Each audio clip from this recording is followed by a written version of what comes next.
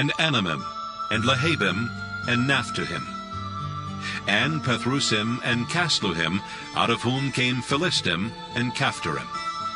And Canaan begat Sidon his firstborn, and Heth, and the Jebusite, and the Amorite, and the Girgasite, and the Hivite, and the Archite, and the Sinite, and the Ardavite, and the Zemarite, and the Hamathite, and afterward were the families of the Canaanites spread abroad. And the border of the Canaanites was from Sidon as thou comest to Gerar unto Gaza, as thou goest unto Sodom and Gomorrah, and Admah, and Zeboam, even unto Lasha. These are the sons of Ham after their families, after their tongues, in their countries, and in their nations. Unto Shem also, the father of all the children of Eber, the brother of Japheth the elder, even to him were children born. The children of Shem, Elam and Asher, and Arphaxad, and Lud, and Aram.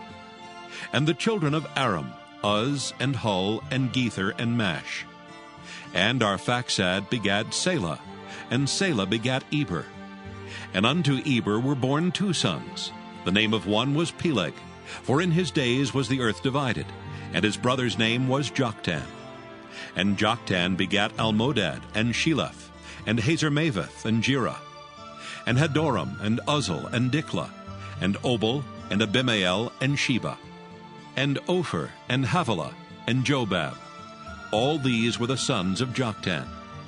And their dwelling was from Mesha, as thou goest unto Sephar, a mount of the east. These are the sons of Shem, after their families, after their tongues, in their lands, after their nations. These are the families of the sons of Noah, after their generations, in their nations. And by these were the nations divided in the earth after the flood.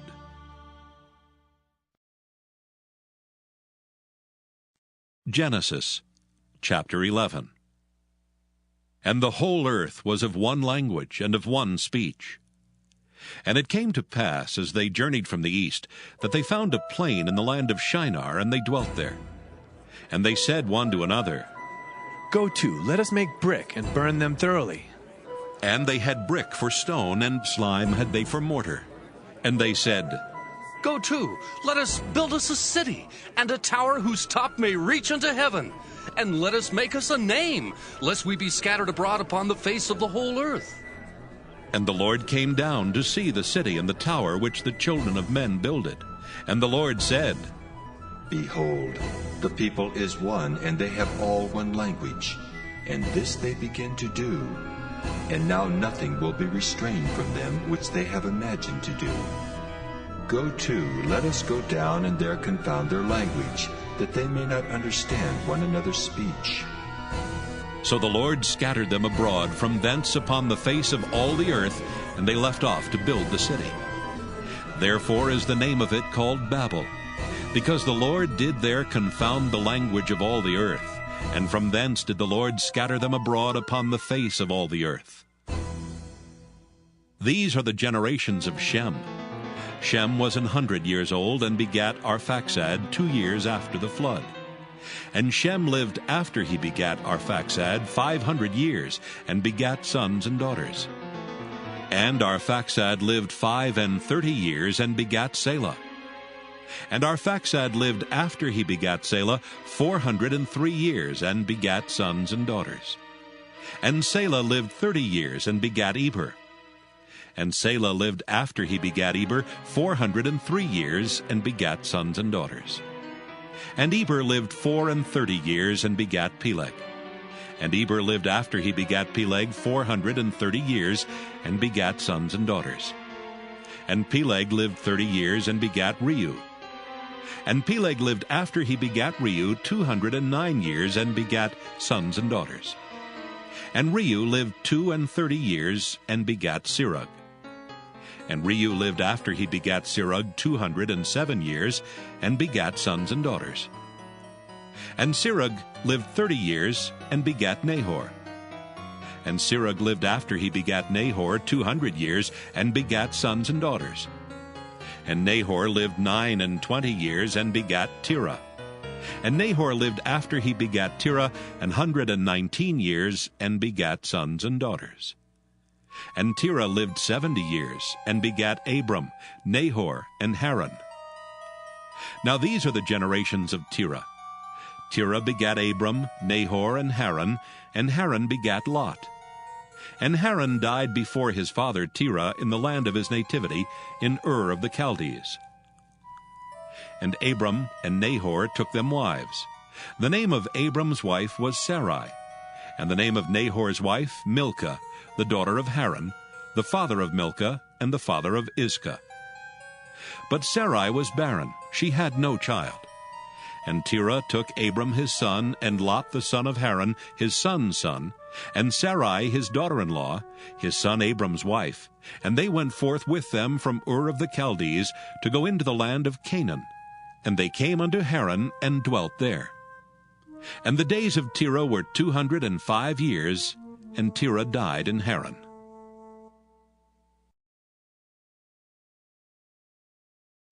Genesis chapter 12. Now the Lord had said unto Abram, Get thee out of thy country, and from thy kindred, and from thy father's house, unto a land that I will show thee. And I will make of thee a great nation, and I will bless thee, and make thy name great, and thou shalt be a blessing. And I will bless them that bless thee, and curse him that curseth thee. And in thee shall all families of the earth be blessed. So Abram departed as the Lord had spoken unto him, and Lot went with him. And Abram was 75 years old when he departed out of Haran. And Abram took Sarai his wife, and Lot his brother's son, and all their substance that they had gathered, and the souls that they had gotten in Haran. And they went forth to go into the land of Canaan, and into the land of Canaan they came. And Abram passed through the land unto the place of Sichem, unto the plain of Moreh. And the Canaanite was then in the land. And the Lord appeared unto Abram, and said, Unto thy seed will I give this land. And there builded he an altar unto the Lord, who appeared unto him. And he removed from thence unto a mountain on the east of Bethel, and pitched his tent, having Bethel on the west, and Hai on the east. And there he builded an altar unto the Lord, and called upon the name of the Lord. And Abram journeyed going on still toward the south. And there was a famine in the land, and Abram went down into Egypt to sojourn there, for the famine was grievous in the land. And it came to pass, when he was come near to enter into Egypt, that he said unto Sarai his wife, Behold now, I know that thou art a fair woman to look upon. Therefore it shall come to pass, when the Egyptians shall see thee, that they shall say, This is his wife, and they will kill me, but they will save thee alive. Say, I pray thee, thou art my sister, that it may be well with me for thy sake, and my soul shall live because of thee. And it came to pass that when Abram was come into Egypt, the Egyptians beheld the woman, that she was very fair. The princes also of Pharaoh saw her, and commended her before Pharaoh. And the woman was taken into Pharaoh's house. And he entreated Abram well for her sake. And he had sheep and oxen, and he-asses, and men-servants, and maidservants, and she-asses, and camels. And the Lord plagued Pharaoh and his house with great plagues because of Sarai, Abram's wife. And Pharaoh called Abram and said, What is this that thou hast done unto me? Why didst thou not tell me that she was thy wife? Why saidst thou, She is my sister? So I might have taken her to me to wife. Now, therefore, behold thy wife. Take her, and go thy way. And Pharaoh commanded his men concerning him, and they sent him away, and his wife, and all that he had.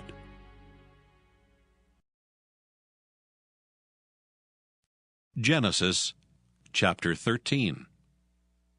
And Abram went up out of Egypt, he and his wife, and all that he had, and Lot with him, into the south. And Abram was very rich in cattle, in silver, and in gold.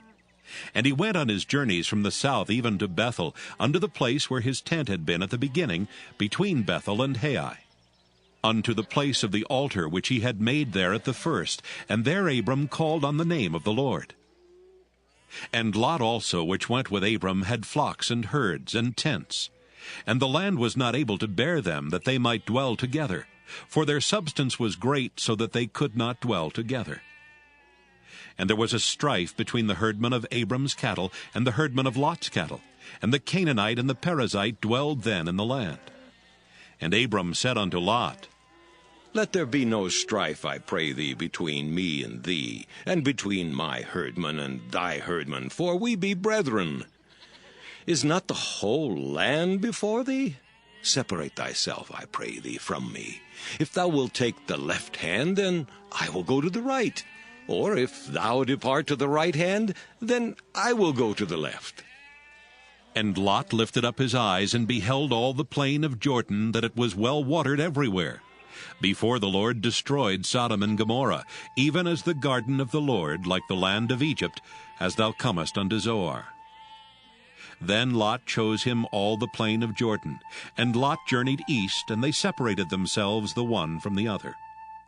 Abram dwelled in the land of Canaan, and Lot dwelled in the cities of the plain, and pitched his tent toward Sodom. But the men of Sodom were wicked and sinners before the Lord exceedingly.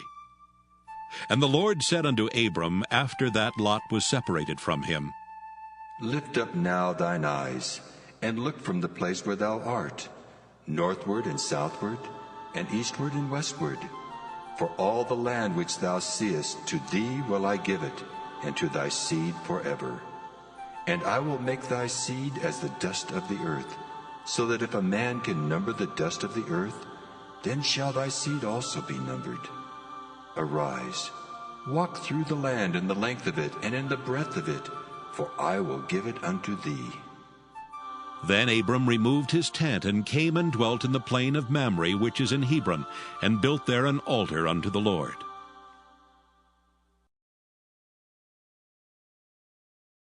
Genesis chapter 14. And it came to pass in the days of Amraphel king of Shinar, Arioch king of Elasar, Chedorlaomer king of Elam, and Tidal king of nations, that these made war with Bera king of Sodom, and with Birsha king of Gomorrah, Shinab king of Admah, and Shemeber king of Zeboim, and the king of Bela, which is Zoar. All these were joined together in the vale of Siddim, which is the salt sea. 12 years they served Chedorlaomer, and in the 13th year they rebelled.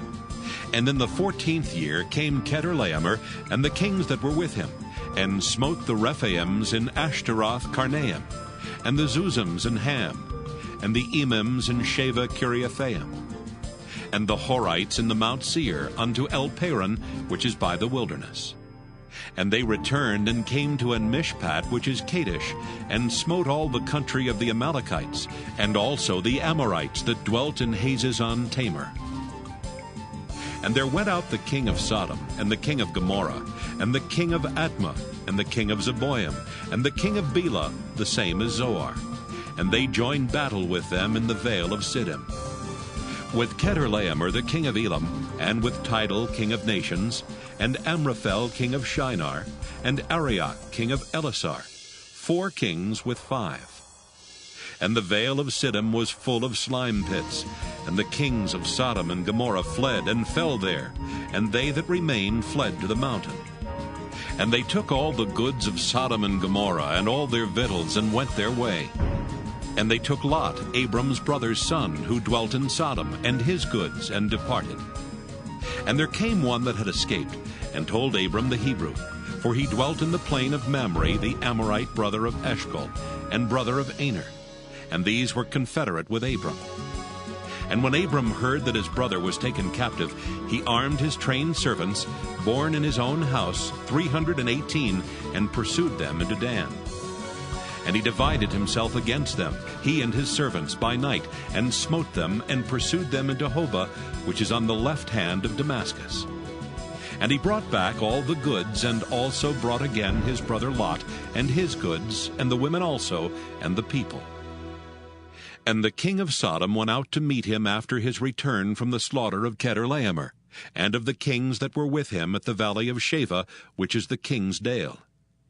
And Melchizedek, king of Salem, brought forth bread and wine, and he was the priest of the Most High God. And he blessed him and said, Blessed be Abram of the Most High God, possessor of heaven and earth. and blessed be the Most High God, which hath delivered thine enemies into thy hand.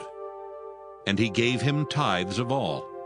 And the king of Sodom said unto Abram, Give me the persons, and take the goods to thyself.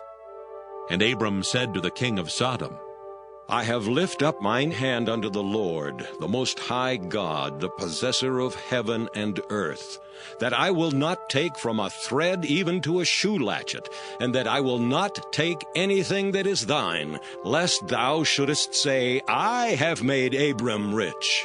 Save only that which the young men have eaten, and the portion of the men which went with me, Aner, Eshcol, and Mamre. Let them take their portion.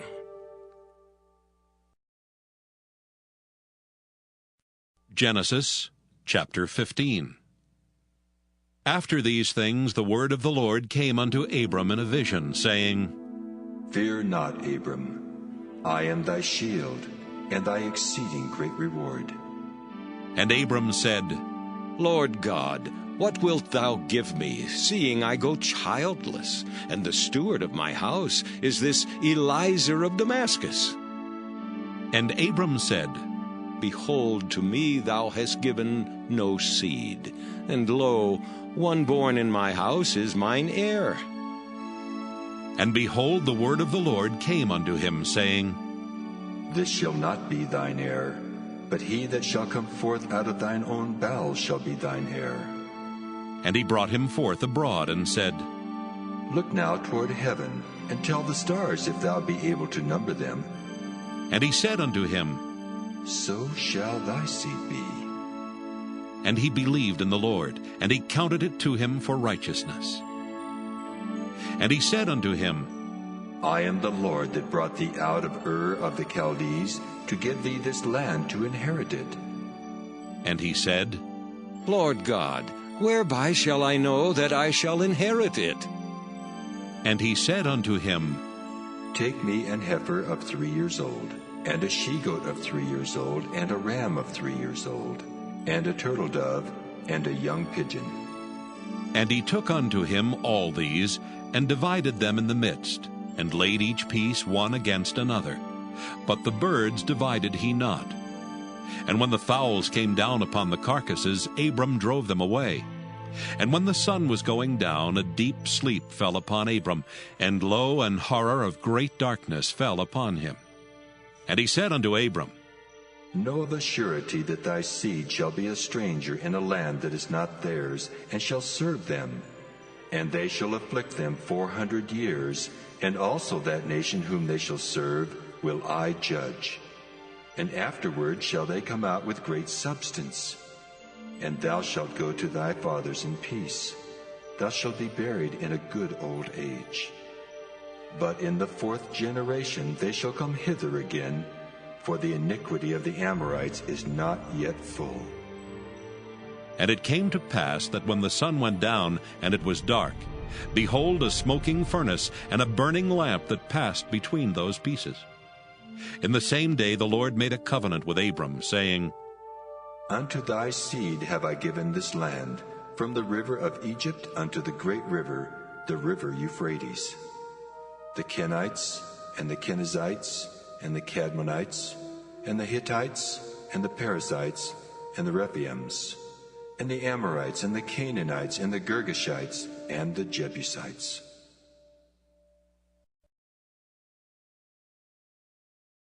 Genesis chapter 16. Now Sarai, Abram's wife, bare him no children, and she had an handmaid, an Egyptian, whose name was Hagar. And Sarai said unto Abram, Behold now, the Lord hath restrained me from bearing. I pray thee, go in unto my maid. It may be that I may obtain children by her. And Abram hearkened to the voice of Sarai. And Sarai, Abram's wife, took Hagar her maid, the Egyptian, after Abram had dwelt 10 years in the land of Canaan, and gave her to her husband Abram to be his wife. And he went in unto Hagar, and she conceived. And when she saw that she had conceived, her mistress was despised in her eyes. And Sarai said unto Abram, My wrong be upon thee. I have given my maid into thy bosom, and when she saw that she had conceived, I was despised in her eyes. The Lord judge between me and thee. But Abram said unto Sarai, Behold, thy maid is in thy hand. Do to her as it pleaseth thee. And when Sarai dealt hardly with her, she fled from her face. And the angel of the Lord found her by a fountain of water in the wilderness, by the fountain in the way to Shur. And he said, Hagar, Sarai's maid, whence camest thou, and whither wilt thou go? And she said, I flee from the face of my mistress Sarai. And the angel of the Lord said unto her, Return to thy mistress, and submit thyself under her hands. And the angel of the Lord said unto her, I will multiply thy seed exceedingly, that it shall not be numbered for multitude. And the angel of the Lord said unto her, Behold, thou art with child, and shalt bear a son, and shalt call his name Ishmael, because the Lord hath heard thy affliction. And he will be a wild man. His hand will be against every man, and every man's hand against him, and he shall dwell in the presence of all his brethren. And she called the name of the Lord that spake unto her. Thou God seest me. For she said, Have I also here looked after him that seeth me? Wherefore the well was called Beer-lahai-roi. Behold, it is between Kadesh and Bered. And Hagar bare Abram a son, and Abram called his son's name, which Hagar bare, Ishmael. And Abram was 86 years old when Hagar bare Ishmael to Abram.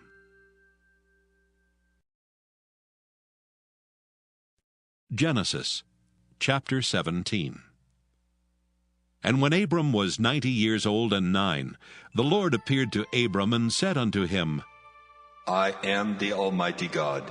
Walk before me and be thou perfect, and I will make my covenant between me and thee, and will multiply thee exceedingly. And Abram fell on his face, and God talked with him, saying, As for me, behold, my covenant is with thee, and thou shalt be a father of many nations. Neither shall thy name any more be called Abram, but thy name shall be Abraham. For a father of many nations have I made thee. And I will make thee exceedingly fruitful, and I will make nations of thee, and kings shall come out of thee. And I will establish my covenant between me and thee and thy seed after thee in their generations, for an everlasting covenant, to be a God unto thee and to thy seed after thee. And I will give unto thee and to thy seed after thee the land wherein thou art a stranger, all the land of Canaan, for an everlasting possession, and I will be their God. And God said unto Abraham, Thou shalt keep my covenant therefore, thou and thy seed after thee in their generations. This is my covenant which ye shall keep, between me and you and thy seed after thee. Every man-child among you shall be circumcised. And ye shall circumcise the flesh of your foreskin, and it shall be a token of the covenant betwixt me and you. And he that is 8 days old shall be circumcised among you, every man-child in your generations. He that is born in the house, or bought with money of any stranger which is not of thy seed.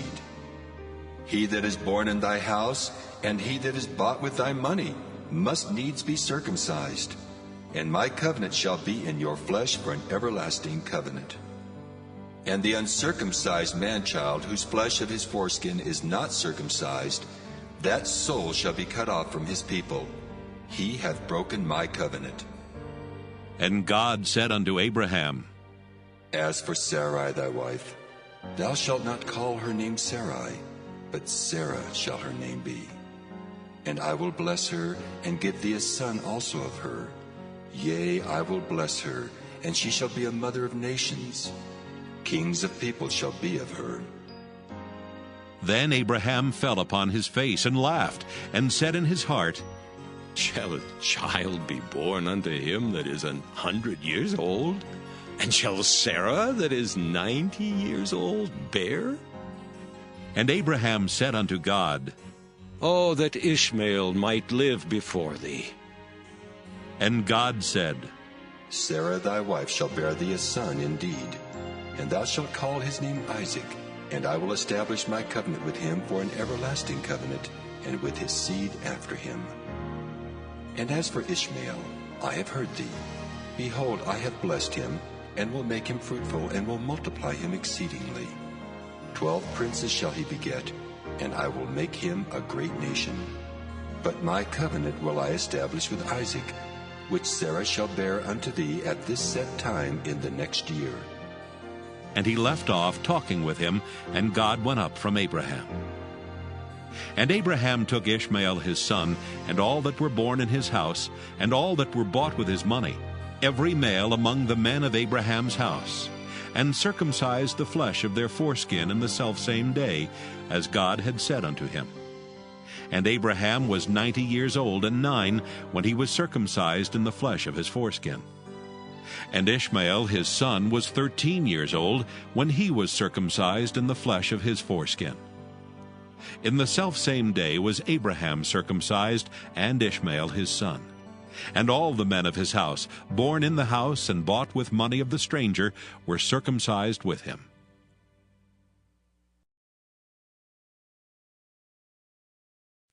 Genesis chapter 18. And the Lord appeared unto him in the plains of Mamre, and he sat in the tent door in the heat of the day. And he lifted up his eyes and looked, and lo, 3 men stood by him. And when he saw them, he ran to meet them from the tent door, and bowed himself toward the ground, and said, My Lord, if now I have found favor in thy sight, pass not away, I pray thee, from thy servant. Let a little water, I pray you, be fetched, and wash your feet, and rest yourselves under the tree, and I will fetch a morsel of bread, and comfort ye your hearts. After that ye shall pass on. For therefore are ye come to your servant. And they said, So do as thou hast said.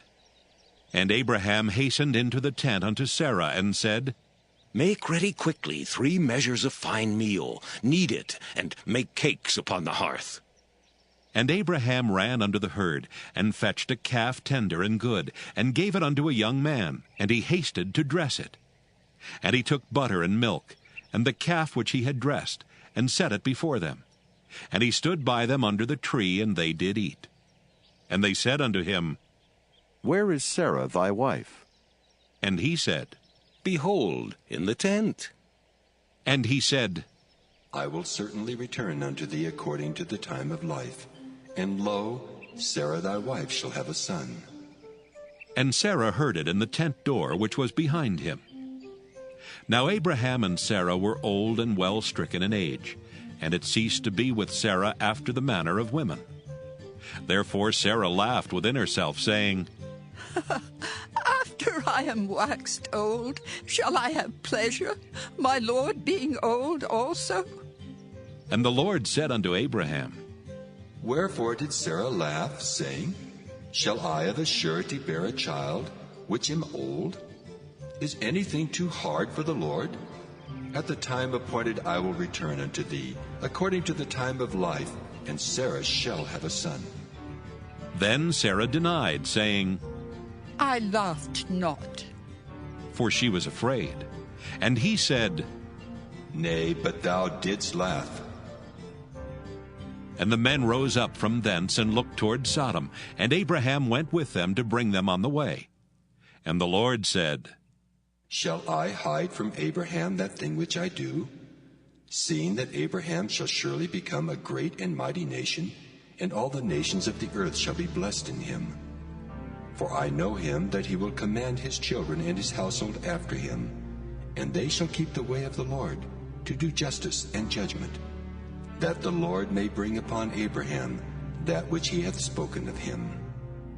And the Lord said, Because the cry of Sodom and Gomorrah is great, and because their sin is very grievous, I will go down now, and see whether they have done altogether according to the cry of it which is come unto me.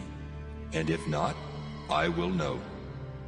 And the men turned their faces from thence, and went toward Sodom.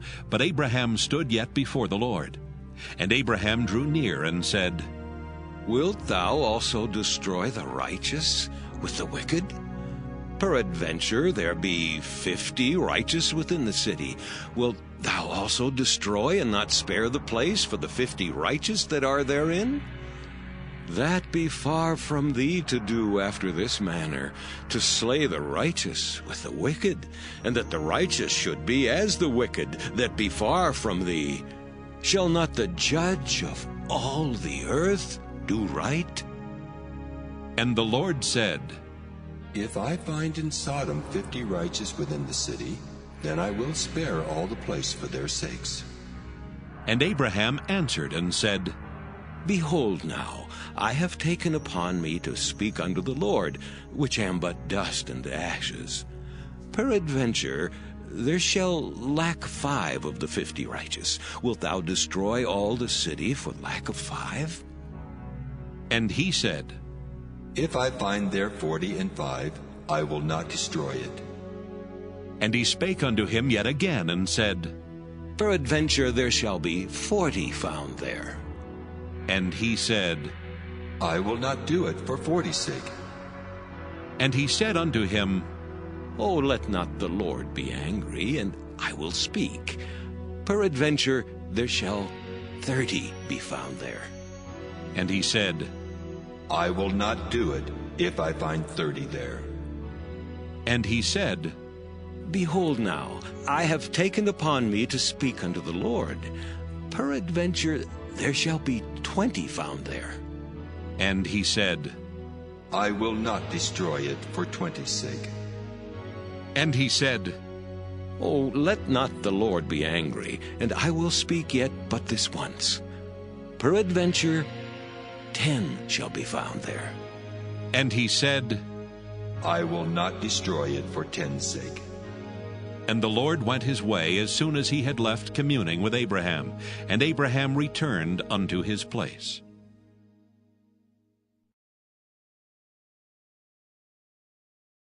Genesis chapter 19.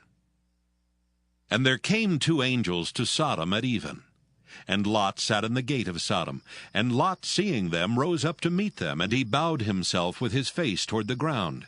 And he said, Behold now, my lords, turn in, I pray you, into your servant's house, and tarry all night, and wash your feet. And ye shall rise up early, and go on your ways. And they said, Nay, but we will abide in the street all night. And he pressed upon them greatly, and they turned in unto him, and entered into his house. And he made them a feast, and did bake unleavened bread, and they did eat. But before they lay down, the men of the city, even the men of Sodom, compassed the house round, both old and young, all the people from every quarter. And they called unto Lot, and said unto him, Where are these men which came into thee this night? Bring them out unto us, that we may know them. And Lot went out at the door unto them, and shut the door after him, and said, I pray you, brethren, do not so wickedly. Behold now, I have 2 daughters which have not known man. Let me, I pray you, bring them out unto you, and do ye to them as is good in your eyes. Only unto these men do nothing, for therefore came they under the shadow of my roof. And they said, Stand back. And they said again, This one fellow came in to sojourn. Ha! And he will needs be a judge? Now, will we deal worse with thee than with them? And they pressed sore upon the man, even Lot, and came near to break the door. But the men put forth their hand, and pulled Lot into the house to them, and shut to the door. And they smote the men that were at the door of the house with blindness, both small and great, so that they wearied themselves to find the door.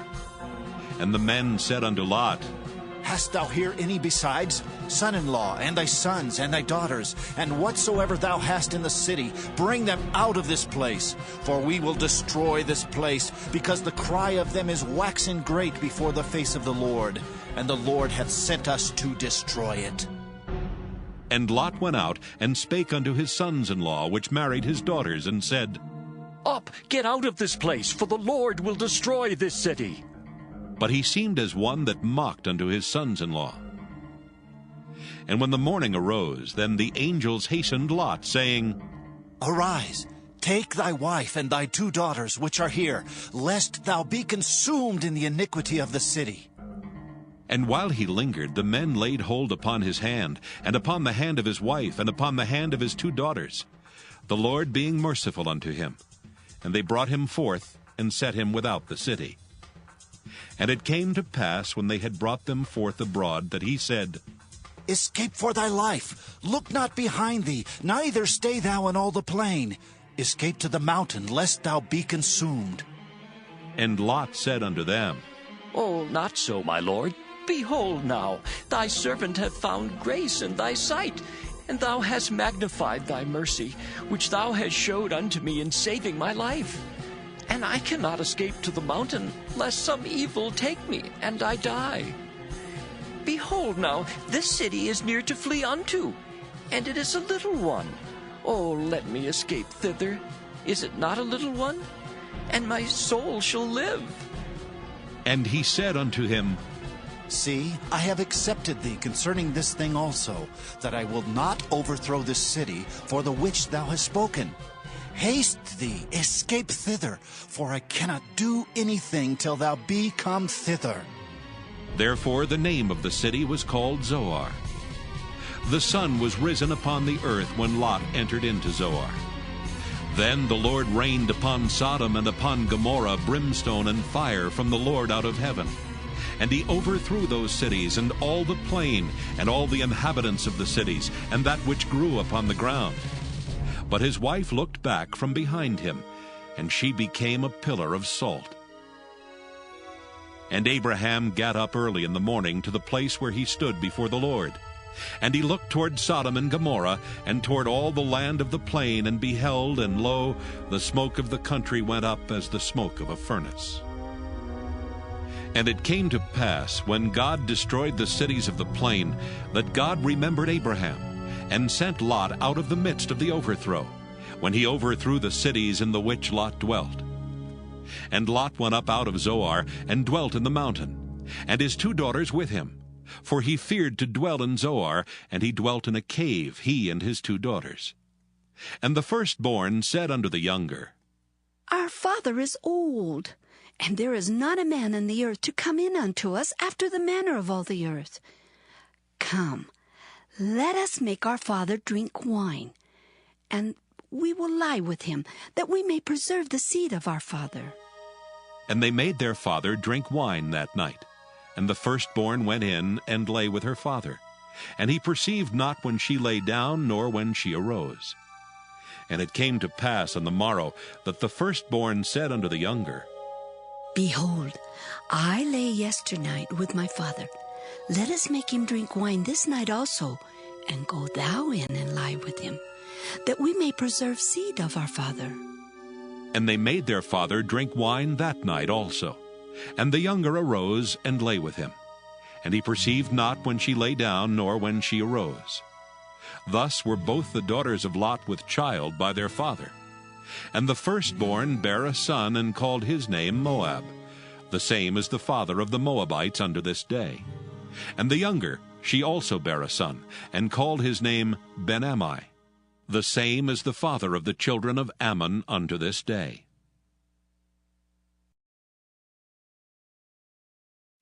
Genesis chapter 20.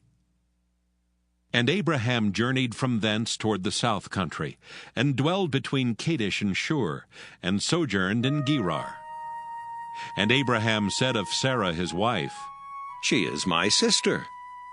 And Abimelech king of Gerar sent and took Sarah.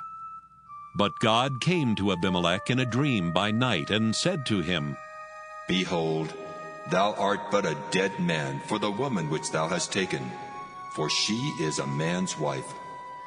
But Abimelech had not come near her, and he said, Lord, wilt thou slay also a righteous nation? Said he not unto me, She is my sister, and she, even she herself said, He is my brother. In the integrity of my heart and innocency of my hands have I done this. And God said unto him in a dream, Yea, I know that thou didst this in the integrity of thy heart, for I also withheld thee from sinning against me. Therefore suffered I thee not to touch her. Now therefore restore the man his wife, for he is a prophet, and he shall pray for thee, and thou shalt live. And if thou restore her not, know thou that thou shalt surely die, thou and all that are thine. Therefore Abimelech rose early in the morning, and called all his servants, and told all these things in their ears, and the men were sore afraid. Then Abimelech called Abraham, and said unto him, What hast thou done unto us? And what have I offended thee, that thou hast brought on me and on my kingdom a great sin? Thou hast done deeds unto me that ought not to be done. And Abimelech said unto Abraham, What sawest thou, that thou hast done this thing? And Abraham said, Because I thought, surely the fear of God is not in this place, and they will slay me for my wife's sake. And yet indeed she is my sister. She's the daughter of my father, but not the daughter of my mother. And she became my wife. And it came to pass, when God caused me to wander from my father's house, that I said unto her, This is thy kindness, which thou shalt show unto me. At every place whither we shall come, say of me, He is my brother. And Abimelech took sheep and oxen and men servants and women servants, and gave them unto Abraham, and restored him Sarah his wife. And Abimelech said, Behold, my land is before thee, dwell where it pleaseth thee. And unto Sarah he said, Behold, I have given thy brother 1,000 pieces of silver. Behold, he is to thee a covering of the eyes, unto all that are with thee, and with all other. Thus she was reproved. So Abraham prayed unto God, and God healed Abimelech and his wife and his maidservants, and they bare children. For the Lord had fast closed up all the wombs of the house of Abimelech because of Sarah Abraham's wife. Genesis chapter 21. And the Lord visited Sarah as he had said, and the Lord did unto Sarah as he had spoken. For Sarah conceived and bare Abraham a son in his old age, at the set time of which God had spoken to him. And Abraham called the name of his son that was born unto him, whom Sarah bare to him, Isaac. And Abraham circumcised his son Isaac, being 8 days old, as God had commanded him. And Abraham was 100 years old when his son Isaac was born unto him. And Sarah said, God hath made me to laugh, so that all that hear will laugh with me. And she said, Who would have said unto Abraham that Sarah should have given children suck? For I have borne him a son in his old age. And the child grew and was weaned. And Abraham made a great feast the same day that Isaac was weaned. And Sarah saw the son of Hagar the Egyptian, which she had borne unto Abraham, mocking. Wherefore she said unto Abraham, Cast out this bondwoman and her son. For the son of this bondwoman shall not be heir with my son, even with Isaac. And the thing was very grievous in Abraham's sight because of his son. And God said unto Abraham, Let it not be grievous in thy sight because of the lad and because of thy bondwoman. In all that Sarah hath said unto thee, hearken unto her voice. For in Isaac shall thy seed be called. And also of the son of the bondwoman will I make a nation, because he is thy seed. And Abraham rose up early in the morning, and took bread and a bottle of water, and gave it unto Hagar, putting it on her shoulder, and the child, and sent her away. And she departed, and wandered in the wilderness of Beersheba. And the water was spent in the bottle, and she cast the child under one of the shrubs. And she went and sat her down over against him a good way off, as it were a bowshot. For she said, Let me not see the death of the child. And she sat over against him, and lifted up her voice, and wept. And God heard the voice of the lad, and the angel of God called to Hagar out of heaven, and said unto her, What aileth thee, Hagar? Fear not, for God hath heard the voice of the lad where he is.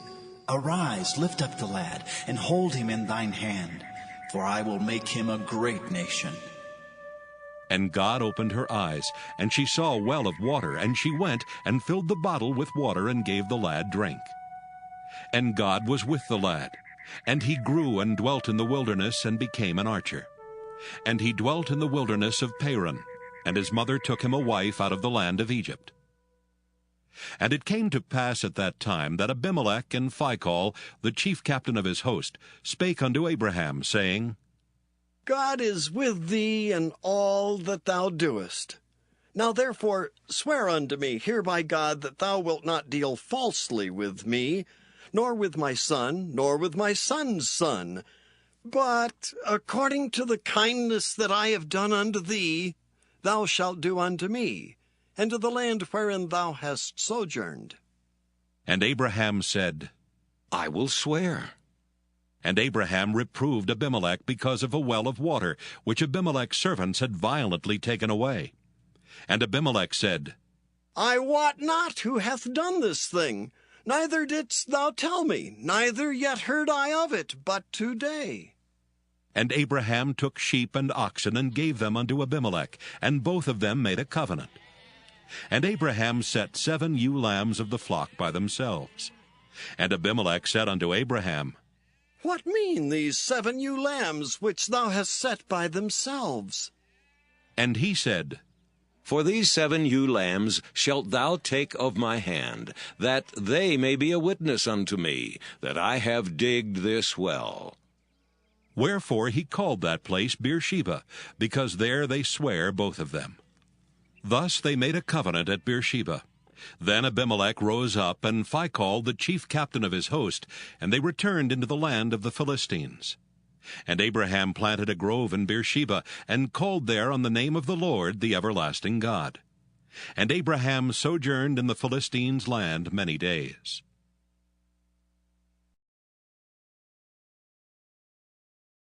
Genesis chapter 22. And it came to pass after these things that God did tempt Abraham, and said unto him, Abraham. And he said, Behold, here I am. And he said, Take now thy son, thine only son Isaac, whom thou lovest, and get thee into the land of Moriah, and offer him there for a burnt offering upon one of the mountains, which I will tell thee of. And Abraham rose up early in the morning, and saddled his ass, and took 2 of his young men with him, and Isaac his son, and clave the wood for the burnt offering, and rose up, and went unto the place of which God had told him. Then on the 3rd day Abraham lifted up his eyes, and saw the place afar off. And Abraham said unto his young men, Abide ye here with the ass, and I and the lad will go yonder and worship, and come again to you. And Abraham took the wood of the burnt offering, and laid it upon Isaac his son, and he took the fire in his hand, and a knife, and they went both of them together. And Isaac spake unto Abraham his father, and said, My father? And he said, Here am I, my son. And he said, Behold the fire and the wood, but where is the lamb for a burnt offering? And Abraham said, My son, God will provide himself a lamb for a burnt offering. So they went both of them together. And they came to the place which God had told him of. And Abraham built an altar there, and laid the wood in order, and bound Isaac his son, and laid him on the altar upon the wood. And Abraham stretched forth his hand, and took the knife to slay his son. And the angel of the Lord called unto him out of heaven, and said, Abraham, Abraham. And he said, Here am I. And he said, Lay not thine hand upon the lad, neither do thou anything unto him. For now I know that thou fearest God, seeing thou hast not withheld thy son, thine only son, from me. And Abraham lifted up his eyes and looked, and behold, behind him a ram caught in a thicket by his horns. And Abraham went and took the ram, and offered him up for a burnt offering in the stead of his son. And Abraham called the name of that place Jehovah-Jireh, as it is said to this day. In the mount of the Lord it shall be seen. And the angel of the Lord called unto Abraham out of heaven the second time, and said, By myself have I sworn, saith the Lord, for because thou hast done this thing, and hast not withheld thy son, thine only son, that in blessing I will bless thee, and in multiplying I will multiply thy seed as the stars of the heaven, and as the sand which is upon the seashore. And thy seed shall possess the gate of his enemies.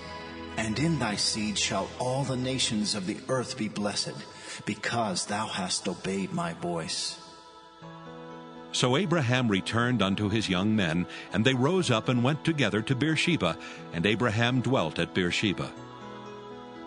And it came to pass after these things, that it was told Abraham, saying, Behold, Milcah, she hath also borne children unto thy brother Nahor, Huz his firstborn, and Buz his brother, and Kemuel the father of Aram, and Chesed, and Hazo, and Pildash, and Jidlaph, and Bethuel. And Bethuel begat Rebekah. These 8 Milcah did bear to Nahor, Abraham's brother. And his concubine, whose name was Reumah, she bare also Tebah, and Gaham, and Thahash, and Maacah.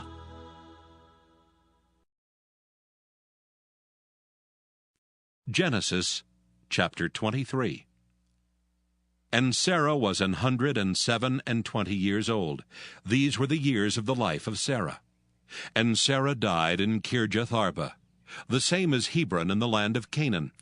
And Abraham came to mourn for Sarah, and to weep for her. And Abraham stood up from before his dead, and spake unto the sons of Heth, saying, I am a stranger and a sojourner with you. Give me a possession of a burying place with you, that I may bury my dead out of my sight. And the children of Heth answered Abraham, saying unto him, Hear us, my lord. Thou art a mighty prince among us. In the choice of our sepulchres bury thy dead. None of us shall withhold from thee his sepulchre, but that thou mayest bury thy dead. And Abraham stood up, and bowed himself to the people of the land, even to the children of Heth. And he communed with them, saying, If it be your mind that I should bury my dead out of my sight, hear me, and entreat for me to Ephron, the son of Zohar, that he may give me the cave of Machpelah which he hath, which is in the end of his field. For as much money as it is worth, he shall give it me for a possession of a burying place amongst you. And Ephron dwelt among the children of Heth. And Ephron the Hittite answered Abraham in the audience of the children of Heth, even of all that went in at the gate of his city, saying, Nay, my lord, hear me. The field give I thee, and the cave that is therein I give it thee. In the presence of the sons of my people give I it thee. Bury thy dead. And Abraham bowed down himself before the people of the land. And he spake unto Ephron in the audience of the people of the land, saying, But if thou wilt give it, I pray thee, hear me. I will give thee money for the field. Take it of me, and I will bury my dead there. And Ephron answered Abraham, saying unto him, My lord, hearken unto me. The land is worth 400 shekels of silver. What is that betwixt me and thee? Bury therefore thy dead. And Abraham hearkened unto Ephron, and Abraham weighed to Ephron the silver which he had named in the audience of the sons of Heth, 400 shekels of silver, current money with the merchant. And the field of Ephron which was in Machpelah, which was before Mamre the field, and the cave which was therein, and all the trees that were in the field, that were in all the borders round about, were made sure. Unto Abraham for a possession in the presence of the children of Heth, before all that went in at the gate of his city. And after this Abraham buried Sarah his wife in the cave of the field of Machpelah before Mamre, the same as Hebron in the land of Canaan.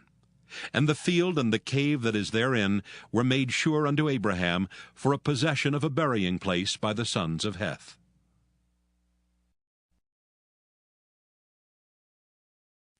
Genesis Chapter 24. And Abraham was old, and well stricken in age, and the Lord had blessed Abraham in all things.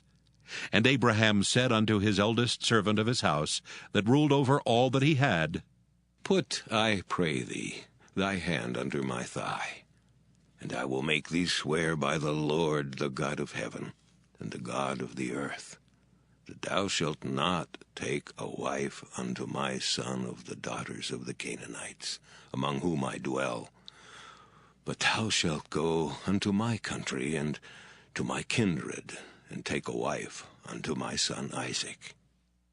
And the servant said unto him, Peradventure the woman will not be willing to follow me unto this land.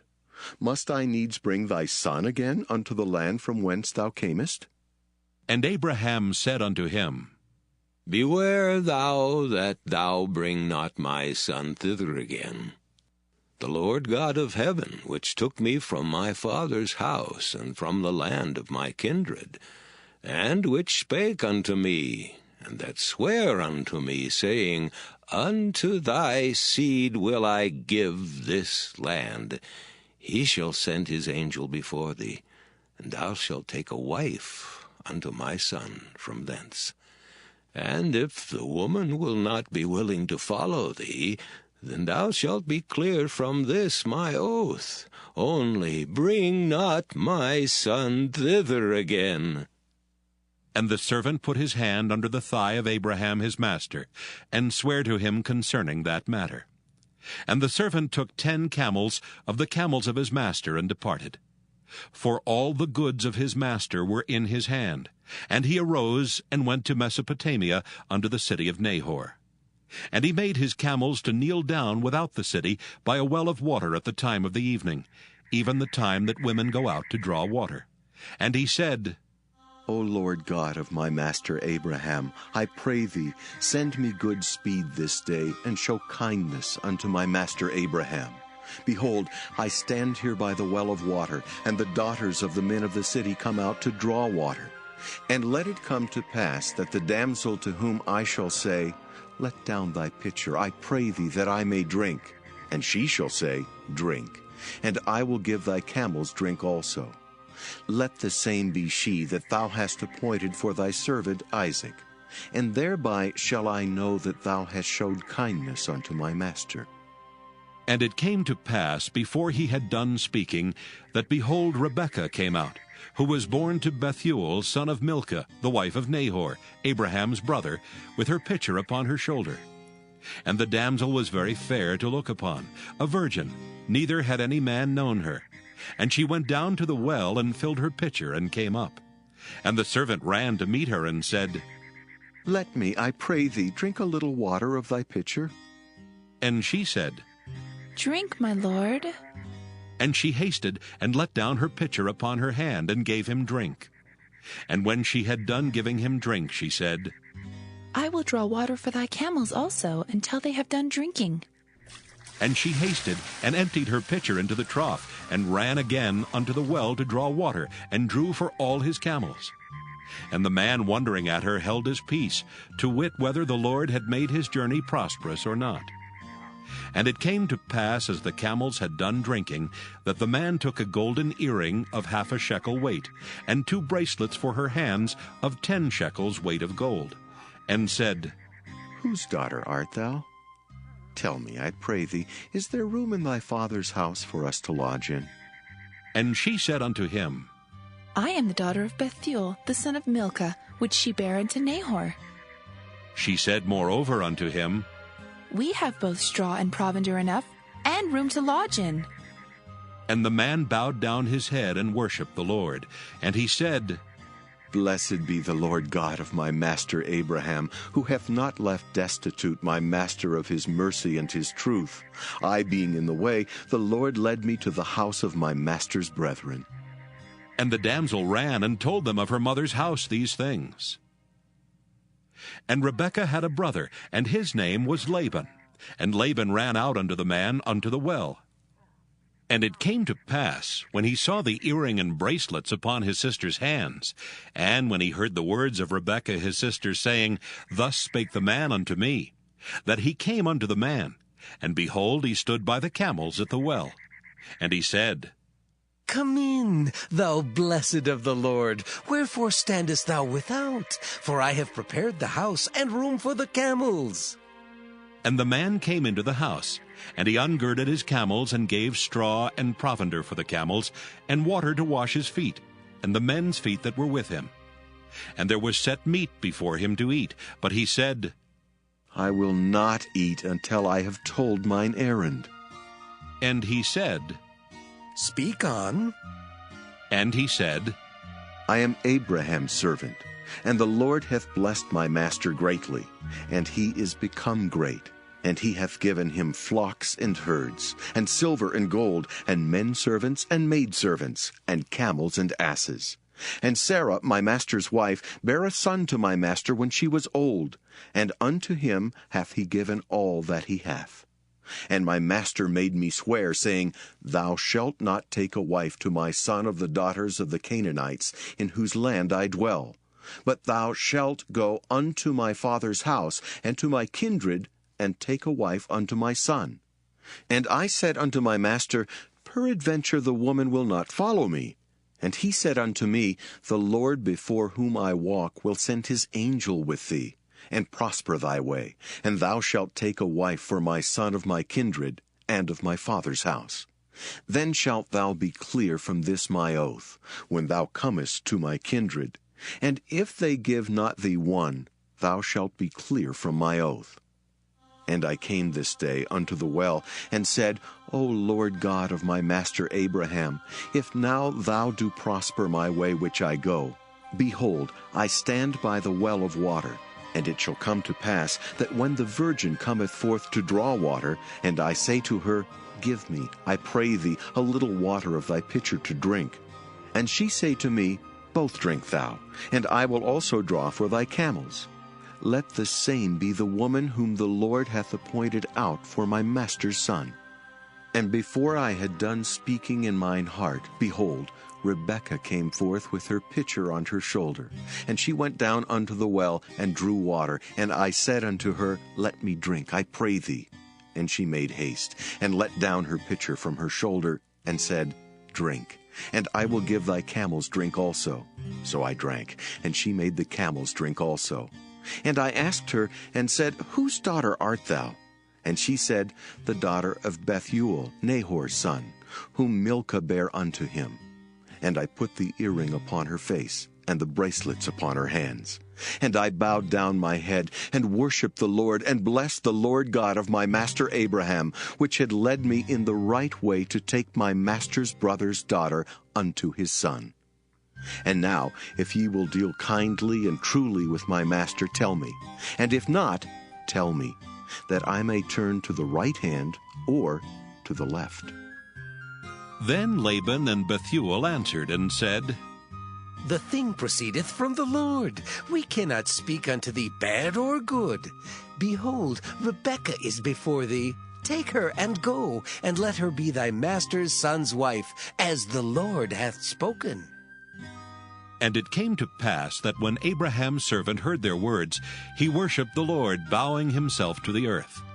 And the servant brought forth jewels of silver, and jewels of gold, and raiment, and gave them to Rebekah.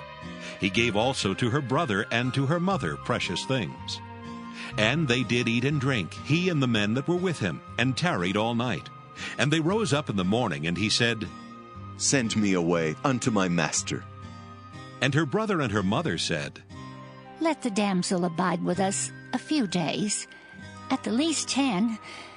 After that, she shall go.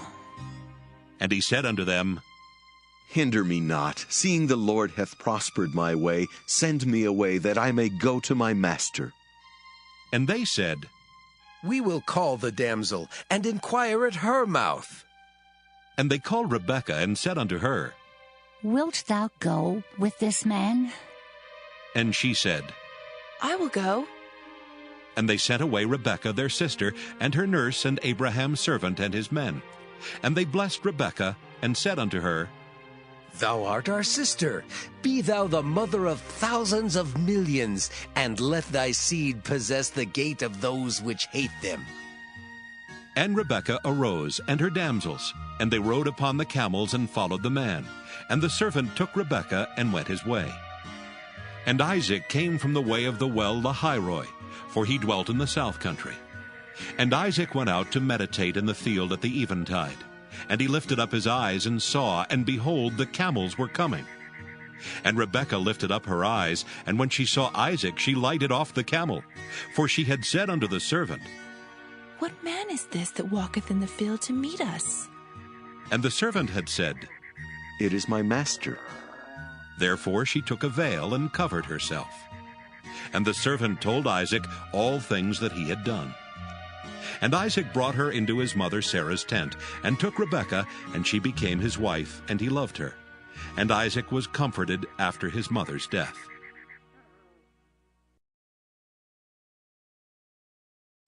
Genesis chapter 25. Then again Abraham took a wife, and her name was Keturah. And she bare him Zimran, and Jokshan, and Medan, and Midian, and Ishbak, and Shua. And Jokshan begat Sheba and Dedan. And the sons of Dedan were Ashurim, Letushim, and Leumim. And the sons of Midian, Ephah, and Epher, and Hanok, and Abidah, and Eldaah. All these were the children of Keturah. And Abraham gave all that he had unto Isaac. But unto the sons of the concubines which Abraham had, Abraham gave gifts, and sent them away from Isaac his son, while he yet lived eastward unto the east country. And these are the days of the years of Abraham's life which he lived, 160 years. Then Abraham gave up the ghost, and died in a good old age, an old man, and full of years, and was gathered to his people. And his sons Isaac and Ishmael buried him in the cave of Machpelah in the field of Ephron, the son of Zohar the Hittite, which is before Mamre. The field which Abraham purchased of the sons of Heth, there was Abraham buried, and Sarah his wife. And it came to pass after the death of Abraham that God blessed his son Isaac, and Isaac dwelt by the well Lahairoi. Now these are the generations of Ishmael, Abraham's son, whom Hagar the Egyptian, Sarah's handmaid, bare unto Abraham. And these are the names of the sons of Ishmael, by their names according to their generations. The firstborn of Ishmael, Nebajoth, and Kedar, and Abdiel, and Mibsam, and Mishma, and Duma, and Massa, Hadar, and Tema, Jeter, Naphish, and Kedemah. These are the sons of Ishmael, and these are their names by their towns and by their castles, 12 princes according to their nations. And these are the years of the life of Ishmael, 137 years. And he gave up the ghost and died, and was gathered unto his people. And they dwelt from Havilah unto Shur, that is before Egypt, as thou goest toward Assyria. And he died in the presence of all his brethren. And these are the generations of Isaac, Abraham's son. Abraham begat Isaac. And Isaac was 40 years old when he took Rebekah to wife, the daughter of Bethuel the Syrian of Padan Aram, the sister to Laban the Syrian. And Isaac entreated the Lord for his wife, because she was barren. And the Lord was entreated of him, and Rebekah his wife conceived. And the children struggled together within her, and she said, If it be so, why am I thus? And she went to inquire of the Lord. And the Lord said unto her, 2 nations are in thy womb, and 2 manner of people shall be separated from thy bowels. And the one people shall be stronger than the other people, and the elder shall serve the younger. And when her days to be delivered were fulfilled, behold, there were twins in her womb. And the first came out red all over like an hairy garment, and they called his name Esau. And after that came his brother out, and his hand took hold on Esau's heel, and his name was called Jacob. And Isaac was 80 years old when she bare them. And the boys grew, and Esau was a cunning hunter, a man of the field, and Jacob was a plain man, dwelling in tents. And Isaac loved Esau, because he did eat of his venison, but Rebekah loved Jacob. And Jacob sod pottage, and Esau came from the field, and he was faint. And Esau said to Jacob, Feed me, I pray thee, with that same red pottage, for I am faint. Therefore was his name called Edom. And Jacob said, Sell me this day thy birthright. And Esau said, Behold, I am at the point to die, and what profit shall this birthright do to me? And Jacob said, Swear to me this day. And he sware unto him, and he sold his birthright unto Jacob. Then Jacob gave Esau bread and pottage of lentils, and he did eat and drink, and rose up and went his way. Thus Esau despised his birthright.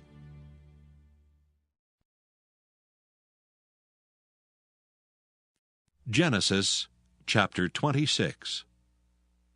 And there was a famine in the land, beside the first famine that was in the days of Abraham. And Isaac went unto Abimelech king of the Philistines unto Gerar. And the Lord appeared unto him, and said, Go not down into Egypt. Dwell in the land which I shall tell thee of. Sojourn in this land, and I will be with thee, and will bless thee, for unto thee and unto thy seed I will give all these countries. And I will perform the oath which I sware unto Abraham thy father. And I will make thy seed to multiply as the stars of heaven, and will give unto thy seed all these countries. And in thy seed shall all the nations of the earth be blessed, because that Abraham obeyed my voice, and kept my charge, my commandments, my statutes, and my laws. And Isaac dwelt in Gerar. And the men of the place asked him of his wife. And he said, She is my sister. For he feared to say, She is my wife, lest, said he, the men of the place should kill me for Rebekah. Because she was fair to look upon. And it came to pass, when he had been there a long time, that Abimelech, king of the Philistines, looked out at a window and saw, and behold, Isaac was sporting with Rebekah his wife. And Abimelech called Isaac and said, Behold, of a surety she is thy wife. And how saidst thou, She is my sister? And Isaac said unto him, Because I said, Lest I die for her. And Abimelech said, What is this thou hast done unto us? One of the people might lightly have lion with thy wife, and thou shouldest have brought guiltiness upon us. And Abimelech charged all his people, saying, He that toucheth this man or his wife shall surely be put to death. Then Isaac sowed in that land, and received in the same year 100-fold, and the Lord blessed him. And the man waxed great, and went forward, and grew until he became very great. For he had possession of flocks, and possession of herds, and great store of servants, and the Philistines envied him. For all the wells which his father's servants had digged in the days of Abraham his father, the Philistines had stopped them, and filled them with earth.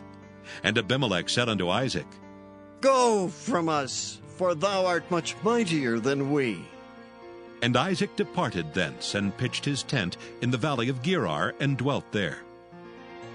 And Isaac digged again the wells of water, which they had digged in the days of Abraham his father.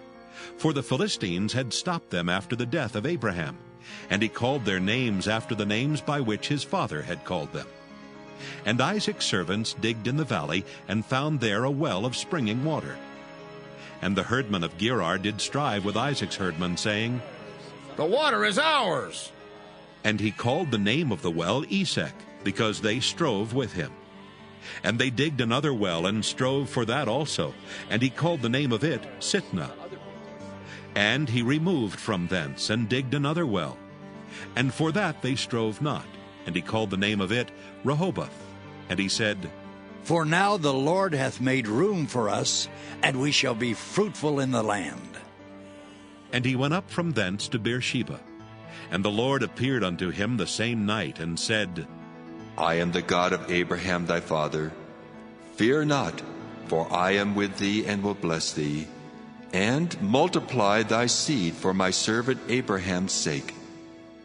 And he builded an altar there, and called upon the name of the Lord, and pitched his tent there.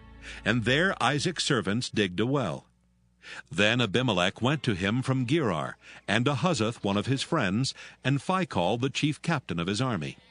And Isaac said unto them, Wherefore come ye to me, seeing ye hate me, and have sent me away from you?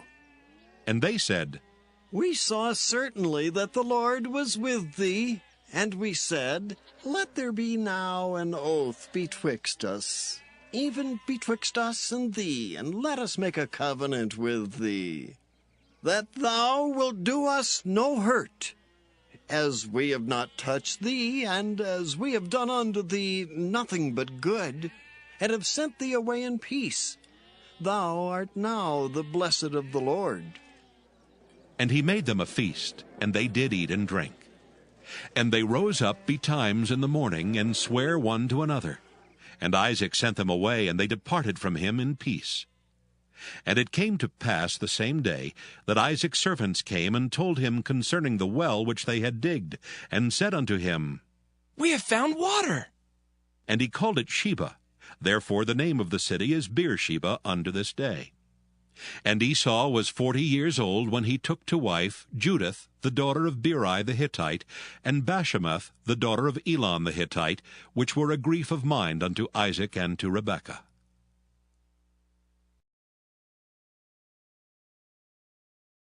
Genesis chapter 27.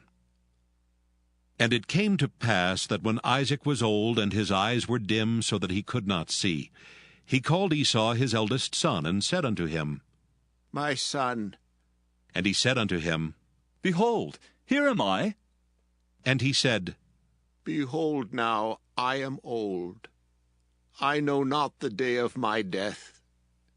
Now therefore take, I pray thee, thy weapons, thy quiver, and thy bow, and go out to the field, and take me some venison, and make me savory meat, such as I love, and bring it to me, that I may eat, that my soul may bless thee before I die. And Rebekah heard when Isaac spake to Esau his son. And Esau went to the field to hunt for venison, and to bring it.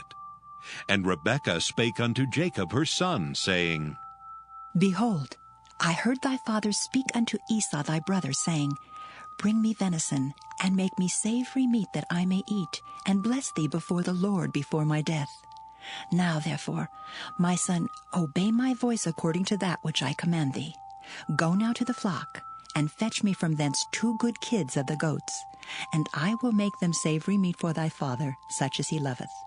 And thou shalt bring it to thy father, that he may eat, and that he may bless thee before his death.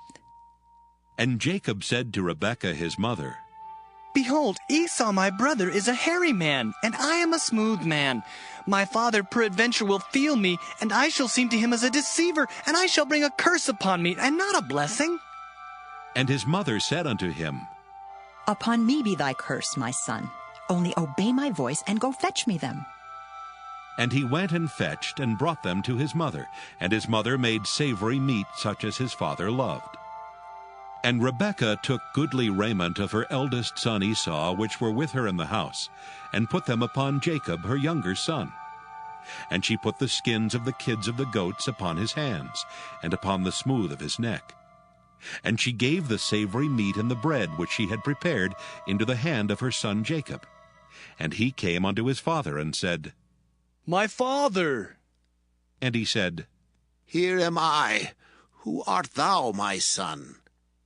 And Jacob said unto his father, I am Esau, thy firstborn. I have done according as thou badest me. Arise, I pray thee, sit and eat of my venison, that thy soul may bless me. And Isaac said unto his son, How is it thou hast found it so quickly, my son? And he said, Because the Lord thy God brought it to me. And Isaac said unto Jacob, Come near, I pray thee, that I may feel thee, my son, whether thou be my very son Esau or not. And Jacob went near unto Isaac his father, and he felt him, and said, The voice is Jacob's voice, but the hands are the hands of Esau. And he discerned him not, because his hands were hairy, as his brother Esau's hands. So he blessed him, and he said, Art thou my very son Esau? And he said, I am. And he said, Bring it near to me, and I will eat of my son's venison, that my soul may bless thee. And he brought it near to him, and he did eat. And he brought him wine, and he drank. And his father Isaac said unto him, Come near now, and kiss me, my son. And he came near and kissed him. And he smelled the smell of his raiment, and blessed him, and said, See, the smell of my son is as the smell of a field which the Lord hath blessed. Therefore God give thee of the dew of heaven, and the fatness of the earth, and plenty of corn and wine. Let people serve thee, and nations bow down to thee. Be Lord over thy brethren, and let thy mother's sons bow down to thee. Cursed be every one that curseth thee, and blessed be he that blesseth thee. And it came to pass, as soon as Isaac had made an end of blessing Jacob, and Jacob was yet scarce gone out from the presence of Isaac his father, that Esau his brother came in from his hunting. And he also had made savory meat, and brought it unto his father, and said unto his father, Let my father arise, and eat of his son's venison, that thy soul may bless me. And Isaac his father said unto him, Who art thou? And he said, I am thy son, thy firstborn Esau. And Isaac trembled very exceedingly, and said, Who? Where is he that hath taken venison and brought it me? And I have eaten of all before thou camest, and have blessed him. Yea, and he shall be blessed. And when Esau heard the words of his father, he cried with a great and exceeding bitter cry, and said unto his father, Bless me, even me also, O my father. And he said, Thy brother came with subtlety, and hath taken away thy blessing. And he said, Is he not rightly named Jacob? For he hath supplanted me these 2 times. He took away my birthright, and behold, now he hath taken away my blessing. And he said, Hast thou not reserved a blessing for me? And Isaac answered and said unto Esau, Behold, I have made him thy lord, and all his brethren have I given to him for servants, and with corn and wine have I sustained him. And what shall I do now unto thee, my son? And Esau said unto his father, Hast thou but one blessing, my father? Bless me, even me also, O my father. And Esau lifted up his voice and wept. And Isaac his father answered and said unto him, Behold, thy dwelling shall be the fatness of the earth, and of the dew of heaven from above. And by thy sword shalt thou live, and shalt serve thy brother. And it shall come to pass, when thou shalt have the dominion, that thou shalt break his yoke from off thy neck. And Esau hated Jacob because of the blessing wherewith his father blessed him. And Esau said in his heart, The days of mourning for my father are at hand. Then will I slay my brother Jacob. And these words of Esau her elder son were told to Rebekah. And she sent and called Jacob her younger son, and said unto him, Behold, thy brother Esau, as touching thee, doth comfort himself, proposing to kill thee. Now therefore, my son, obey my voice, and arise. Flee thou to Laban my brother, to Haran, and tarry with him a few days, until thy brother's fury turn away, until thy brother's anger turn away from thee, and he forget that which thou hast done to him. Then I will send and fetch thee from thence. Why should I be deprived also of you both in one day? And Rebekah said to Isaac, I am weary of my life because of the daughters of Heth. If Jacob take a wife of the daughters of Heth, such as these, which are of the daughters of the land, what good shall my life do me?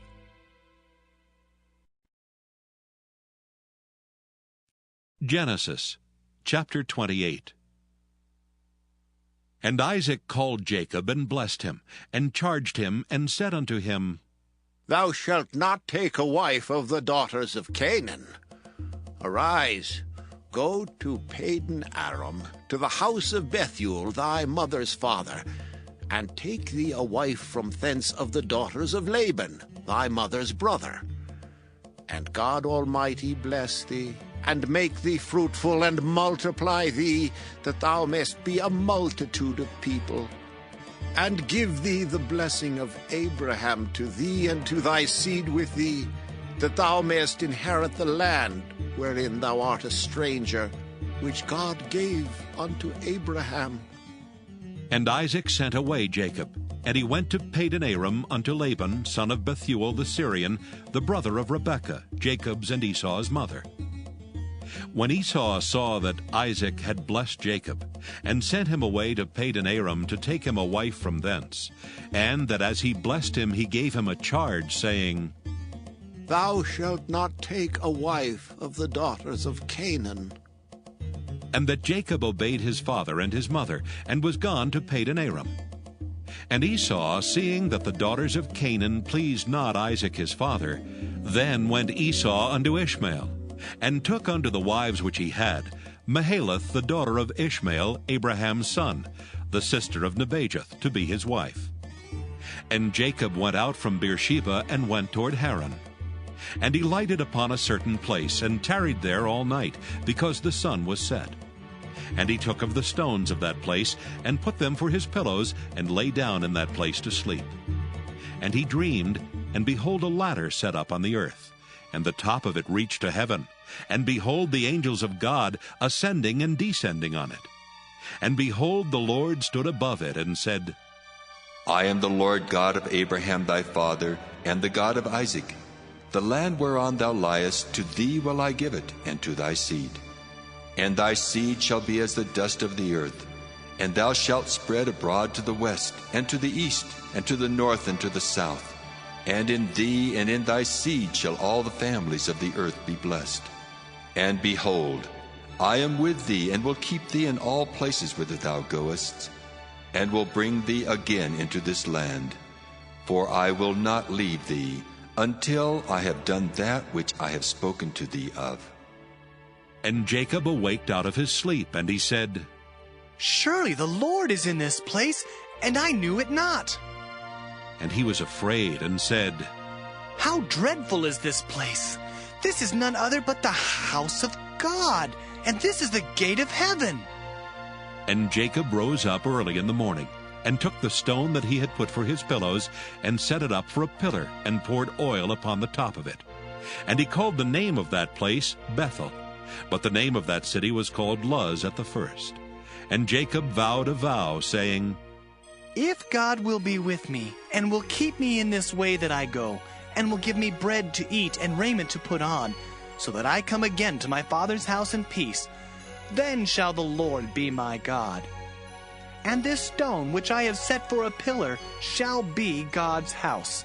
And of all that thou shalt give me, I will surely give the tenth unto thee.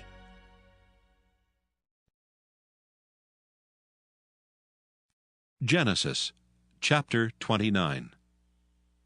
Then Jacob went on his journey, and came into the land of the people of the east. And he looked, and behold, a well in the field, and lo, there were 3 flocks of sheep lying by it. For out of that well they watered the flocks, and a great stone was upon the well's mouth.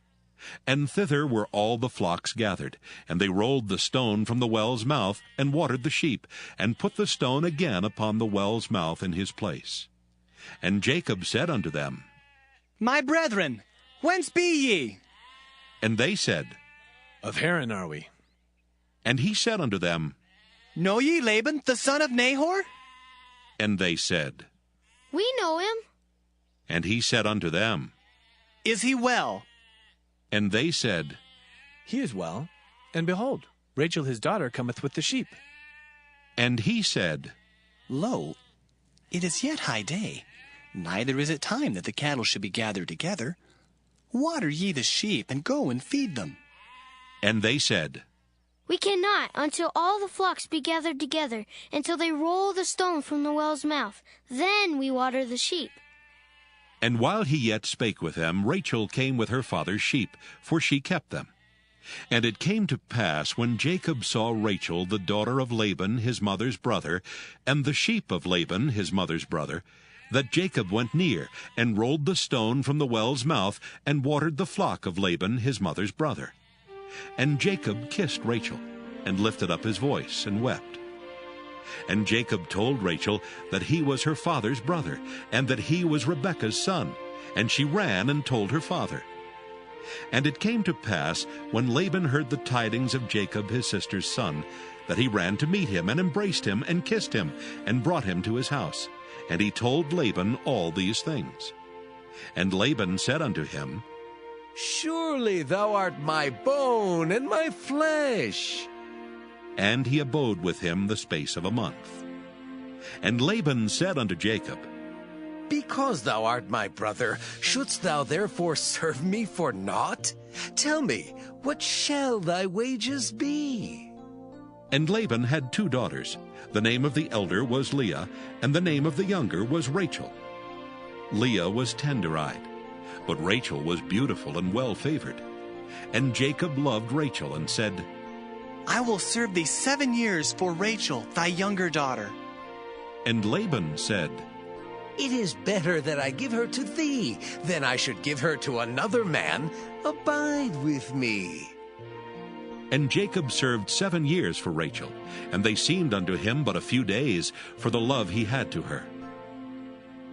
And Jacob said unto Laban, Give me my wife, for my days are fulfilled, that I may go in unto her. And Laban gathered together all the men of the place, and made a feast. And it came to pass in the evening, that he took Leah his daughter, and brought her to him, and he went in unto her. And Laban gave unto his daughter Leah Zilpah his maid for an handmaid.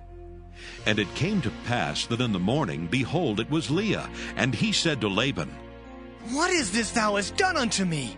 Did not I serve with thee for Rachel? Wherefore then hast thou beguiled me? And Laban said, It must not be so done in our country, to give the younger before the firstborn. Fulfill her week, and we will give thee this also for the service which thou shalt serve with me yet 7 other years. And Jacob did so, and fulfilled her week, and he gave him Rachel his daughter to wife also. And Laban gave to Rachel his daughter Bilhah his handmaid to be her maid. And he went in also unto Rachel, and he loved also Rachel more than Leah, and served with him yet 7 other years. And when the Lord saw that Leah was hated, he opened her womb, but Rachel was barren. And Leah conceived and bare a son, and she called his name Reuben, for she said, Surely the Lord hath looked upon my affliction. Now therefore my husband will love me. And she conceived again, and bare a son, and said, Because the Lord hath heard that I was hated, he hath therefore given me this son also. And she called his name Simeon. And she conceived again, and bare a son, and said, Now this time will my husband be joined unto me, because I have borne him 3 sons. Therefore was his name called Levi. And she conceived again, and bare a son, and she said, Now will I praise the Lord. Therefore she called his name Judah, and left bearing.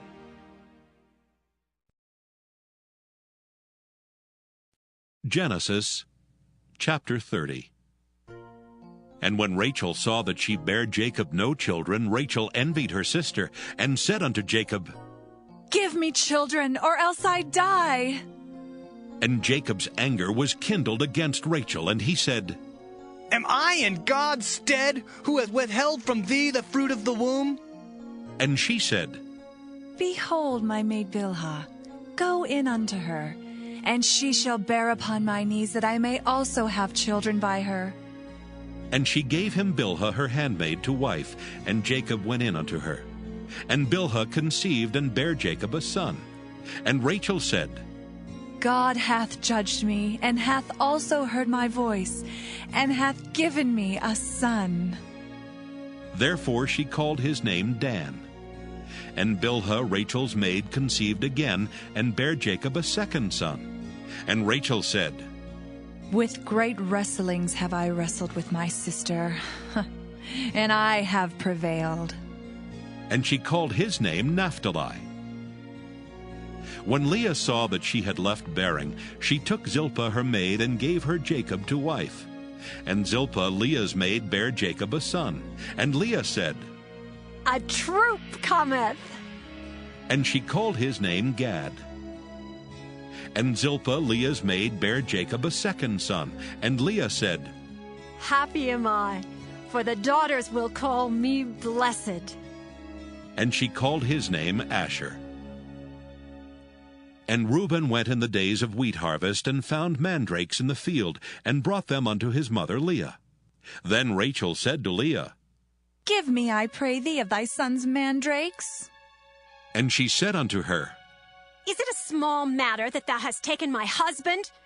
And wouldst thou take away my son's mandrakes also?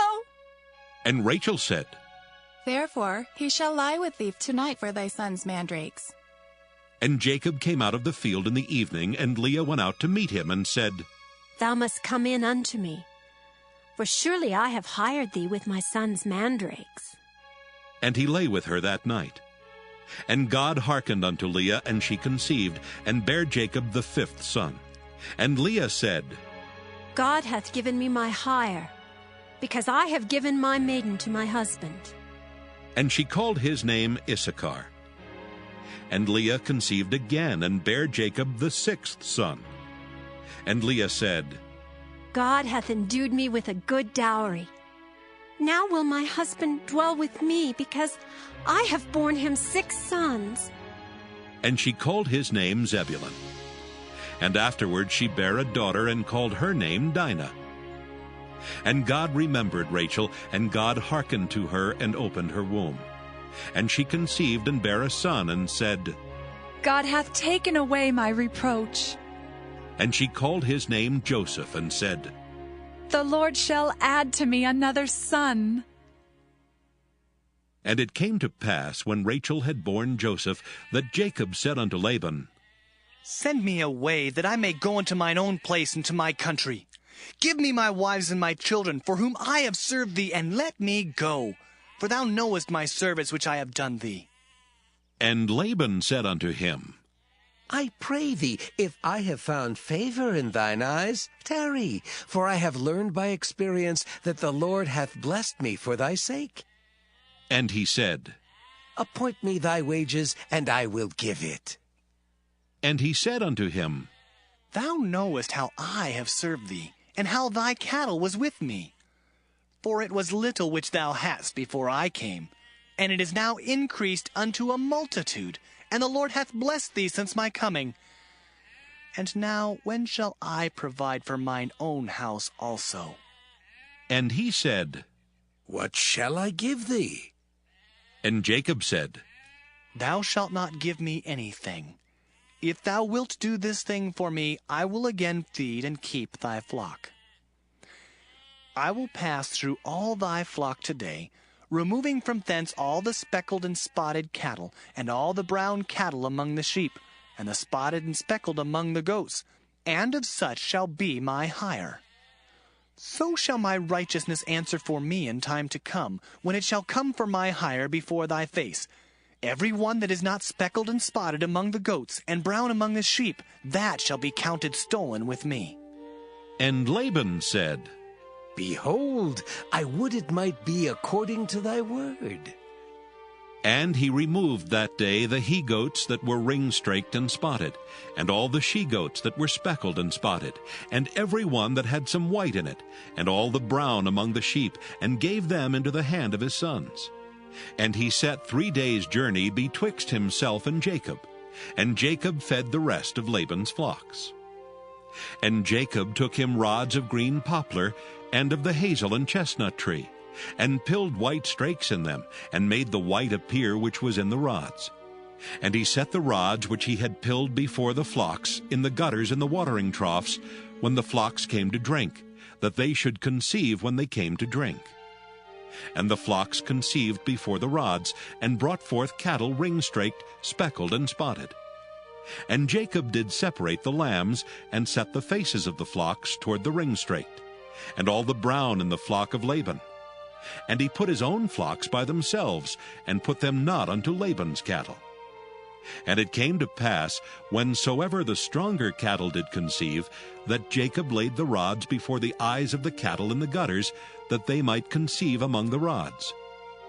But when the cattle were feeble, he put them not in. So the feebler were Laban's, and the stronger Jacob's.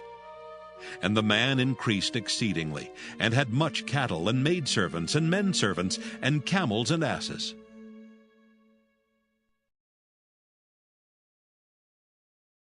Genesis chapter 31. And he heard the words of Laban's son, saying, Jacob hath taken away all that was our father's, and of that which was our father's hath he gotten all this glory. And Jacob beheld the countenance of Laban, and behold, it was not toward him as before. And the Lord said unto Jacob, Return unto the land of thy fathers and to thy kindred, and I will be with thee. And Jacob sent and called Rachel and Leah to the field unto his flock, and said unto them, I see your father's countenance, that it is not toward me as before. But the God of my father hath been with me. And ye know that with all my power I have served your father. And your father hath deceived me, and changed my wages 10 times. But God suffered him not to hurt me. If he said thus, The speckled shall be thy wages, then all the cattle bear speckled. And if he said thus, The ringstraked shall be thy hire, then bear all the cattle ringstraked. Thus God hath taken away the cattle of your father, and given them to me. And it came to pass at that time that the cattle conceived, that I lifted up mine eyes, and saw in a dream, and behold, the rams which leaped upon the cattle were ringstraked, speckled, and grizzled. And the angel of God spake unto me in a dream, saying, Jacob. And I said, Here am I. And he said, Lift up now thine eyes, and see, all the rams which leap upon the cattle are ringstraked, speckled, and grizzled. For I have seen all that Laban doeth unto thee. I am the God of Bethel, where thou anointest a pillar, and where thou vowedest a vow unto me. Now arise, get thee out from this land, and return unto the land of thy kindred. And Rachel and Leah answered and said unto him, Is there yet any portion or inheritance for us in our father's house? Are we not counted of him strangers? For he hath sold us, and hath quite devoured also our money. For all the riches which God hath taken from our father, that is ours and our children's. Now then, whatsoever God hath said unto thee, do. Then Jacob rose up, and set his sons and his wives upon camels. And he carried away all his cattle, and all his goods which he had gotten, the cattle of his getting, which he had gotten in Padan Aram, for to go to Isaac his father in the land of Canaan. And Laban went to shear his sheep, and Rachel had stolen the images that were her father's. And Jacob stole away unawares to Laban the Syrian, in that he told him not that he fled. So he fled with all that he had, and he rose up and passed over the river, and set his face toward the Mount Gilead. And it was told Laban on the 3rd day that Jacob was fled. And he took his brethren with him, and pursued after him 7 days' journey, and they overtook him in the Mount Gilead. And God came to Laban the Syrian in a dream by night, and said unto him, Take heed that thou speak not to Jacob either good or bad. Then Laban overtook Jacob. Now Jacob had pitched his tent in the mount, and Laban with his brethren pitched in the mount of Gilead. And Laban said to Jacob, What hast thou done, that thou hast stolen away unawares to me, and carried away my daughters as captives taken with the sword? Wherefore didst thou flee away secretly, and steal away from me, and didst not tell me that I might have sent thee away with mirth, and with songs, with tabret, and with harp? And hast not suffered me to kiss my sons and my daughters? Thou hast now done foolishly in so doing. It is in the power of my hand to do you hurt. But the God of your father spake unto me yesternight, saying, Take thou heed that thou speak not to Jacob either good or bad. And now though thou wouldst needs be gone, because thou sore longest after thy father's house, yet wherefore hast thou stolen my gods? And Jacob answered and said to Laban, Because I was afraid, for I said, Peradventure thou wouldest take by force thy daughters from me. With whomsoever thou findest thy gods, let him not live. Before our brethren, discern thou what is thine with me, and take it to thee. For Jacob knew not that Rachel had stolen them. And Laban went into Jacob's tent, and into Leah's tent, and into the two maidservants' tents. But he found them not. Then went he out of Leah's tent, and entered into Rachel's tent. Now Rachel had taken the images, and put them in the camel's furniture, and sat upon them. And Laban searched all the tent, but found them not. And she said to her father, Let it not displease my lord, that I cannot rise up before thee, for the custom of women is upon me. And he searched, but found not the images. And Jacob was wroth, and chode with Laban. And Jacob answered and said to Laban, What is my trespass? What is my sin that thou hast so hotly pursued after me? Whereas thou hast searched all my stuff, what hast thou found of all thy household stuff? Set it here before my brethren and thy brethren, that they may judge betwixt us both. This 20 years have I been with thee. Thy ewes and thy she-goats have not cast their young, and the rams of thy flock have I not eaten. That which was torn of beasts I brought not unto thee. I bear the loss of it. Of my hand didst thou require it, whether stolen by day or stolen by night. Thus I was. In the day the drought consumed me, and the frost by night, and my sleep departed from mine eyes. Thus have I been 20 years in thy house. I served thee 14 years for thy 2 daughters, and 6 years for thy cattle, and thou hast changed my wages 10 times. Except the God of my father, the God of Abraham, and the fear of Isaac had been with me, surely thou hadst sent me away now empty. God hath seen mine affliction and the labor of my hands, and rebuked thee yesternight. And Laban answered and said unto Jacob, These daughters are my daughters, and these children are my children, and these cattle are my cattle, and all that thou seest is mine.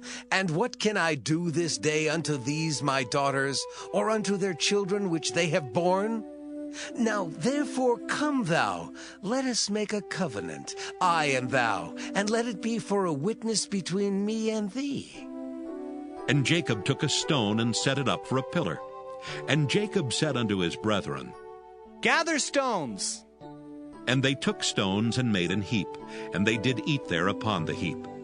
And Laban called it Jegar-sahadutha, but Jacob called it Galeed. And Laban said, This heap is a witness between me and thee this day. Therefore was the name of it called Galeed. And Mizpah, for he said, The Lord watch between me and thee, when we are absent one from another. If thou shalt afflict my daughters, or if thou shalt take other wives beside my daughters, no man is with us. See, God is witness betwixt me and thee. And Laban said to Jacob, Behold this heap, and behold this pillar, which I have cast betwixt me and thee. This heap be witness, and this pillar be witness, that I will not pass over this heap to thee, and thou shalt not pass over this heap and this pillar unto me for harm. The God of Abraham and the God of Nahor, the God of their father, judge betwixt us. And Jacob sware by the fear of his father Isaac. Then Jacob offered sacrifice upon the mount, and called his brethren to eat bread. And they did eat bread, and tarried all night in the mount. And early in the morning Laban rose up, and kissed his sons and daughters, and blessed them. And Laban departed, and returned unto his place.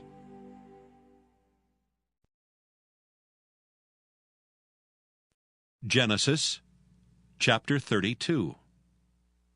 And Jacob went on his way, and the angels of God met him. And when Jacob saw them, he said, This is God's host. And he called the name of that place Mahanaim. And Jacob sent messengers before him to Esau his brother, unto the land of Seir, the country of Edom. And he commanded them, saying, Thus shall ye speak unto my lord Esau. Thy servant Jacob saith thus, I have sojourned with Laban and stayed there until now. And I have oxen and asses, flocks, and men servants and women servants. And I have sent to tell my lord that I may find grace in thy sight.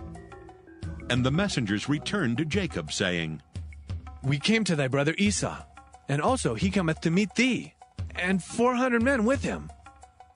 Then Jacob was greatly afraid and distressed, and he divided the people that was with him, and the flocks and herds and the camels, into 2 bands, and said, If Esau come to the one company and smite it, then the other company which is left shall escape. And Jacob said, O God of my father Abraham, and God of my father Isaac, the Lord which saidst unto me, Return unto thy country and to thy kindred, and I will deal well with thee.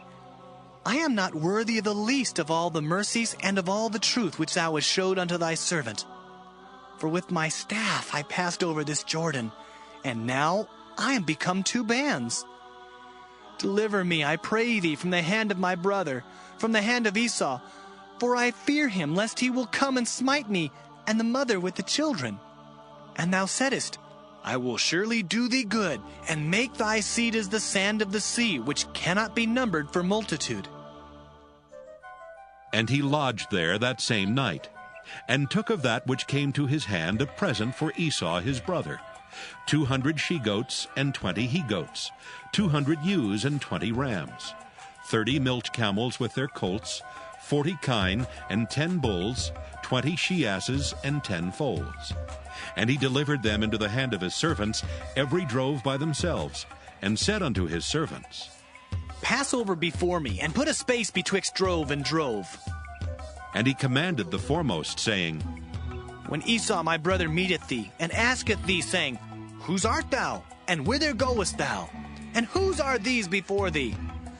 Then thou shalt say, They be thy servant Jacob's. It is a present sent unto my lord Esau. And behold, also he is behind us. And so commanded he the second and the third, and all that followed the drove, saying, On this manner shall ye speak unto Esau when ye find him. And say ye moreover, Behold, thy servant Jacob is behind us. For he said, I will appease him with the present that goeth before me, and afterward I will see his face. Peradventure he will accept of me. So went the present over before him, and himself lodged that night in the company.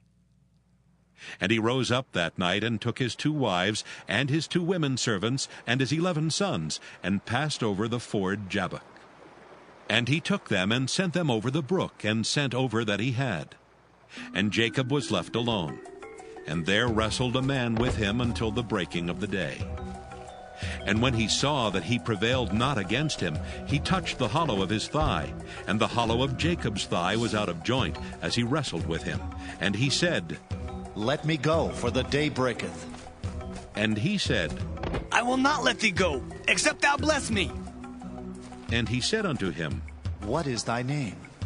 And he said, Jacob. And he said, Thy name shall be called no more Jacob, but Israel. For as a prince hast thou power with God and with men, and hast prevailed. And Jacob asked him and said, Tell me, I pray thee, thy name. And he said, Wherefore is it that thou dost ask after my name? And he blessed him there. And Jacob called the name of the place Peniel. For I have seen God face to face, and my life is preserved. And as he passed over Penuel, the sun rose upon him, and he halted upon his thigh.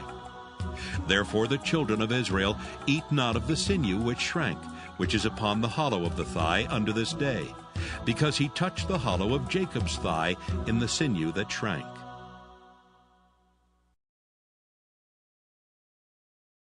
Genesis chapter 33.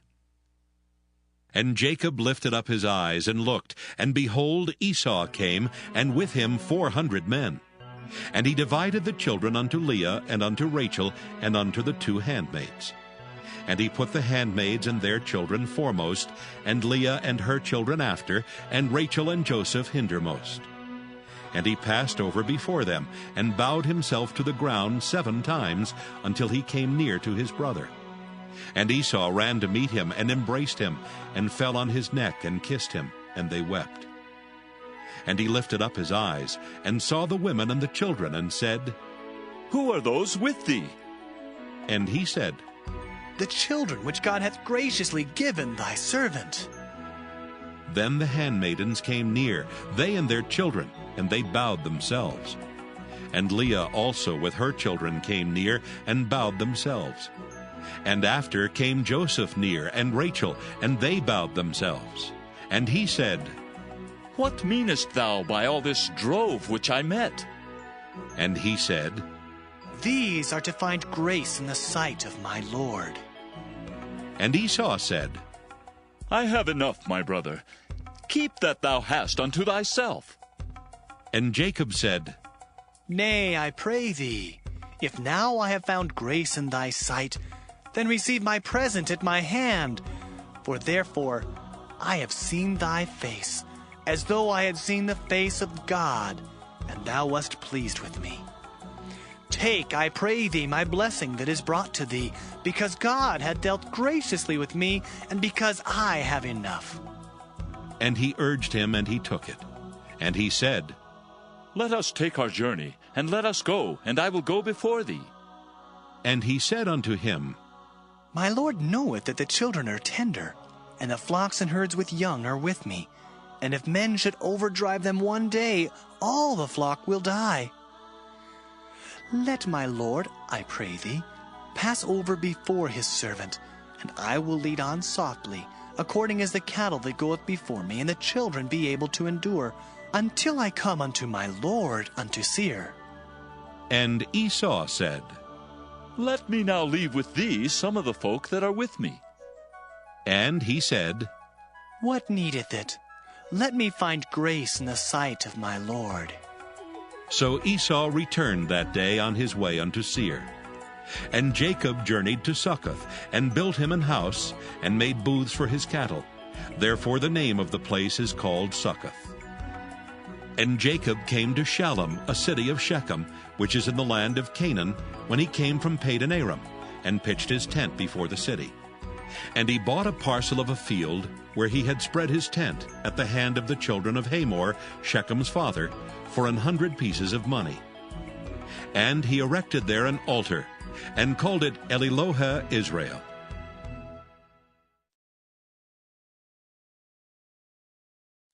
Genesis chapter 34. And Dinah the daughter of Leah, which she bare unto Jacob, went out to see the daughters of the land. And when Shechem the son of Hamor the Hivite, prince of the country, saw her, he took her, and lay with her, and defiled her. And his soul clave unto Dinah the daughter of Jacob, and he loved the damsel, and spake kindly unto the damsel. And Shechem spake unto his father Hamor, saying, Get me this damsel to wife. And Jacob heard that he had defiled Dinah his daughter. Now his sons were with his cattle in the field, and Jacob held his peace until they were come. And Hamor the father of Shechem went out unto Jacob to commune with him. And the sons of Jacob came out of the field when they heard it, and the men were grieved, and they were very wroth, because he had wrought folly in Israel in lying with Jacob's daughter, which thing ought not to be done. And Hamor communed with them, saying, The soul of my son Shechem longeth for your daughter. I pray you, give her him to wife.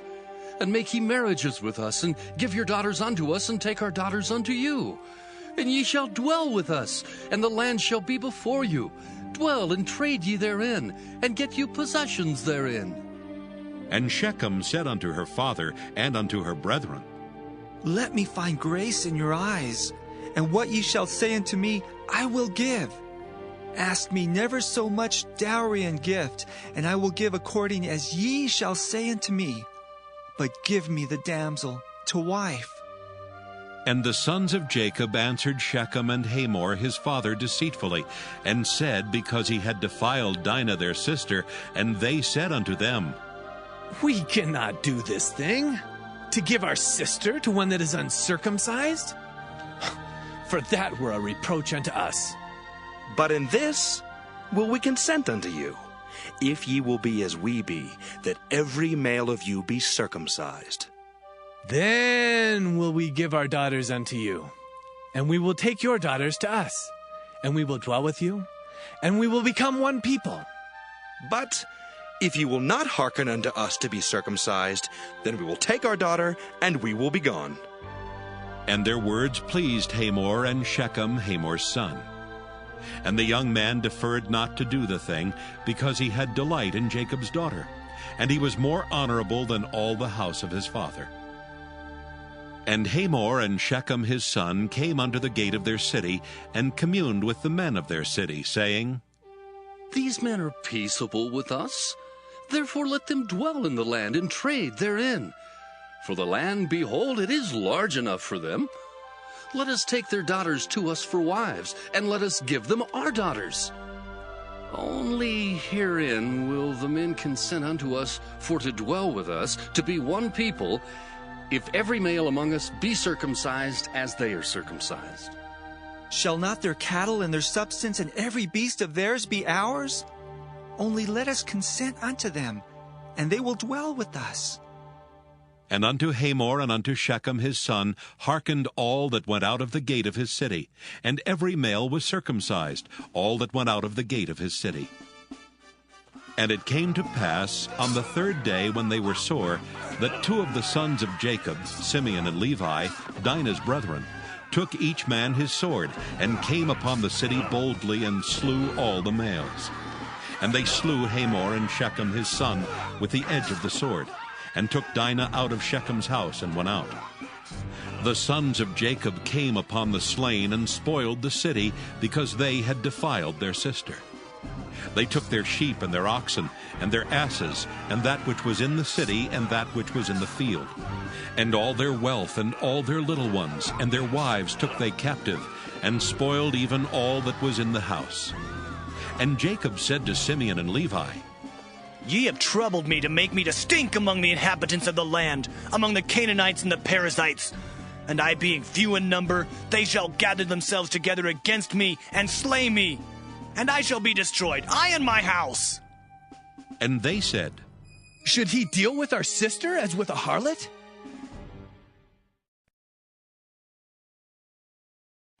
Genesis chapter 35. And God said unto Jacob, Arise, go up to Bethel, and dwell there, and make there an altar unto God that appeared unto thee when thou fleddest from the face of Esau thy brother. Then Jacob said unto his household, and to all that were with him, Put away the strange gods that are among you, and be clean, and change your garments. And let us arise and go up to Bethel, and I will make there an altar unto God, who answered me in the day of my distress, and was with me in the way which I went. And they gave unto Jacob all the strange gods which were in their hand, and all their earrings which were in their ears. And Jacob hid them under the oak which was by Shechem. And they journeyed, and the terror of God was upon the cities that were round about them, and they did not pursue after the son of Jacob. So Jacob came to Luz, which is in the land of Canaan, that is Bethel, he and all the people that were with him.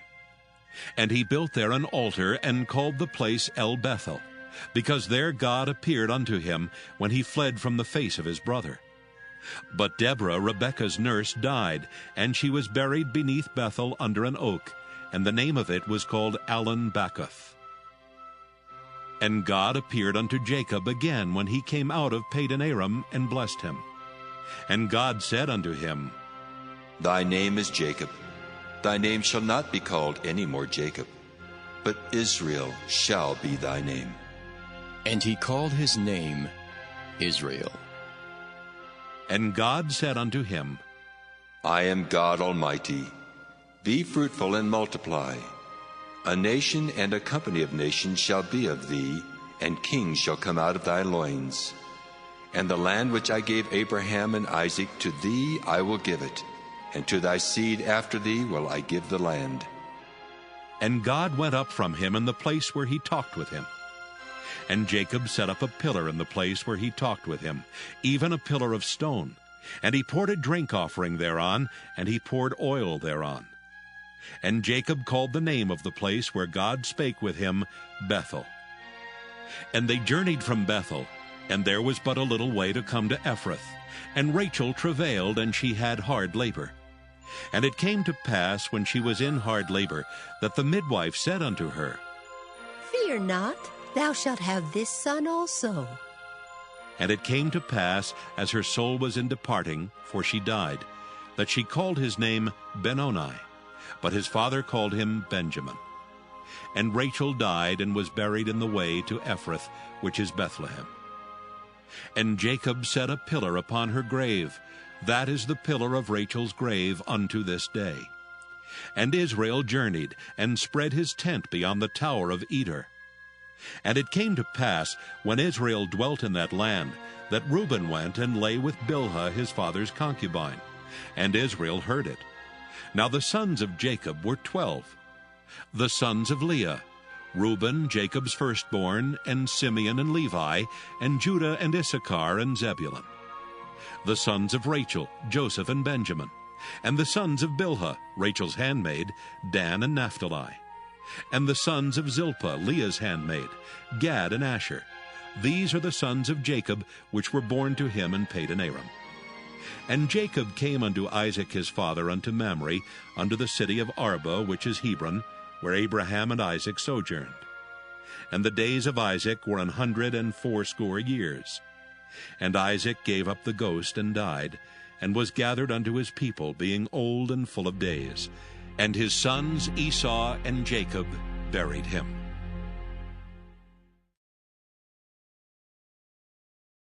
Genesis chapter 36. Now these are the generations of Esau, who is Edom. Esau took his wives of the daughters of Canaan, Adah, the daughter of Elon the Hittite, and Aholibamah, the daughter of Anah, the daughter of Zibeon the Hivite, and Bashemath, Ishmael's daughter, sister of Nebajoth. And Adah bare to Esau Eliphaz, and Bashemath bare Reuel, and Aholibamah bare Jeush, and Jaalam, and Korah. These are the sons of Esau, which were born unto him in the land of Canaan. And Esau took his wives and his sons and his daughters and all the persons of his house, and his cattle and all his beasts and all his substance, which he had got in the land of Canaan, and went into the country from the face of his brother Jacob. For their riches were more than that they might dwell together, and the land wherein they were strangers could not bear them because of their cattle. Thus dwelt Esau in Mount Seir. Esau is Edom. And these are the generations of Esau, the father of the Edomites in Mount Seir. These are the names of Esau's sons: Eliphaz the son of Adah, the wife of Esau; Reuel the son of Bashemath, the wife of Esau. And the sons of Eliphaz were Teman, Omar, Zepho, and Gatam, and Kenaz. And Timnah was concubine to Eliphaz, Esau's son, and she bare to Eliphaz Amalek. These were the sons of Adah, Esau's wife. And these are the sons of Reuel: Nahath and Zerah, Shammah and Mizah. These were the sons of Bashemath, Esau's wife. And these were the sons of Aholibamah, the daughter of Anah, the daughter of Zibeon, Esau's wife. And she bare to Esau Jeush, and Jaalam, and Korah. These were dukes of the sons of Esau. The sons of Eliphaz, the firstborn son of Esau: Duke Teman, Duke Omar, Duke Zepho, Duke Kenaz, Duke Korah, Duke Gatam, and Duke Amalek. These are the dukes that came of Eliphaz in the land of Edom. These were the sons of Adah. And these are the sons of Reuel, Esau's son: Duke Nahath, Duke Zerah, Duke Shammah, Duke Mizah. These are the dukes that came of Reuel in the land of Edom. These are the sons of Bashemath, Esau's wife. And these are the sons of Aholibamah, Esau's wife: Duke Jeush, Duke Jaalam, Duke Korah. These were the dukes that came of Aholibamah, the daughter of Anah, Esau's wife. These are the sons of Esau, who is Edom, and these are their dukes. These are the sons of Seir the Horite, who inhabited the land: Lotan and Shobal, and Zibeon and Anah. And Dishon and Ezer and Dishan. These are the dukes of the Horites, the children of Seir in the land of Edom. And the children of Lotan were Hori and Hemam, and Lotan's sister was Timnah. And the children of Shobal were these: Alvan and Manahath, and Ebal, and Shepho, and Onam. And these are the children of Zibeon, both Ajah and Anah. This was that Anah that found the mules in the wilderness, as he fed the asses of Zibeon his father. And the children of Anah were these, Dishon and Aholibamah the daughter of Anah. And these are the children of Dishon, Hemdan and Eshban, and Ithran and Kiran. The children of Ezer are these, Bilhan and Zaavan and Achan. The children of Dishan are these, Uz and Aaron. These are the dukes that came of the Horites, Duke Lotan, Duke Shobal, Duke Zibeon, Duke Anah. Duke Dishon, Duke Ezer, Duke Dishan, these are the dukes that came of Hori among their dukes in the land of Seir. And these are the kings that reigned in the land of Edom before there reigned any king over the children of Israel. And Bela, the son of Beor, reigned in Edom, and the name of his city was Dinhabah. And Bela died, and Jobab, the son of Zerah of Basra, reigned in his stead. And Jobab died, and Husham of the land of Temani reigned in his stead. And Husham died, and Hadad the son of Bedad, who smote Midian in the field of Moab, reigned in his stead, and the name of his city was Avith. And Hadad died, and Samlah of Masrekah reigned in his stead. And Samlah died, and Saul of Rehoboth by the river reigned in his stead. And Saul died, and Baal-Hanan the son of Achbor reigned in his stead. And Baal-Hanan the son of Achbor died, and Hadar reigned in his stead. And the name of his city was Peu, and his wife's name was Mehetabel, the daughter of Matred, the daughter of Mezahab. And these are the names of the dukes that came of Esau according to their families, after their places by their names: Duke Timnah, Duke Alva, Duke Jetheth, Duke Aholibamah, Duke Elah, Duke Pinon, Duke Kenaz, Duke Teman, Duke Mibzar, Duke Magdiel, Duke Iram. These be the dukes of Edom according to their habitations in the land of their possession. He is Esau, the father of the Edomites.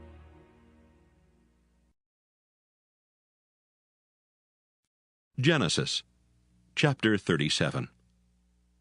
And Jacob dwelt in the land wherein his father was a stranger, in the land of Canaan.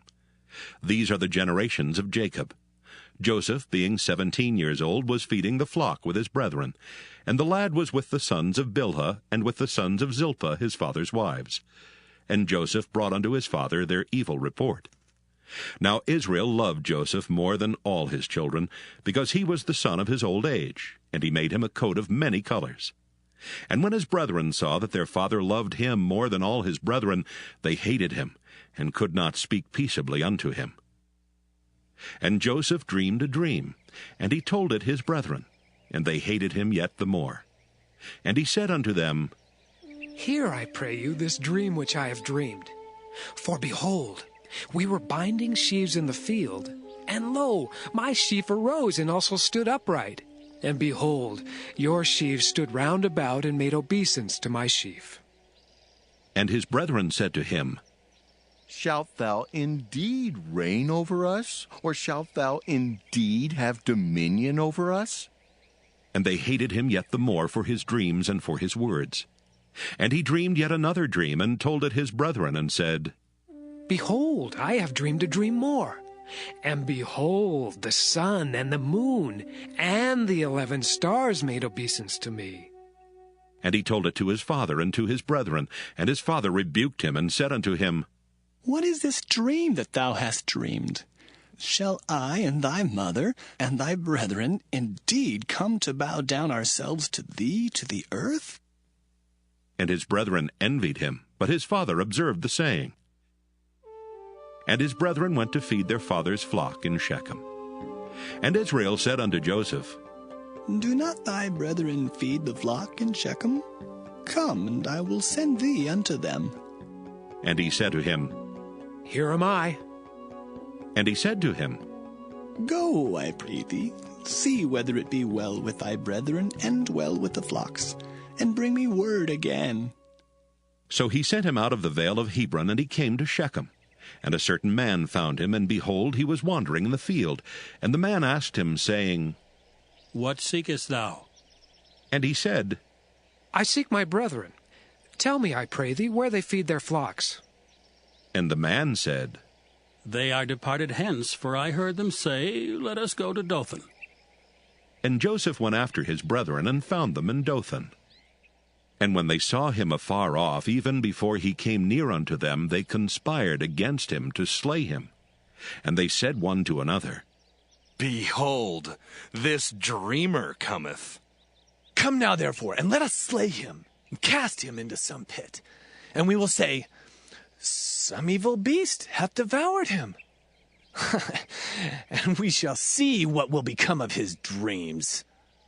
And Reuben heard it, and he delivered him out of their hands, and said, Let us not kill him. And Reuben said unto them, Shed no blood, but cast him into this pit that is in the wilderness, and lay no hand upon him. that he might rid him out of their hands, to deliver him to his father again.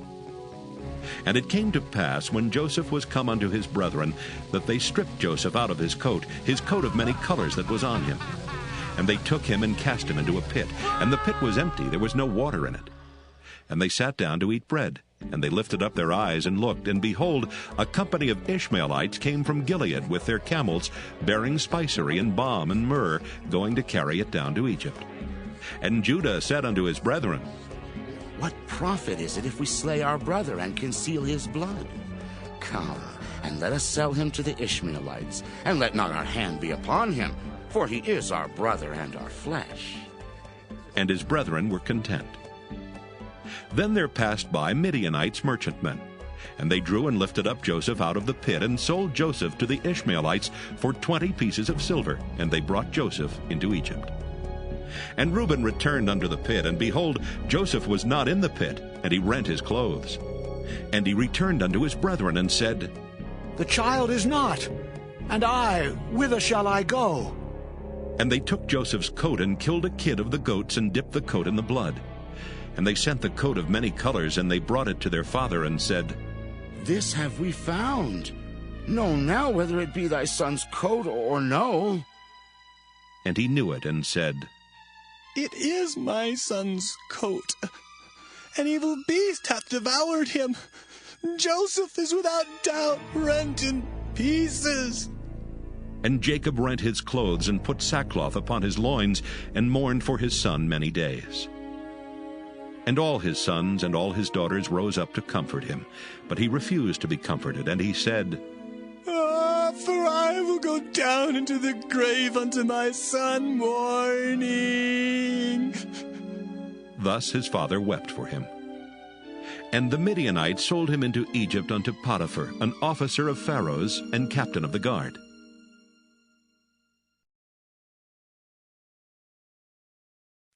Genesis chapter 38. And it came to pass at that time that Judah went down from his brethren, and turned in to a certain Adullamite, whose name was Hira. And Judah saw there a daughter of a certain Canaanite, whose name was Shua. And he took her, and went in unto her. And she conceived, and bare a son, and he called his name And she conceived again, and bare a son, and she called his name Onan. And she yet again conceived, and bare a son, and called his name Shelah. And he was at Chezib when she bare him. And Judah took a wife for his firstborn, whose name was Tamar. And Judah's firstborn, was wicked in the sight of the Lord, and the Lord slew him. And Judah said unto Onan, Go in unto thy brother's wife, and marry her, and raise up seed to thy brother. And Onan knew that the seed should not be his. And it came to pass, when he went in unto his brother's wife, that he spilled it on the ground, lest that he should give seed to his brother.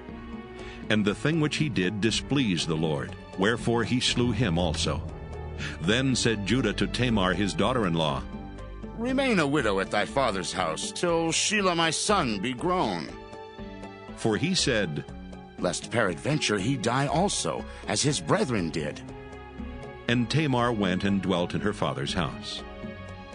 And in process of time, the daughter of Shua, Judah's wife, died. And Judah was comforted, and went up unto his sheep shearers to Timnath, he and his friend Hira the Adullamite. And it was told Tamar, saying, Behold, thy father-in-law goeth up to Timnath to shear his sheep. And she put her widow's garments off from her, and covered her with a veil, and wrapped herself, and sat in an open place, which is by the way to Timnath. For she saw that Shelah was grown, and she was not given unto him to wife. When Judah saw her, he thought her to be an harlot, because she had covered her face. And he turned unto her by the way, and said, Go to, I pray thee. Let me come in unto thee. For he knew not that she was his daughter-in-law. And she said, What wilt thou give me, that thou mayest come in unto me? And he said, I will send thee a kid from the flock. And she said, Wilt thou give me a pledge till thou send it? And he said, What pledge shall I give thee? And she said, Thy signet, and thy bracelets, and thy staff that is in thine hand.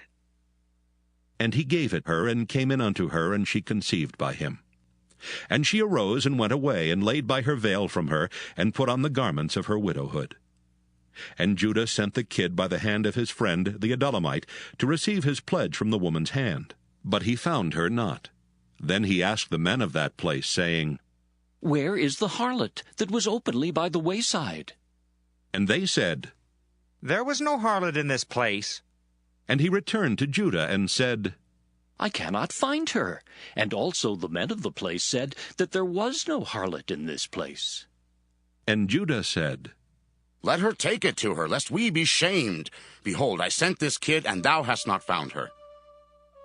And it came to pass about 3 months after that it was told Judah, saying, Tamar, thy daughter-in-law, hath played the harlot, and also, behold, she is with child by whoredom. And Judah said, Bring her forth, and let her be burnt. When she was brought forth, she sent to her father-in-law, saying, By the man whose these are am I with child. And she said, Discern, I pray thee, whose are these, the signet, and bracelets, and staff? And Judah acknowledged them, and said, She hath been more righteous than I, because that I gave her not to Shelah my son. And he knew her again no more. And it came to pass in the time of her travail that, behold, twins were in her womb. And it came to pass when she travailed, that the one put out his hand, and the midwife took and bound upon his hand a scarlet thread, saying, This came out first. And it came to pass, as he drew back his hand, that, behold, his brother came out, and she said, How hast thou broken forth? This breach be upon thee. Therefore his name was called Pharez. And afterward came out his brother, that had the scarlet thread upon his hand, and his name was called Zerah.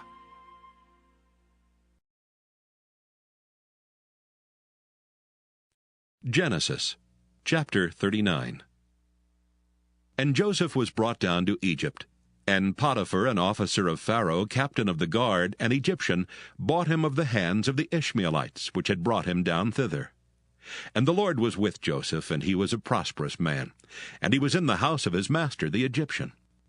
And his master saw that the Lord was with him, and that the Lord made all that he did to prosper in his hand. And Joseph found grace in his sight, and he served him. And he made him overseer over his house, and all that he had he put into his hand. And it came to pass from the time that he had made him overseer in his house, and over all that he had, that the Lord blessed the Egyptian's house for Joseph's sake. And the blessing of the Lord was upon all that he had in the house and in the field. And he left all that he had in Joseph's hand, and he knew not aught he had save the bread which he did eat. And Joseph was a goodly person and well favored. And it came to pass after these things, that his master's wife cast her eyes upon Joseph, and she said, Lie with me. But he refused, and said unto his master's wife, Behold, my master wotteth not what is with me in the house, and he hath committed all that he hath to my hand. There is none greater in this house than I. Neither hath he kept back anything from me but thee, because thou art his wife. How then can I do this great wickedness and sin against God? And it came to pass, as she spake to Joseph day by day, that he hearkened not unto her to lie by her or to be with her. And it came to pass about this time that Joseph went into the house to do his business, and there was none of the men of the house there within. And she caught him by his garment, saying, Lie with me. And he left his garment in her hand, and fled, and got him out. And it came to pass, when she saw that he had left his garment in her hand, and was fled forth, that she called unto the men of her house, and spake unto them, saying, See, he hath brought in an Hebrew unto us to mock us. He came in unto me to lie with me, and I cried with a loud voice. And it came to pass, when he heard that I lifted up my voice and cried, that he left his garment with me, and fled, and got him out. And she laid up his garment by her until his lord came home. And she spake unto him according to these words, saying, The Hebrew servant which thou hast brought unto us came in unto me to mock me. And it came to pass, as I lifted up my voice and cried, that he left his garment with me, and fled out.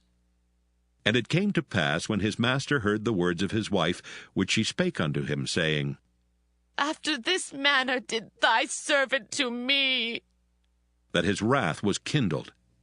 And Joseph's master took him, and put him into the prison, a place where the king's prisoners were bound, and he was there in the prison. But the Lord was with Joseph, and showed him mercy, and gave him favor in the sight of the keeper of the prison.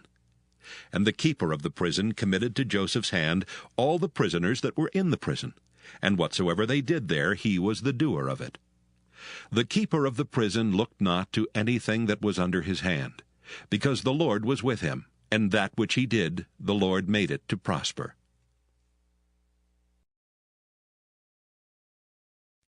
Genesis chapter 40. And it came to pass after these things, that the butler of the king of Egypt and his baker had offended their lord the king of Egypt. And Pharaoh was wroth against two of his officers, against the chief of the butlers, and against the chief of the bakers. And he put them in ward in the house of the captain of the guard, into the prison, the place where Joseph was bound. And the captain of the guard charged Joseph with them, and he served them, and they continued a season in ward. And they dreamed a dream, both of them, each man his dream in one night, each man according to the interpretation of his dream, the butler and the baker of the king of Egypt, which were bound in the prison. And Joseph came in unto them in the morning, and looked upon them, and behold, they were sad.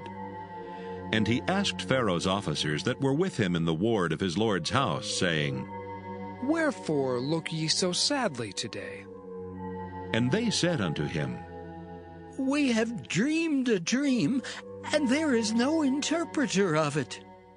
And Joseph said unto them, Do not interpretations belong to God? Tell me them, I pray you. And the chief butler told his dream to Joseph, and said to him, In my dream, behold, a vine was before me, and in the vine were 3 branches, and it was as though it budded, and her blossoms shot forth, and the clusters thereof brought forth ripe grapes. And Pharaoh's cup was in my hand, and I took the grapes, and pressed them into Pharaoh's cup, and I gave the cup into Pharaoh's hand. And Joseph said unto him, This is the interpretation of it. The 3 branches are 3 days. Yet within 3 days shall Pharaoh lift up thine head, and restore thee unto thy place. And thou shalt deliver Pharaoh's cup into his hand, after the former manner when thou wast his butler.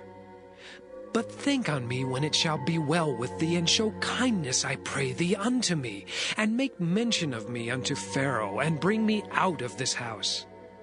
For indeed I was stolen away out of the land of the Hebrews, and here also have I done nothing that they should put me into the dungeon. When the chief baker saw that the interpretation was good, he said unto Joseph, I also was in my dream, and behold, I had 3 white baskets on my head, and in the uppermost basket there was of all manner of baked meats for Pharaoh. And the birds did eat them out of the basket upon my head. And Joseph answered and said, This is the interpretation thereof. The 3 baskets are 3 days. Yet within 3 days shall Pharaoh lift up thy head from off thee, and shall hang thee on a tree, and the birds shall eat thy flesh from off thee. And it came to pass the 3rd day, which was Pharaoh's birthday, that he made a feast unto all his servants, and he lifted up the head of the chief butler and of the chief baker among his servants. And he restored the chief butler unto his butlership again, and he gave the cup into Pharaoh's hand. But he hanged the chief baker, as Joseph had interpreted to them. Yet did not the chief butler remember Joseph, but forgat him.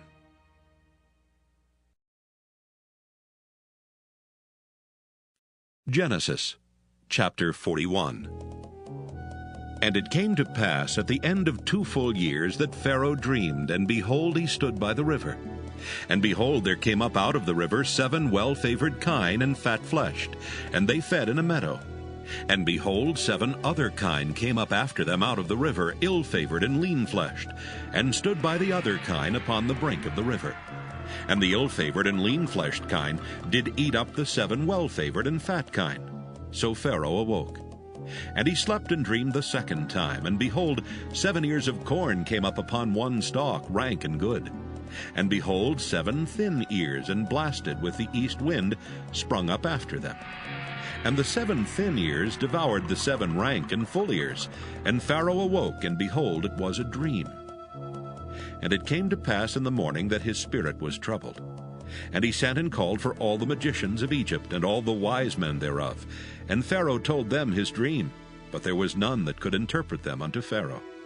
Then spake the chief butler unto Pharaoh, saying, I do remember my faults this day.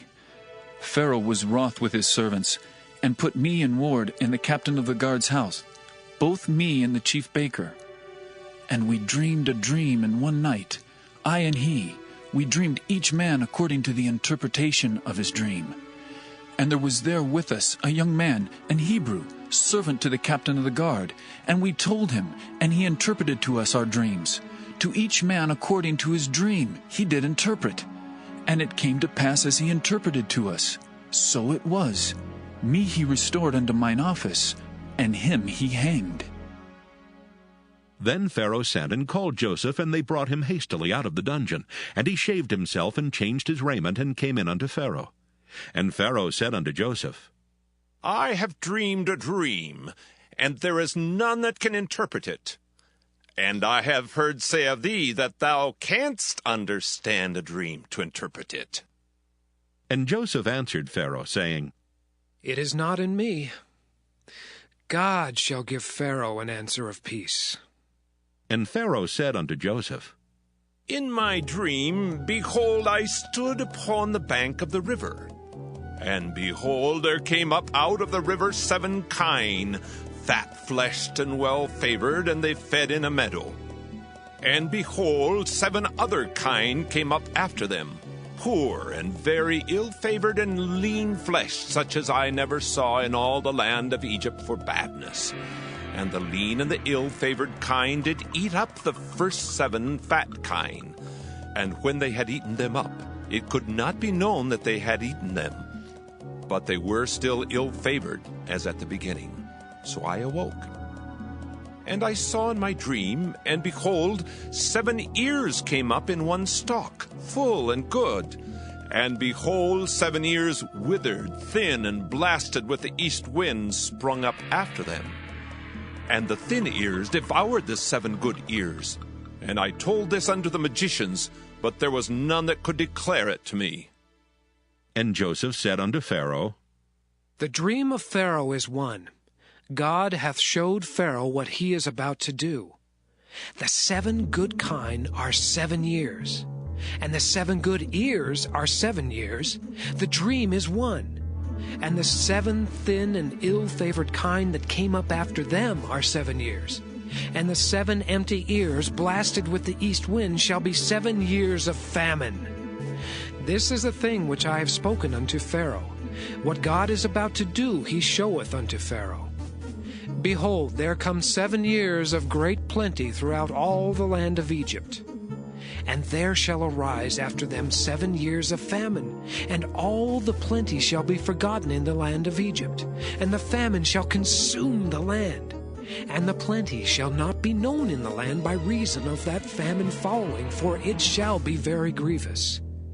And for that the dream was doubled unto Pharaoh twice. It is because the thing is established by God, and God will shortly bring it to pass. Now therefore let Pharaoh look out a man discreet and wise, and set him over the land of Egypt. Let Pharaoh do this, and let him appoint officers over the land, and take up the 5th part of the land of Egypt in the 7 plenteous years. and let them gather all the food of those good years that come, and lay up corn under the hand of Pharaoh, and let them keep food in the cities. And that food shall be for store to the land against the 7 years of famine, which shall be in the land of Egypt, that the land perish not through the famine. And the thing was good in the eyes of Pharaoh and in the eyes of all his servants. And Pharaoh said unto his servants, Can we find such a one as this is, a man in whom the Spirit of God is? And Pharaoh said unto Joseph, Forasmuch as God hath showed thee all this, there is none so discreet and wise as thou art. Thou shalt be over my house, and according unto thy word shall all my people be ruled. Only in the throne will I be greater than thou. And Pharaoh said unto Joseph, See, I have set thee over all the land of Egypt. And Pharaoh took off his ring from his hand, and put it upon Joseph's hand, and arrayed him in vestures of fine linen, and put a gold chain about his neck. And he made him to ride in the second chariot which he had, and they cried before him, Bow the knee! And he made him ruler over all the land of Egypt. And Pharaoh said unto Joseph, I am Pharaoh, and without thee shall no man lift up his hand or foot in all the land of Egypt. And Pharaoh called Joseph's name Zaphnath-Paaneah, and he gave him to wife Asenath, the daughter of Potipherah, priest of On. And Joseph went out over all the land of Egypt.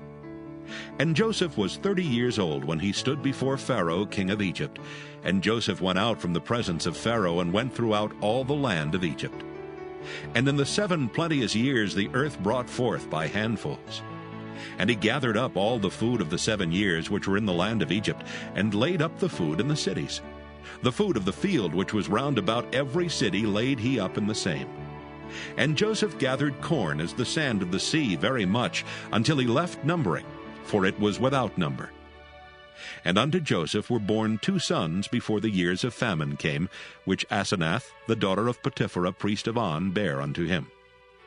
And Joseph called the name of the firstborn Manasseh. For God, said he, hath made me forget all my toil and all my father's house. And the name of the second called he Ephraim. For God hath caused me to be fruitful in the land of my affliction. And the 7 years of plenteousness that was in the land of Egypt were ended. And the 7 years of dearth began to come according as Joseph had said. And the dearth was in all lands, but in all the land of Egypt there was bread. And when all the land of Egypt was famished, the people cried to Pharaoh for bread. And Pharaoh said unto all the Egyptians, Go unto Joseph. What he saith to you, do. And the famine was over all the face of the earth. And Joseph opened all the storehouses, and sold unto the Egyptians. And the famine waxed sore in the land of Egypt. And all countries came into Egypt to Joseph for to buy corn, because that the famine was so sore in all lands.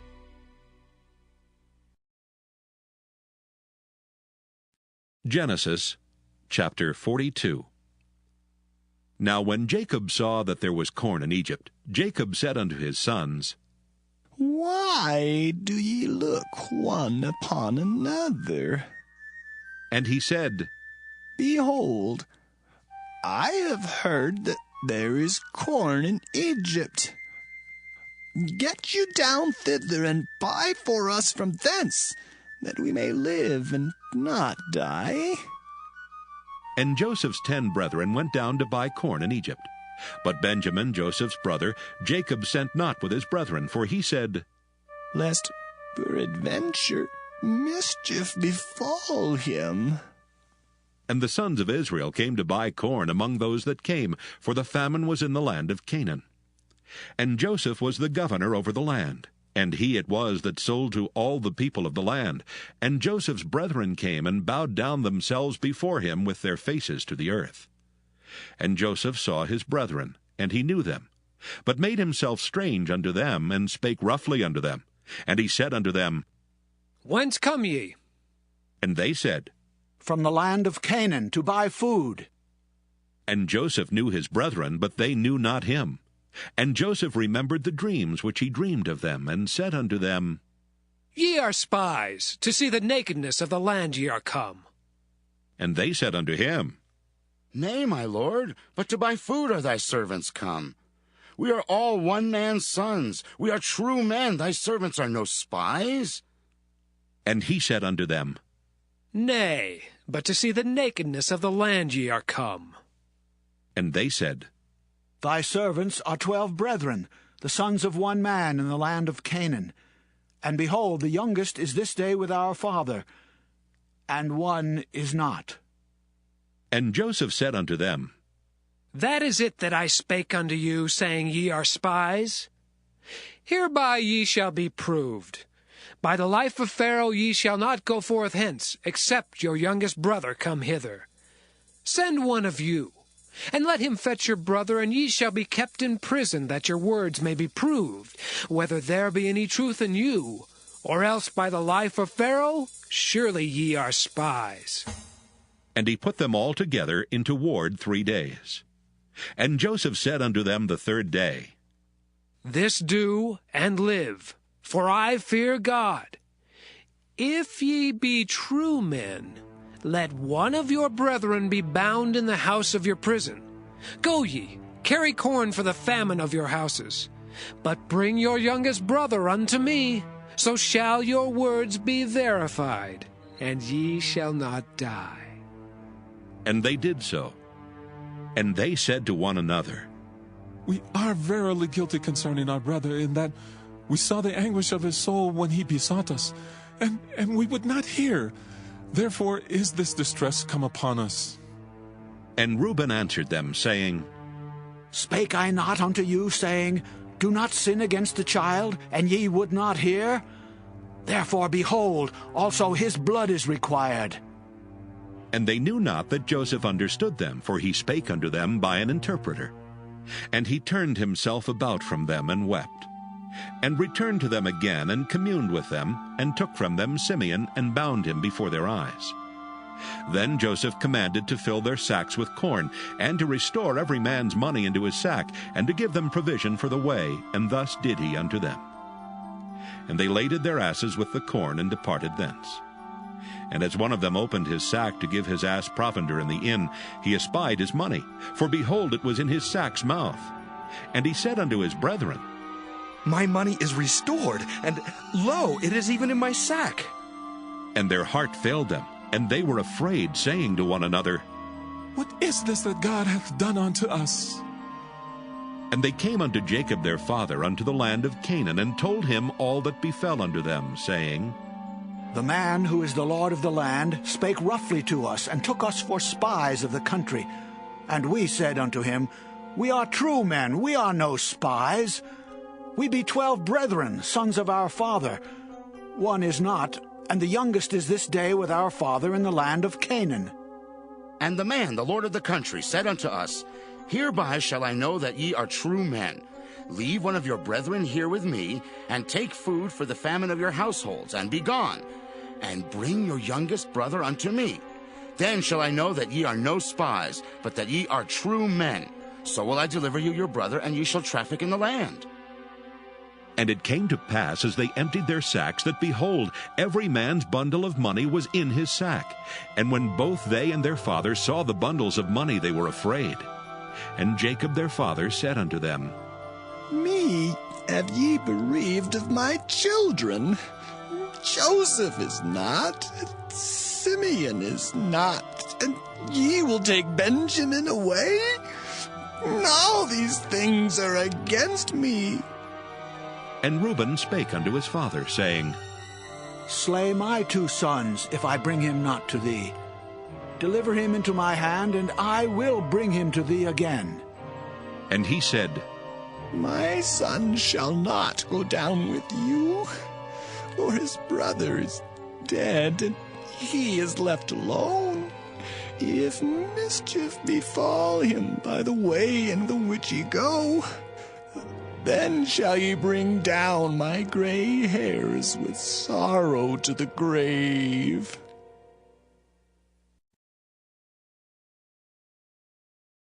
Genesis chapter 43. And the famine was sore in the land. And it came to pass, when they had eaten up the corn which they had brought out of Egypt, their father said unto them, Go again. Buy us a little food. And Judah spake unto him, saying, The man did solemnly protest unto us, saying, Ye shall not see my face, except your brother be with you. If thou wilt send our brother with us, we will go down and buy thee food. But if thou wilt not send him, we will not go down. For the man said unto us, Ye shall not see my face, except your brother be with you.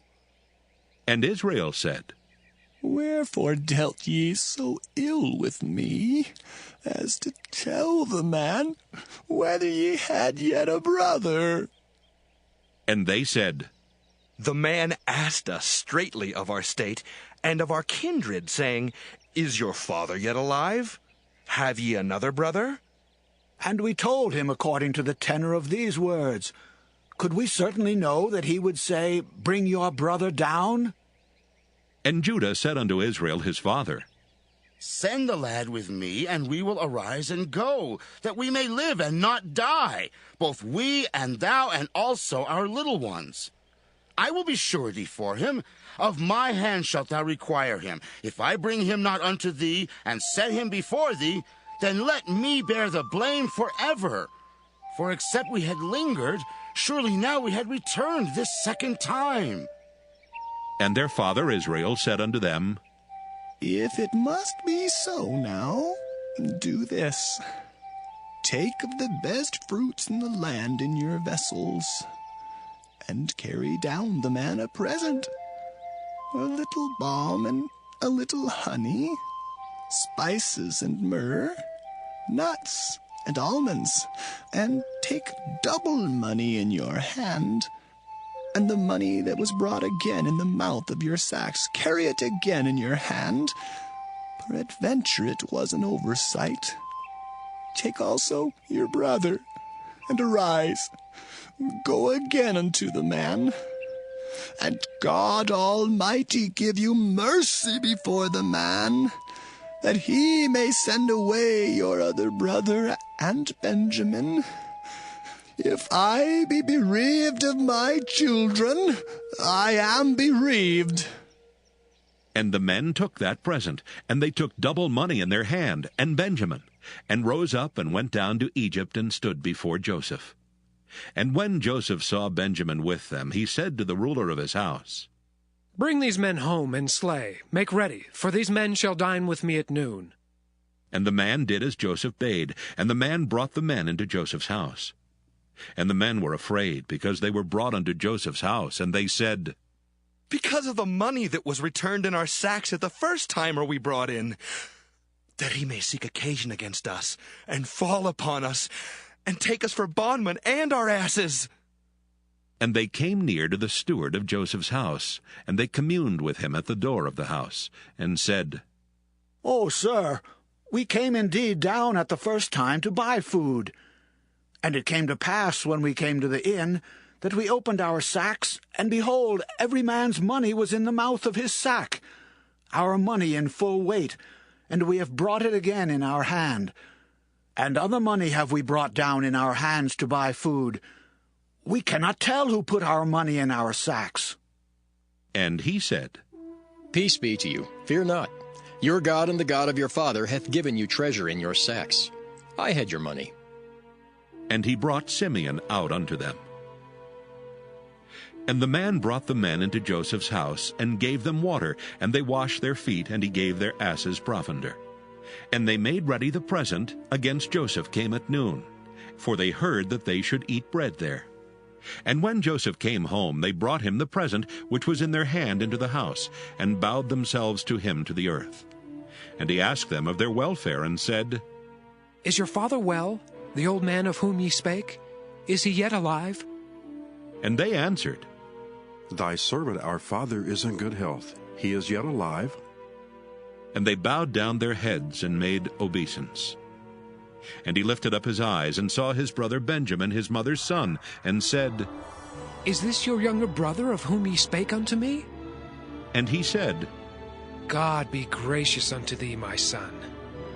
And Joseph made haste, for his bowels did yearn upon his brother, and he sought where to weep, and he entered into his chamber and wept there.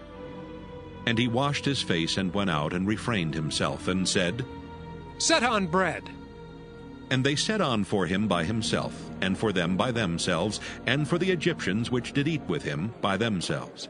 Because the Egyptians might not eat bread with the Hebrews, for that is an abomination unto the Egyptians. And they sat before him, the firstborn according to his birthright, and the youngest according to his youth. And the men marveled one at another. And he took and sent messes unto them from before him. But Benjamin's mess was 5 times so much as any of theirs. And they drank and were merry with him.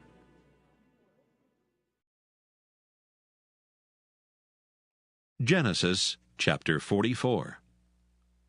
And he commanded the steward of his house, saying, Fill the men's sacks with food, as much as they can carry, and put every man's money in his sack's mouth. And put my cup, the silver cup, in the sack's mouth of the youngest, and his corn money. And he did according to the word that Joseph had spoken. As soon as the morning was light, the men were sent away, they and their asses. And when they were gone out of the city, and not yet far off, Joseph said unto his steward, Up, follow after the men, and when thou dost overtake them, say unto them, Wherefore have ye rewarded evil for good? Is not this it, in which my Lord drinketh, and whereby indeed he defineth? Ye have done evil in so doing. And he overtook them, and he spake unto them these same words. And they said unto him, Wherefore saith my Lord these words? God forbid that thy servant should do according to this thing. Behold, the money which we found in our sacks' mouths we brought again unto thee out of the land of Canaan. How then should we steal out of thy Lord's house silver or gold? With whomsoever of thy servants it be found, both let him die, and we also will be my Lord's bondmen. And he said, Now also let it be according unto your words. He with whom it is found shall be my servant, and ye shall be blameless. Then they speedily took down every man his sack to the ground, and opened every man his sack. And he searched, and began at the eldest, and left at the youngest. And the cup was found in Benjamin's sack. Then they rent their clothes, and laded every man his ass, and returned to the city. And Judah and his brethren came to Joseph's house, for he was yet there, and they fell before him on the ground. And Joseph said unto them, What deed is this that ye have done? Wot ye not that such a man as I can certainly divine?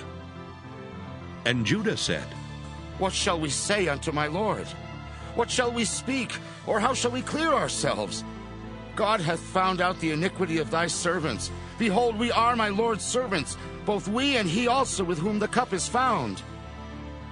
And he said, God forbid that I should do so. But the man in whose hand the cup is found, he shall be my servant. And as for you, get you up in peace unto your father. Then Judah came near unto him, and said, O my Lord, let thy servant, I pray thee, speak a word in my Lord's ears. And let not thine anger burn against thy servant, for thou art even as Pharaoh. My Lord asked his servant, saying, Have ye a father or a brother? And we said unto my Lord, We have a father, an old man, and a child of his old age, a little one. And his brother is dead, and he alone is left of his mother, and his father loveth him. And thou saidst unto thy servants, Bring him down unto me, that I may set mine eyes upon him. And we said unto my Lord, The lad cannot leave his father, for if he should leave his father would die. And thou saidst unto thy servants, Except your youngest brother come down with you, ye shall see my face no more. And it came to pass, when we came up unto thy servant my father, we told him the words of my Lord. And our father said, Go again and buy us a little food. And we said, We cannot go down. If our youngest brother be with us, then will we go down, for we may not see the man's face, except our youngest brother be with us.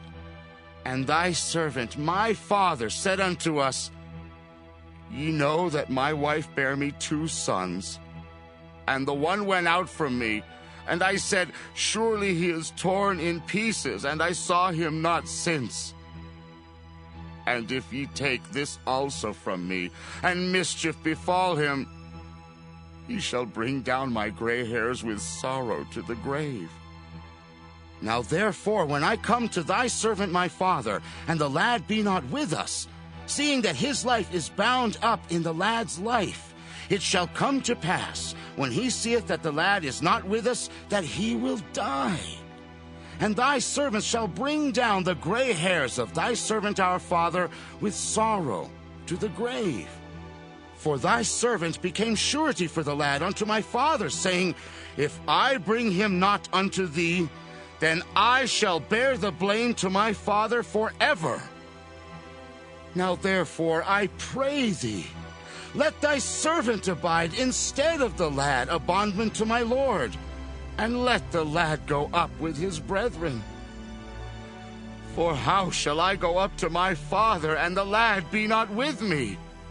Lest peradventure I see the evil that shall come on my father.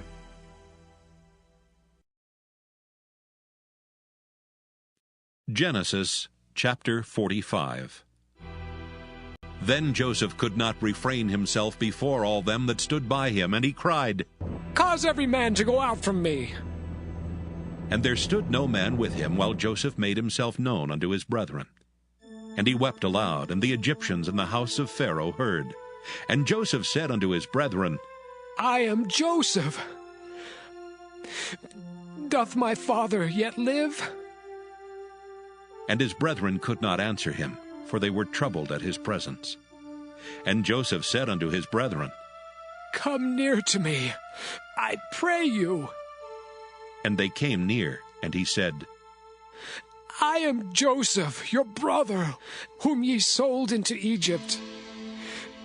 Now therefore be not grieved nor angry with yourselves that ye sold me hither. For God did send me before you to preserve life. For these 2 years hath the famine been in the land, and yet there are 5 years, in the which there shall neither be earing nor harvest. And God sent me before you to preserve you, a posterity in the earth, and to save your lives by a great deliverance. So now it was not you that sent me hither, but God.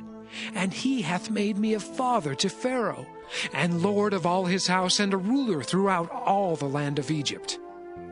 Haste ye, and go up to my father, and say unto him, Thus saith thy son Joseph, God hath made me lord of all Egypt. Come down unto me, tarry not. And thou shalt dwell in the land of Goshen, and thou shalt be near unto me, thou and thy children, and thy children's children, and thy flocks, and thy herds, and all that thou hast. And there will I nourish thee, for yet there are 5 years of famine, lest thou and thy household and all that thou hast come to poverty. And behold, your eyes see, and the eyes of my brother Benjamin, that it is my mouth that speaketh unto you. And ye shall tell my father of all my glory in Egypt, and of all that ye have seen, and ye shall haste and bring down my father hither. And he fell upon his brother Benjamin's neck and wept, and Benjamin wept upon his neck. Moreover, he kissed all his brethren and wept upon them, and after that his brethren talked with him. And the fame thereof was heard in Pharaoh's house, saying, Joseph's brethren are come. And it pleased Pharaoh well and his servants.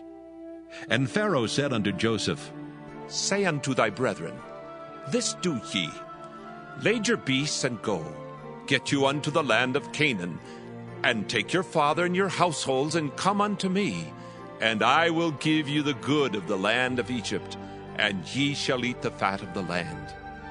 Now thou art commanded, this do ye. Take you wagons out of the land of Egypt for your little ones, and for your wives, and bring your father, and come. Also regard not your stuff, for the good of all the land of Egypt is yours. And the children of Israel did so. And Joseph gave them wagons according to the commandment of Pharaoh, and gave them provision for the way. To all of them he gave each man changes of raiment, but to Benjamin he gave 300 pieces of silver and 5 changes of raiment. And to his father he sent after this manner: 10 asses laden with the good things of Egypt, and 10 she-asses laden with corn and bread and meat for his father by the way. So he sent his brethren away, and they departed. And he said unto them, See that ye fall not out by the way. Batería al 100%. And they went up out of Desconectar el Egypt and cargador. came into the land of Canaan unto Jacob their father, and told him, saying, Joseph is yet alive, and he is governor over all the land of Egypt. And Jacob's heart fainted, for he believed them not. And they told him all the words of Joseph which he had said unto them. And when he saw the wagons which Joseph had sent to carry him, the spirit of Jacob their father revived. And Israel said, It is enough. Joseph my son is yet alive. I will go and see him before I die.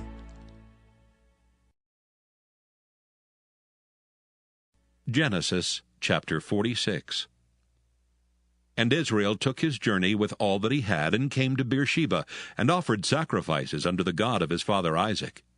And God spake unto Israel in the visions of the night, and said, Jacob, Jacob. And he said, Here am I. And he said, I am God, the God of thy father. Fear not to go down into Egypt, for I will there make of thee a great nation. I will go down with thee into Egypt, and I will also surely bring thee up again. And Joseph shall put his hand upon thine eyes. And Jacob rose up from Beersheba, and the sons of Israel carried Jacob their father and their little ones and their wives in the wagons which Pharaoh had sent to carry him. And they took their cattle and their goods which they had gotten in the land of Canaan, and came into Egypt, Jacob and all his seed with him, his sons and his son's son with him, his daughters and his sons' daughters, and all his seed brought he with him into Egypt. And these are the names of the children of Israel which came into Egypt: Jacob and his sons, Reuben, Jacob's firstborn, and the sons of Reuben, Hanok and Phallu, and Hezron and Carmi, and the sons of Simeon, Jemuel and Jamin, and Ohad and Jachin, and Zohar and Shael, the son of a Canaanitish woman, and the sons of Levi, Gershon, Kohath, and Merari, and the sons of Judah, and Onan, and Shelah, and Pharez, and Zerah. But and Onan died in the land of Canaan. And the sons of Pharez were Hezron and Hamul. And the sons of Issachar, Tola, and Phuvah, and Job, and Shimron. And the sons of Zebulun, Sirad, and Elon, and Jaleel. These be the sons of Leah, which she bare unto Jacob in Padan Aram, with his daughter Dinah. All the souls of his sons and his daughters were 33. And the sons of Gad, Ziphaon, and Haggai, Shunai, and Esbon, Eri, and Arodai, and Areli. And the sons of Asher, Jimnah, and Ishua, and Isui, and Beriah, and Sirah their sister, and the sons of Beriah, Heber, and Malchiel. These are the sons of Zilpah, whom Laban gave to Leah his daughter, and these she bare unto Jacob, even 16 souls. The sons of Rachel, Jacob's wife, Joseph and Benjamin. And unto Joseph in the land of Egypt were born Manasseh and Ephraim, which Asenath, the daughter of Potipherah, priest of On, bare unto him.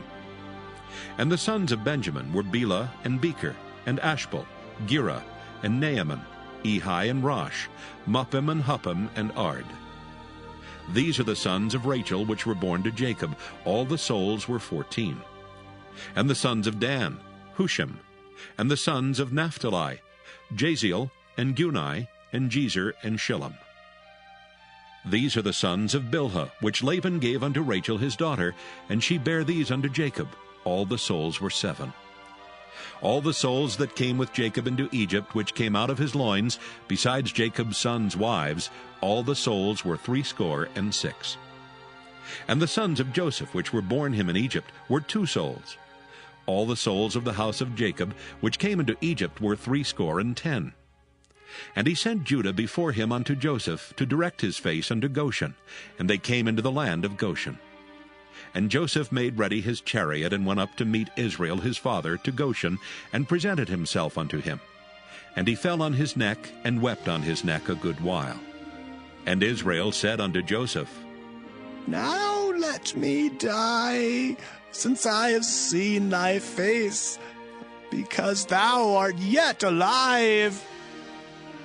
And Joseph said unto his brethren and unto his father's house, I will go up and show Pharaoh, and say unto him, My brethren and my father's house, which were in the land of Canaan, are come unto me. And the men are shepherds, for their trade hath been to feed cattle, and they have brought their flocks and their herds and all that they have. And it shall come to pass, when Pharaoh shall call you, and shall say, What is your occupation? That ye shall say, Thy servant's trade hath been about cattle from our youth even until now, both we and also our fathers, that ye may dwell in the land of Goshen, for every shepherd is an abomination unto the Egyptians.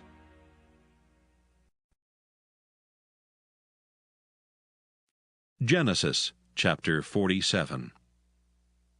Then Joseph came and told Pharaoh, and said, My father and my brethren, and their flocks and their herds and all that they have are come out of the land of Canaan. And behold, they are in the land of Goshen. And he took some of his brethren, even 5 men, and presented them unto Pharaoh. And Pharaoh said unto his brethren, What is your occupation? And they said unto Pharaoh, Thy servants are shepherds, both we and also our fathers.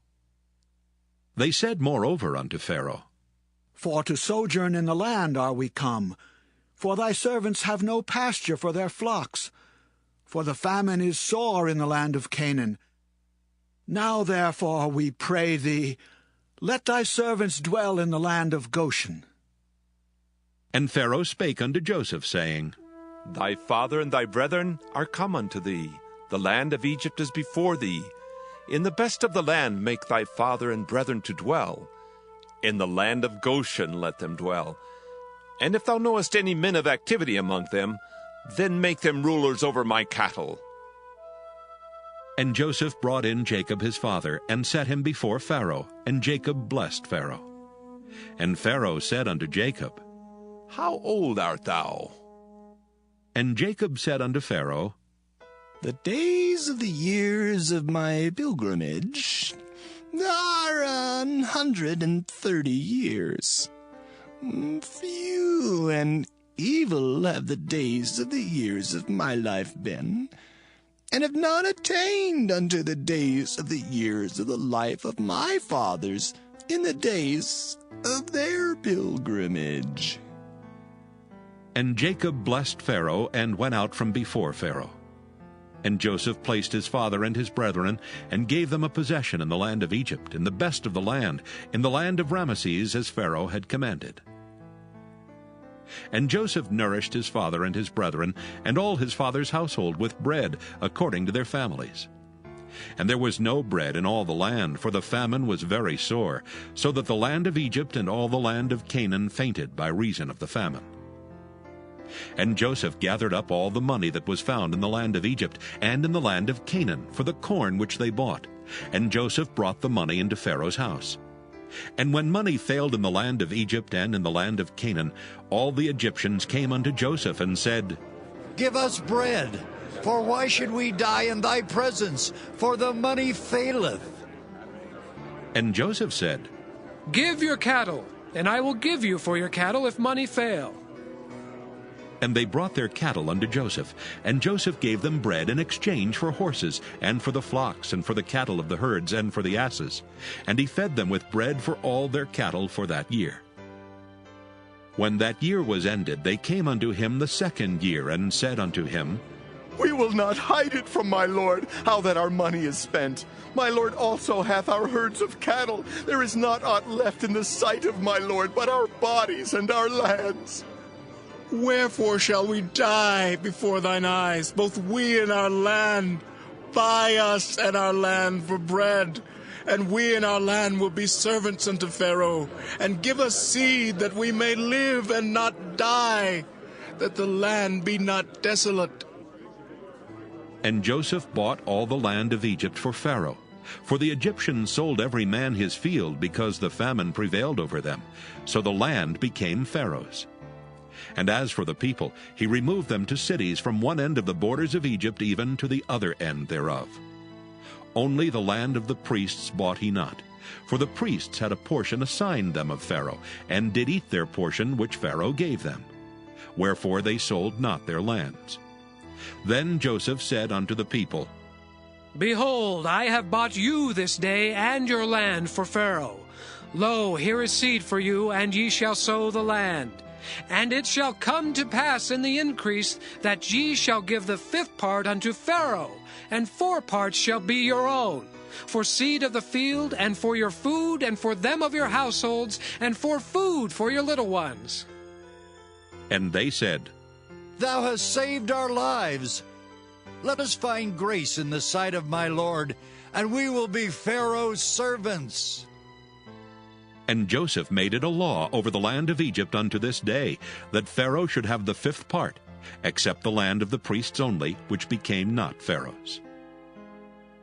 And Israel dwelt in the land of Egypt, in the country of Goshen. And they had possessions therein, and grew and multiplied exceedingly. And Jacob lived in the land of Egypt 17 years.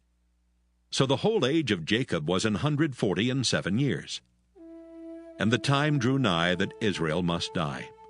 And he called his son Joseph, and said unto him, If now I have found grace in thy sight, put, I pray thee, thy hand under my thigh, and deal kindly, truly with me. Bury me not, I pray thee, in Egypt, but I will lie with my fathers, and thou shalt carry me out of Egypt, and bury me in their burying place. And he said, I will do as thou hast said. And he said, Swear unto me. And he sware unto him. And Israel bowed himself upon the bed's head.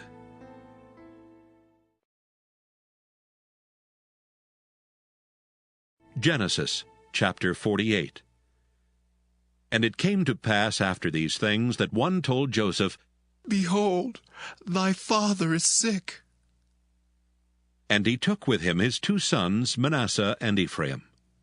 And one told Jacob and said, Behold, thy son Joseph cometh unto thee. And Israel strengthened himself and sat upon the bed. And Jacob said unto Joseph, God Almighty appeared unto me at Luz in the land of Canaan, and blessed me. And he said unto me, Behold, I will make thee fruitful, and multiply thee, and I will make of thee a multitude of people, and will give this land to thy seed after thee, for an everlasting possession. And now thy 2 sons, Ephraim and Manasseh, which were born unto thee in the land of Egypt before I came unto thee into Egypt, are mine. As Reuben and Simeon, they shall be mine. And thy issue, which thou begettest after them, shall be thine, and shall be called after the name of their brethren in their inheritance. And as for me, when I came from Padan, Rachel died by me in the land of Canaan in the way, when yet there was but a little way to come into Ephrath. And I buried her there in the way of Ephrath, the same as Bethlehem. And Israel beheld Joseph's sons, and said, Who are these? And Joseph said unto his father, They are my sons whom God hath given me in this place. And he said, Bring them, I pray thee, unto me, and I will bless them. Now the eyes of Israel were dim for age, so that he could not see. And he brought them near unto him, and he kissed them, and embraced them. And Israel said unto Joseph, I had not thought to see thy face, and lo, God hath showed me also thy seed. And Joseph brought them out from between his knees, and he bowed himself with his face to the earth. And Joseph took them both, Ephraim in his right hand toward Israel's left hand, and Manasseh in his left hand toward Israel's right hand, and brought them near unto him. And Israel stretched out his right hand, and laid it upon Ephraim's head, who was the younger, and his left hand upon Manasseh's head, guiding his hands wittingly, for Manasseh was the firstborn. And he blessed Joseph, and said, God, before whom my fathers Abraham and Isaac did walk, the God which fed me all my life long unto this day, the angel which redeemed me from all evil, bless the lads, and let my name be named on them, and the name of my fathers, Abraham and Isaac, and let them grow into a multitude in the midst of the earth. And when Joseph saw that his father laid his right hand upon the head of Ephraim, it displeased him, and he held up his father's hand to remove it from Ephraim's head unto Manasseh's head. And Joseph said unto his father, Not so, my father, for this is the firstborn. Put thy right hand upon his head. And his father refused, and said, I know it, my son, I know it. He also shall become a people, and he also shall be great. But truly, his younger brother shall be greater than he, and his seed shall become a multitude of nations. And he blessed them that day, saying, In thee shall Israel bless, saying, God make thee as Ephraim and as Manasseh.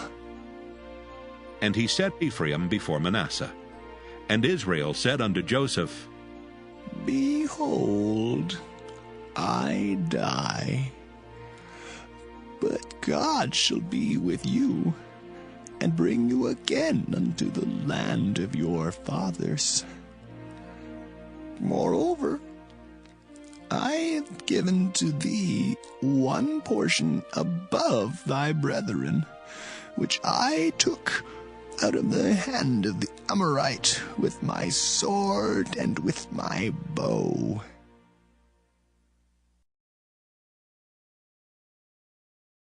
Genesis chapter 49. And Jacob called unto his sons, and said, Gather yourselves together, that I may tell you that which shall befall you in the last days. Gather yourselves together, and hear, ye sons of Jacob, and hearken unto Israel your father. Reuben, thou art my firstborn, my might, and the beginning of my strength, the excellency of dignity, and the excellency of power. Unstable as water, thou shalt not excel, because thou wentest up to thy father's bed, then defiledst thou it. He went up to my couch. Simeon and Levi are brethren. Instruments of cruelty are in their habitations. O my soul, come not thou into their secret, unto their assembly. Mine honor be not thou united. For in their anger they slew a man, and in their self-will they dig down a wall. Cursed be their anger, for it was fierce, and their wrath, for it was cruel. I will divide them in Jacob and scatter them in Israel. Judah, thou art he whom thy brethren shall praise. Thy hand shall be in the neck of thine enemies. Thy father's children shall bow down before thee. Judah is a lion's whelp. From the prey, my son, thou art gone up. He stooped down, he couched as a lion, and as an old lion, who shall rouse him up? The scepter shall not depart from Judah, nor a lawgiver from between his feet, until Shiloh come, and unto him shall the gathering of the people be. Binding his foal unto the vine, and his ass's colt unto the choice vine, he washed his garments in wine, and his clothes in the blood of grapes. His eyes shall be red with wine, and his teeth white with milk. Zebulun shall dwell at the haven of the sea, and he shall be for an haven of ships, and his border shall be unto Zidon.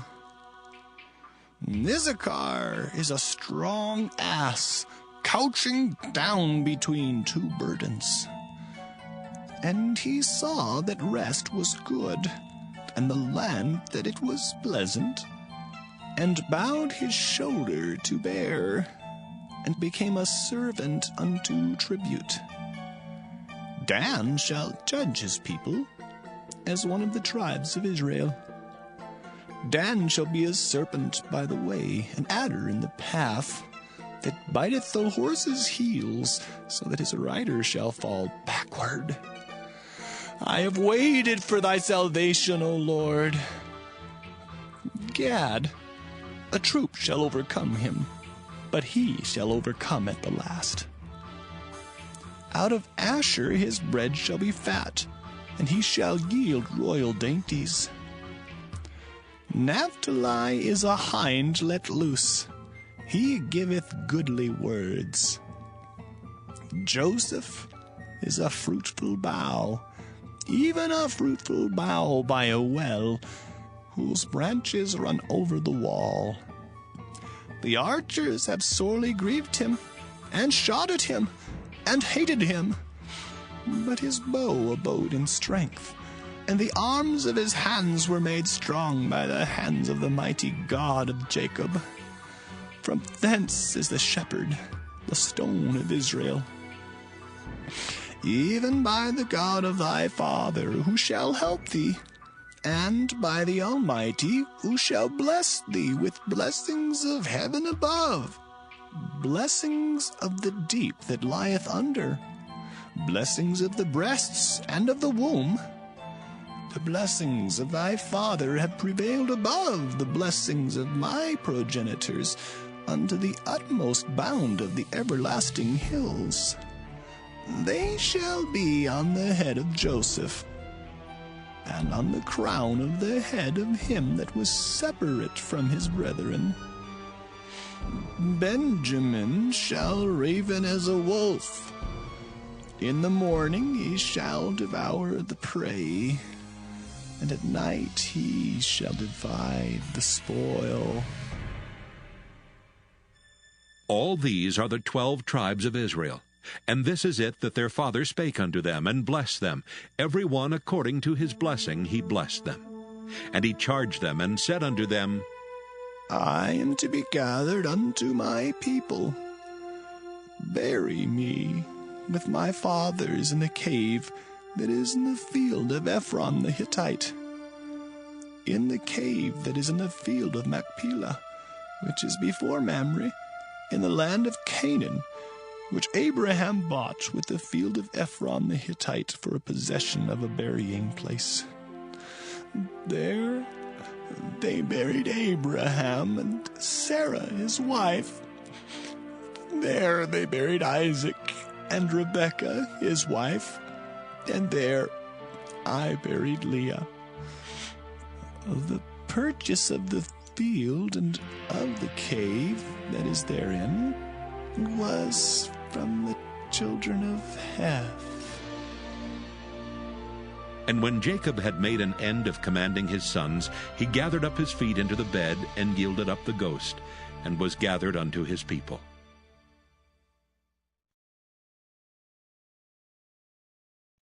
Genesis chapter 50. And Joseph fell upon his father's face, and wept upon him, and kissed him. And Joseph commanded his servants, the physicians, to embalm his father, and the physicians embalmed Israel. And 40 days were fulfilled for him, for so are fulfilled the days of those which are embalmed. And the Egyptians mourned for him 60 days. And when the days of his mourning were past, Joseph spake unto the house of Pharaoh, saying, If now I have found grace in your eyes, speak, I pray you, in the ears of Pharaoh, saying, My father made me swear, saying, Lo, I die. In my grave which I have digged for me in the land of Canaan, there shalt thou bury me. Now, therefore, let me go up, I pray thee, and bury my father, and I will come again. And Pharaoh said, Go up, and bury thy father, according as he made thee swear. And Joseph went up to bury his father, and with him went up all the servants of Pharaoh, the elders of his house, and all the elders of the land of Egypt, and all the house of Joseph, and his brethren, and his father's house. Only their little ones, and their flocks, and their herds, they left in the land of Goshen. And there went up with him both chariots and horsemen, and it was a very great company. And they came to the threshing floor of Atad, which is beyond Jordan, and there they mourned with a great and very sore lamentation. And he made a mourning for his father 7 days. And when the inhabitants of the land, the Canaanites, saw the mourning in the floor of Atad, they said, This is a grievous mourning to the Egyptians. Wherefore the name of it was called Abel Mizraim, which is beyond Jordan. And his sons did unto him according as he commanded them. For his sons carried him into the land of Canaan, and buried him in the cave of the field of Machpelah, which Abraham bought with the field for a possession of a burying place of Ephron the Hittite before Mamre. And Joseph returned into Egypt, he and his brethren, and all that went up with him to bury his father after he had buried his father. And when Joseph's brethren saw that their father was dead, they said, Joseph will peradventure hate us, and will certainly requite us all the evil which we did unto him. And they sent a messenger unto Joseph, saying, Thy father did command before he died, saying, So shall ye say unto Joseph, Forgive, I pray thee now, the trespass of thy brethren, and their sin, for they did unto thee evil. And now we pray thee, forgive the trespass of the servants of the God of thy father. And Joseph wept when they spake unto him. And his brethren also went and fell down before his face, and they said, Behold, we be thy servants. And Joseph said unto them, Fear not, for am I in the place of God? But as for you, ye thought evil against me. But God meant it unto good to bring to pass, as it is this day, to save much people alive. Now therefore fear ye not. I will nourish you and your little ones. And he comforted them, and spake kindly unto them. And Joseph dwelt in Egypt, he and his father's house. And Joseph lived 110 years. And Joseph saw Ephraim's children of the 3rd generation. The children also of Machir, the son of Manasseh, were brought up upon Joseph's knees. And Joseph said unto his brethren, I die, and God will surely visit you, and bring you out of this land, unto the land which he sware to Abraham, to Isaac, and to Jacob. And Joseph took an oath of the children of Israel, saying, God will surely visit you, and ye shall carry up my bones from hence. So Joseph died, being 110 years old. And they embalmed him, and he was put in a coffin in Egypt.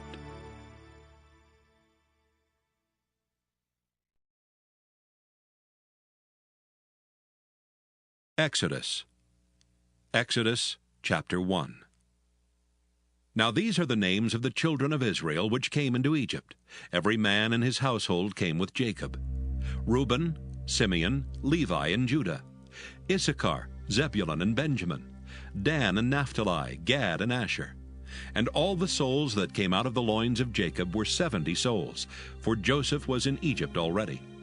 And Joseph died, and all his brethren, and all that generation. And the children of Israel were fruitful, and increased abundantly, and multiplied, and waxed exceedingly mighty, and the land was filled with them. Now there arose up a new king over Egypt, which knew not Joseph. And he said unto his people, Behold, the people of the children of Israel are more and mightier than we. Come on, let us deal wisely with them, lest they multiply, and it come to pass that when there falleth out any war, they join also unto our enemies, and fight against us, and so get them up out of the land. Therefore they did set over them taskmasters to afflict them with their burdens, and they built for Pharaoh treasure cities, Pithom and Raamses. But the more they afflicted them, the more they multiplied and grew, and they were grieved because of the children of Israel. And the Egyptians made the children of Israel to serve with rigor. And they made their lives bitter with hard bondage, in mortar and in brick, and in all manner of service in the field. All their service wherein they made them serve was with rigor. And the king of Egypt spake to the Hebrew midwives, of which the name of the one was Shiphrah, and the name of the other Puah.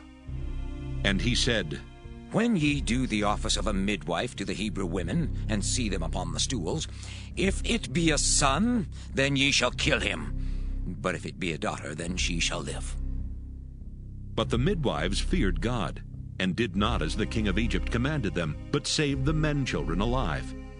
And the king of Egypt called for the midwives, and said unto them, Why have ye done this thing, and have saved the men children alive?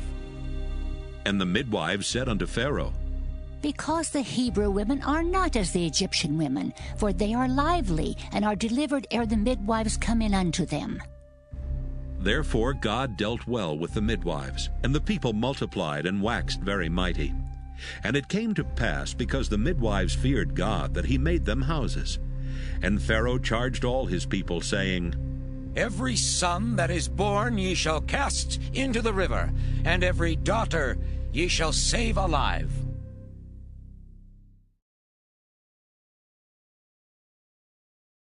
Exodus chapter 2. And there went a man of the house of Levi, and took to wife a daughter of Levi. And the woman conceived and bare a son, and when she saw him that he was a goodly child, she hid him 3 months. And when she could not longer hide him, she took for him an ark of bulrushes, and daubed it with slime and with pitch, and put the child therein. And she laid it in the flags by the river's brink. And his sister stood afar off to wit what would be done to him. And the daughter of Pharaoh came down to wash herself at the river, and her maidens walked along by the river's side. And when she saw the ark among the flags, she sent her maid to fetch it. And when she had opened it, she saw the child, and behold, the babe wept.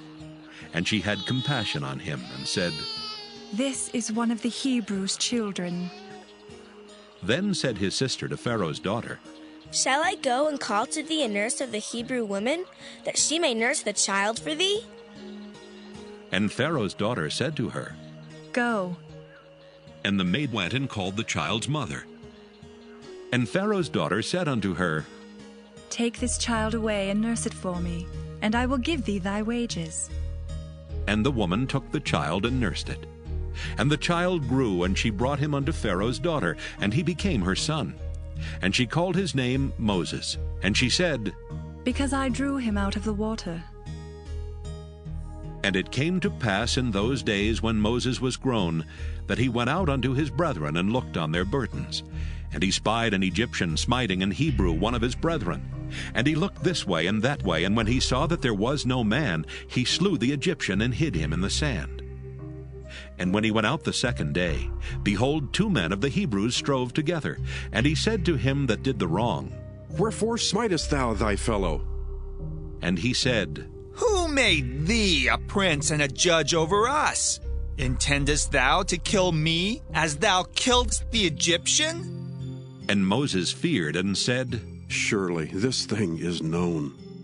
Now when Pharaoh heard this thing, he sought to slay Moses. But Moses fled from the face of Pharaoh, and dwelt in the land of Midian, and he sat down by a well.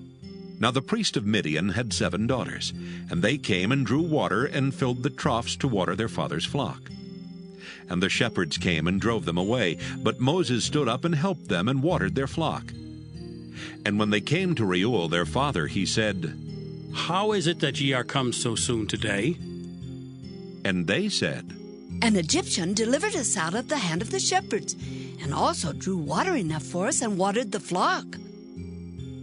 And he said unto his daughters, And where is he? Why is it that ye have left the man? Call him, that he may eat bread. And Moses was content to dwell with the man, and he gave Moses Zipporah his daughter. And she bare him a son, and he called his name Gershom. For he said, I have been a stranger in a strange land. And it came to pass in process of time that the king of Egypt died. And the children of Israel sighed by reason of the bondage, and they cried, and their cry came up unto God by reason of the bondage. And God heard their groaning, and God remembered his covenant with Abraham, with Isaac, and with Jacob. And God looked upon the children of Israel, and God had respect unto them.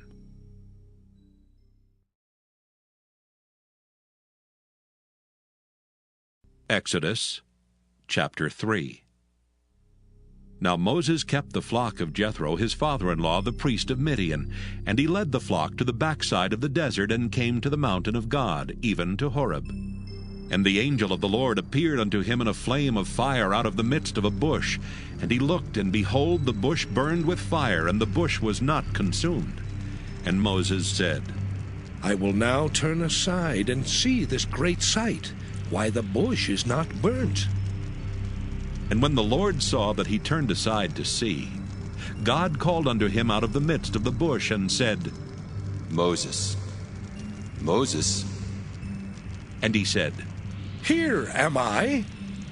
And he said, Draw not nigh hither. Put off thy shoes from off thy feet, for the place whereon thou standest is holy ground. Moreover he said, I am the God of thy father, the God of Abraham, the God of Isaac, and the God of Jacob.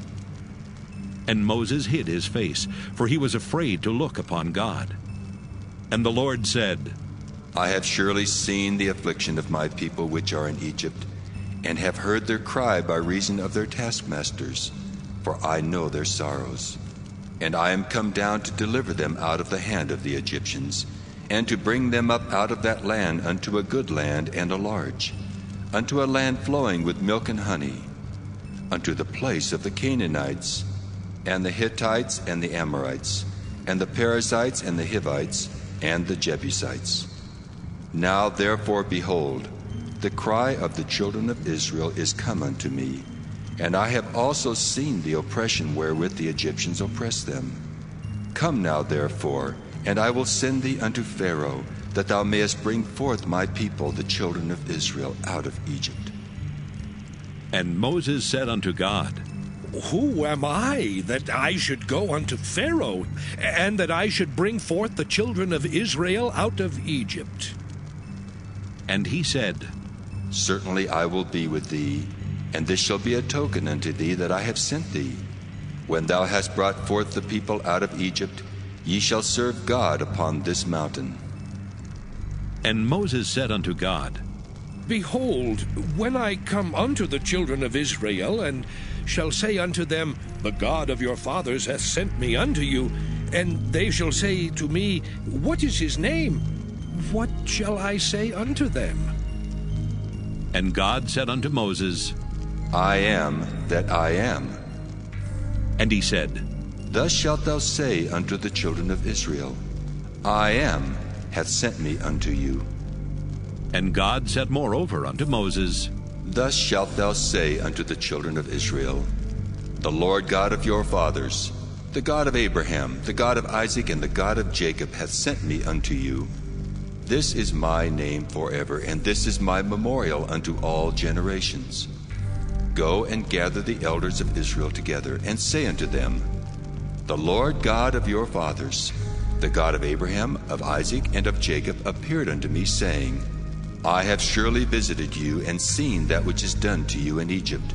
And I have said, I will bring you up out of the affliction of Egypt unto the land of the Canaanites, and the Hittites, and the Amorites, and the Perizzites, and the Hivites, and the Jebusites, unto a land flowing with milk and honey.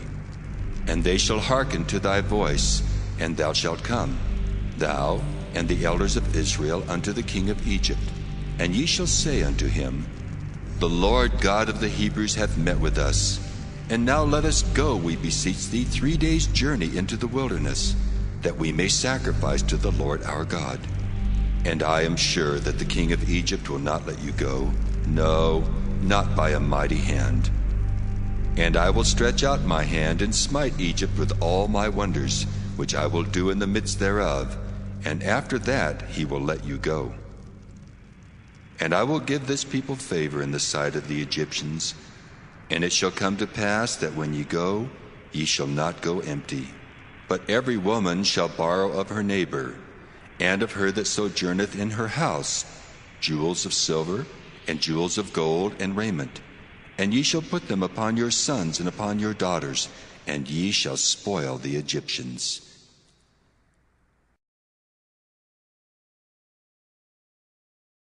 Exodus chapter 4. And Moses answered and said, But behold, they will not believe me, nor hearken unto my voice, for they will say, The Lord hath not appeared unto thee. And the Lord said unto him, What is that in thine hand? And he said, A rod. And he said, Cast it on the ground. And he cast it on the ground, and it became a serpent, and Moses fled from before it.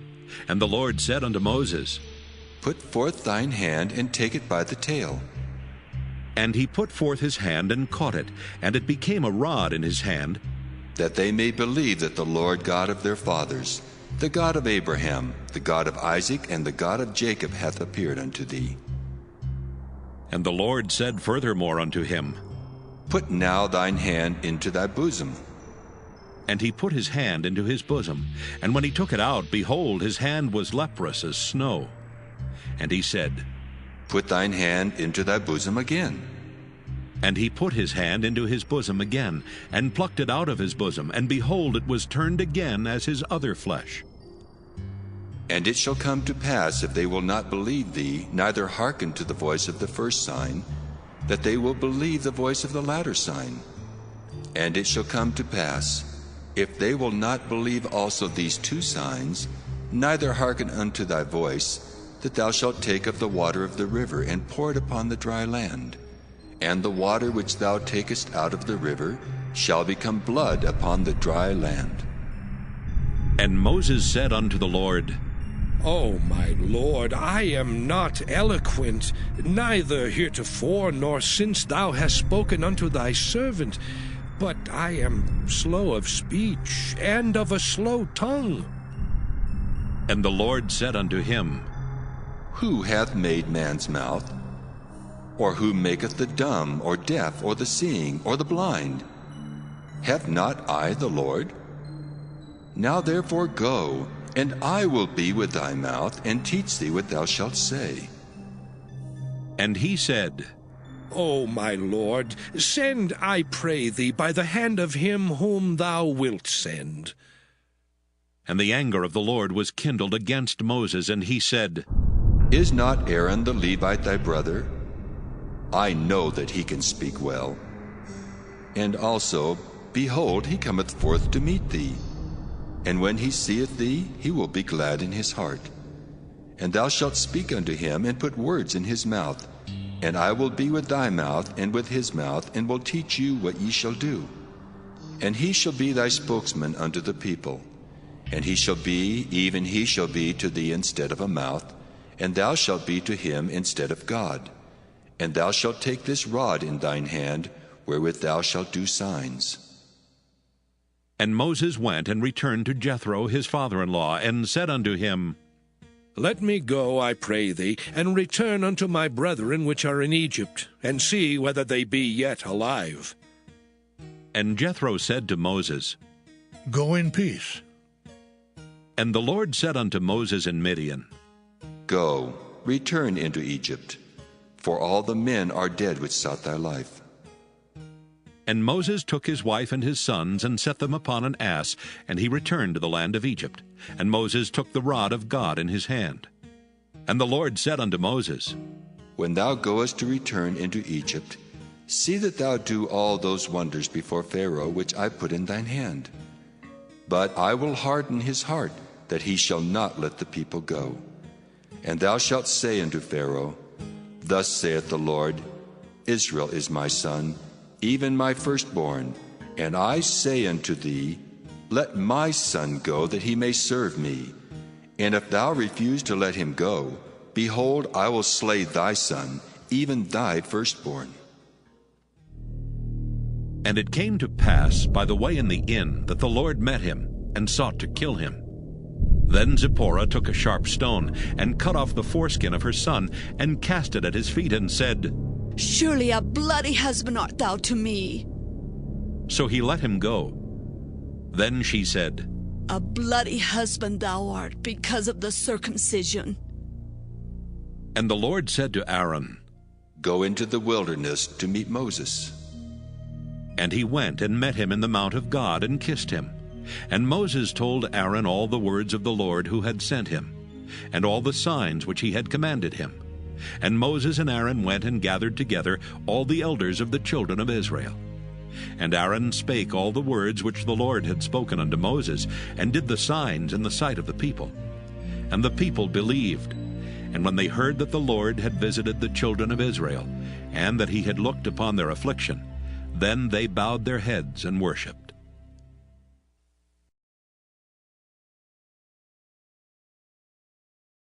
Exodus chapter 5. And afterward Moses and Aaron went in and told Pharaoh, Thus saith the Lord God of Israel, Let my people go, that they may hold a feast unto me in the wilderness. And Pharaoh said, Who is the Lord, that I should obey his voice to let Israel go? I know not the Lord, neither will I let Israel go. And they said, The God of the Hebrews hath met with us. Let us go, we pray thee, 3 days' journey into the desert, and sacrifice unto the Lord our God, lest he fall upon us with pestilence or with the sword. And the king of Egypt said unto them, Wherefore do ye, Moses and Aaron, let the people from their works? Get you unto your burdens. And Pharaoh said, Behold, the people of the land now are many, and ye make them rest from their burdens? And Pharaoh commanded the same day the taskmasters of the people and their officers, saying, Ye shall no more give the people straw to make brick, as heretofore. Let them go and gather straw for themselves, and the tale of the bricks which they did make heretofore ye shall lay upon them. Ye shall not diminish aught thereof. For they be idle. Therefore they cry, saying, Let us go and sacrifice to our God. Let their more work be laid upon the men, that they may labor therein, and let them not regard vain words. And the taskmasters of the people went out, and their officers, and they spake to the people, saying, Thus saith Pharaoh, I will not give you straw. Go ye, get you straw where ye can find it, yet not aught of your work shall be diminished. So the people were scattered abroad throughout all the land of Egypt to gather stubble instead of straw. And the taskmasters hasted them, saying, Fulfill your works, your daily tasks, as when there was straw. And the officers of the children of Israel, which Pharaoh's taskmasters had set over them, were beaten and demanded, Wherefore have ye not fulfilled your task in making brick both yesterday and today as heretofore? Then the officers of the children of Israel came and cried unto Pharaoh, saying, Wherefore dealest thou thus with thy servants? There is no straw given unto thy servants, and they say to us, Make brick, and behold, thy servants are beaten. But the fault is in thine own people. But he said, Ye are idle, therefore ye say, Let us go and do sacrifice to the Lord. Go therefore now and work, for there shall no straw be given you, yet shall ye deliver the tale of bricks. And the officers of the children of Israel did see that they were in evil case, after it was said, Ye shall not minish aught from your bricks of your daily task. And they met Moses and Aaron, who stood in the way as they came forth from Pharaoh. And they said unto them, The Lord look upon you and judge, because ye have made our Savior to be abhorred in the eyes of Pharaoh, and in the eyes of his servants, to put a sword in their hand to slay us. And Moses returned unto the Lord, and said, Lord, wherefore hast thou so evil entreated this people? Why is it that thou hast sent me? For since I came to Pharaoh to speak in thy name, he hath done evil to this people. Neither hast thou delivered thy people at all.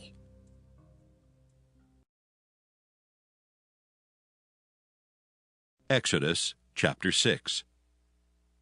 Then the Lord said unto Moses, Now shalt thou see what I will do to Pharaoh. For with a strong hand shall he let them go, and with a strong hand shall he drive them out of his land. And God spake unto Moses, and said unto him, I am the Lord, and I appeared unto Abraham, unto Isaac, and unto Jacob by the name of God Almighty. But by my name Jehovah was I not known to them. And I have also established my covenant with them, to give them the land of Canaan, the land of their pilgrimage wherein they were strangers. And I have also heard the groaning of the children of Israel, whom the Egyptians keep in bondage, and I have remembered my covenant. Wherefore say unto the children of Israel, I am the Lord, and I will bring you out from under the burdens of the Egyptians, and I will rid you out of their bondage, and I will redeem you with a stretched out arm and with great judgments. And I will take you to me for a people, and I will be to you a God. And ye shall know that I am the Lord your God, which bringeth you out from under the burdens of the Egyptians. And I will bring you in unto the land, concerning the which I did swear to give it to Abraham, to Isaac, and to Jacob. And I will give it you for an heritage. I am the Lord. And Moses spake so unto the children of Israel. But they hearkened not unto Moses for anguish of spirit and for cruel bondage. And the Lord spake unto Moses, saying, Go in, speak unto Pharaoh king of Egypt, that he let the children of Israel go out of his land. And Moses spake before the Lord, saying, Behold, the children of Israel have not hearkened unto me. How then shall Pharaoh hear me, who am of uncircumcised lips? And the Lord spake unto Moses and unto Aaron, and gave them a charge unto the children of Israel, and unto Pharaoh king of Egypt, to bring the children of Israel out of the land of Egypt. These be the heads of their fathers' houses. The sons of Reuben, the firstborn of Israel, Hanok and Palu, Hezron and Carmi. These be the families of Reuben. And the sons of Simeon, Jemuel and Jamin, and Ohad and Jachin, and Zohar and Shaul, the son of a Canaanitish woman. These are the families of Simeon. And these are the names of the sons of Levi according to their generations, Gershon and Kohath and Merari. And the years of the life of Levi were 137 years. The sons of Gershon, Libni and Shimei according to their families. And the sons of Kohath, Amram and Izhar and Hebron and Uzziel. And the years of the life of Kohath were 133 years. And the sons of Merari, Mahali and Mushi. These are the families of Levi according to their generations. And Amram took him Jochebed, his father's sister, to wife, and she bare him Aaron and Moses. And the years of the life of Amram were 137 years. And the sons of Izhar, Korah and Nepheg and Zichri. And the sons of Uzziel, Mishael and Elzaphan and Zithri. And Aaron took him Elisheba, daughter of Aminadab, sister of Naashon, to wife, and she bare him Nadab and Abihu, Eleazar and Ithamar. And the sons of Korah, Asher and Elkanah, and Abisaph. These are the families of the Korhites. And Eleazar, Aaron's son, took him one of the daughters of Putiel to wife, and she bare him Phinehas. These are the heads of the fathers of the Levites according to their families. These are that Aaron and Moses, to whom the Lord said, Bring out the children of Israel from the land of Egypt, according to their armies. These are they which spake to Pharaoh king of Egypt, to bring out the children of Israel from Egypt. These are that Moses and Aaron. And it came to pass on the day when the Lord spake unto Moses in the land of Egypt, that the Lord spake unto Moses, saying, I am the Lord. Speak thou unto Pharaoh, king of Egypt, all that I say unto thee. And Moses said before the Lord, Lord, behold, I am of uncircumcised lips, and how shall Pharaoh hearken unto me?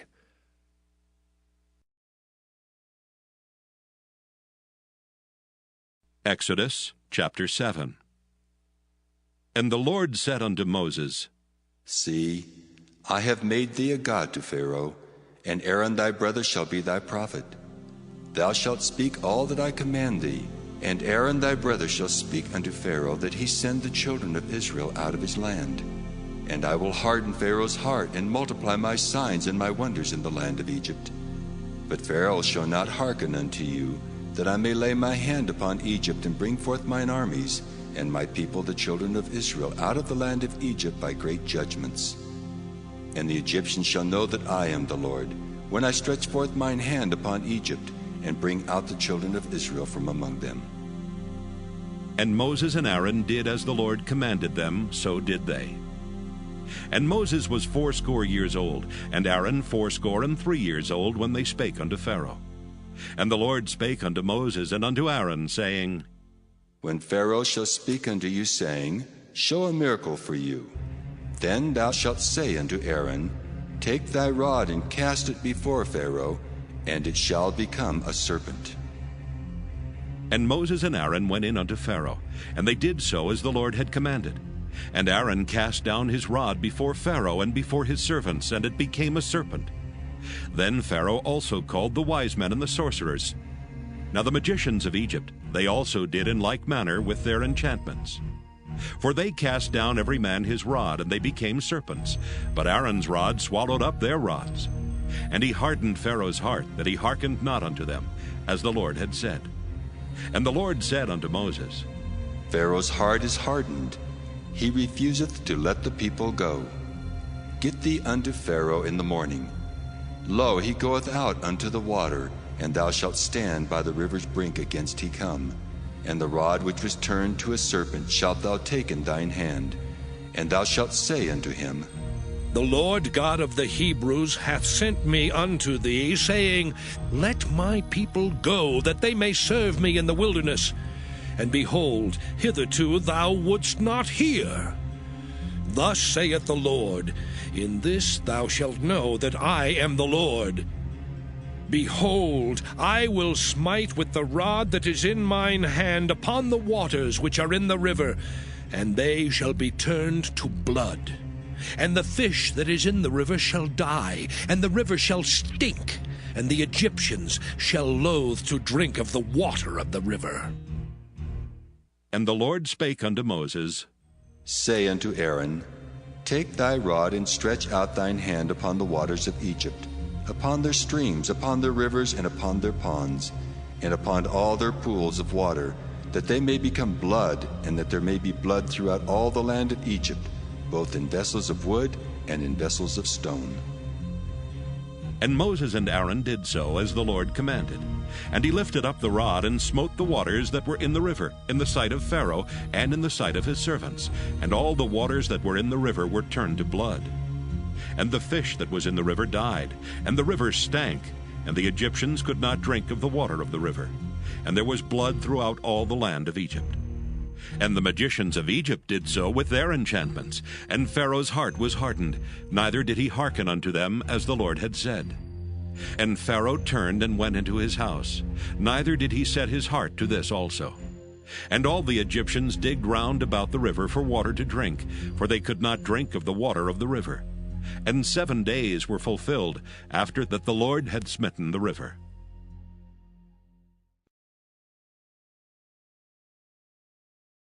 Exodus chapter 8.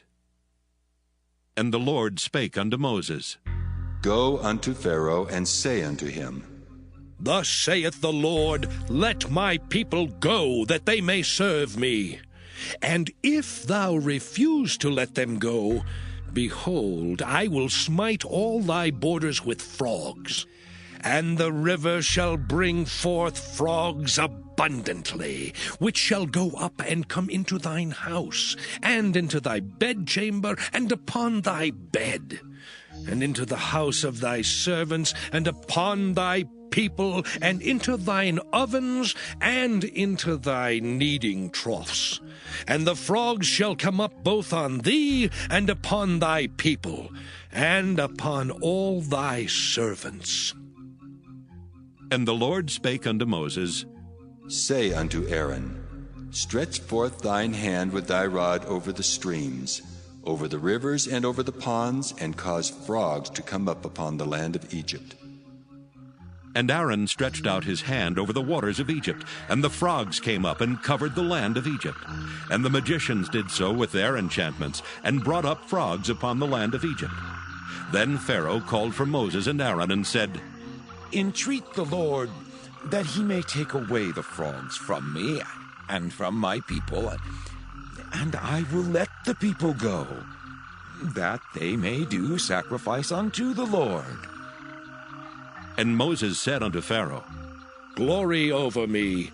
When shall I entreat for thee, and for thy servants, and for thy people, to destroy the frogs from thee and thy houses, that they may remain in the river only? And he said, Tomorrow. And he said, Be it according to thy word, that thou mayest know that there is none like unto the Lord our God. And the frogs shall depart from thee, and from thy houses, and from thy servants, and from thy people.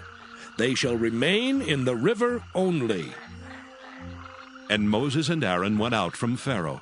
And Moses cried unto the Lord because of the frogs which he had brought against Pharaoh.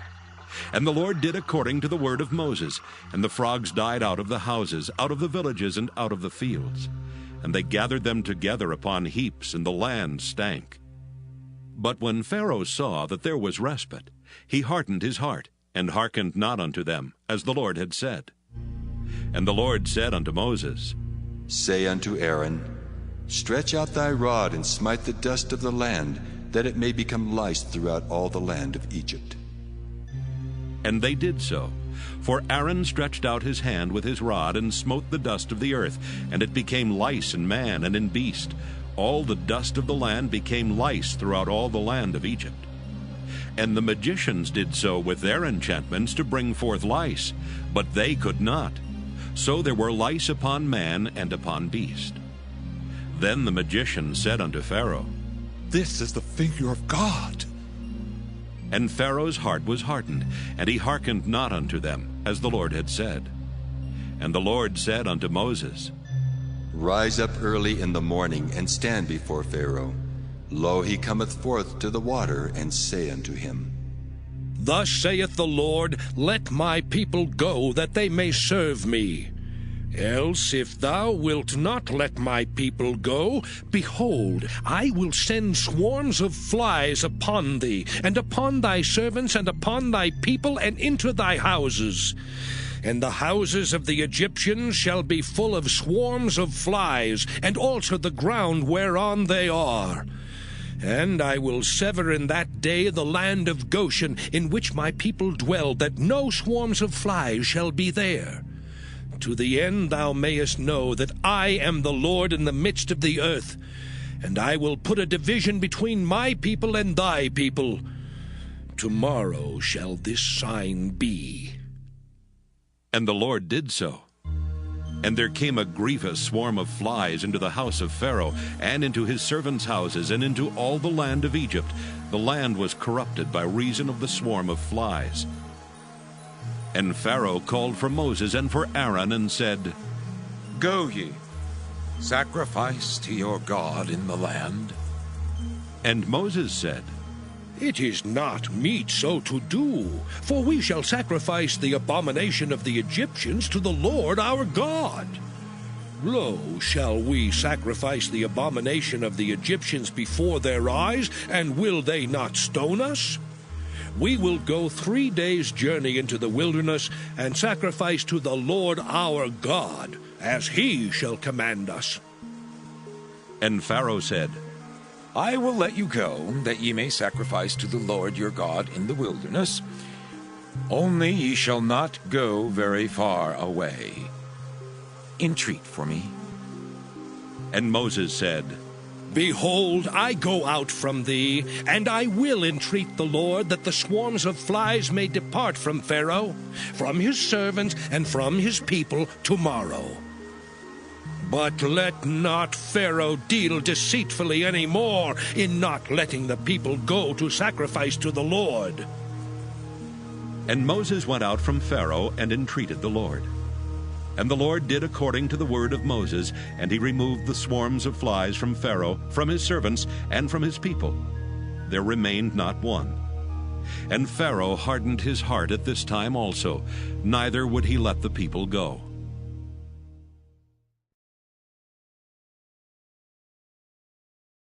Exodus chapter 9.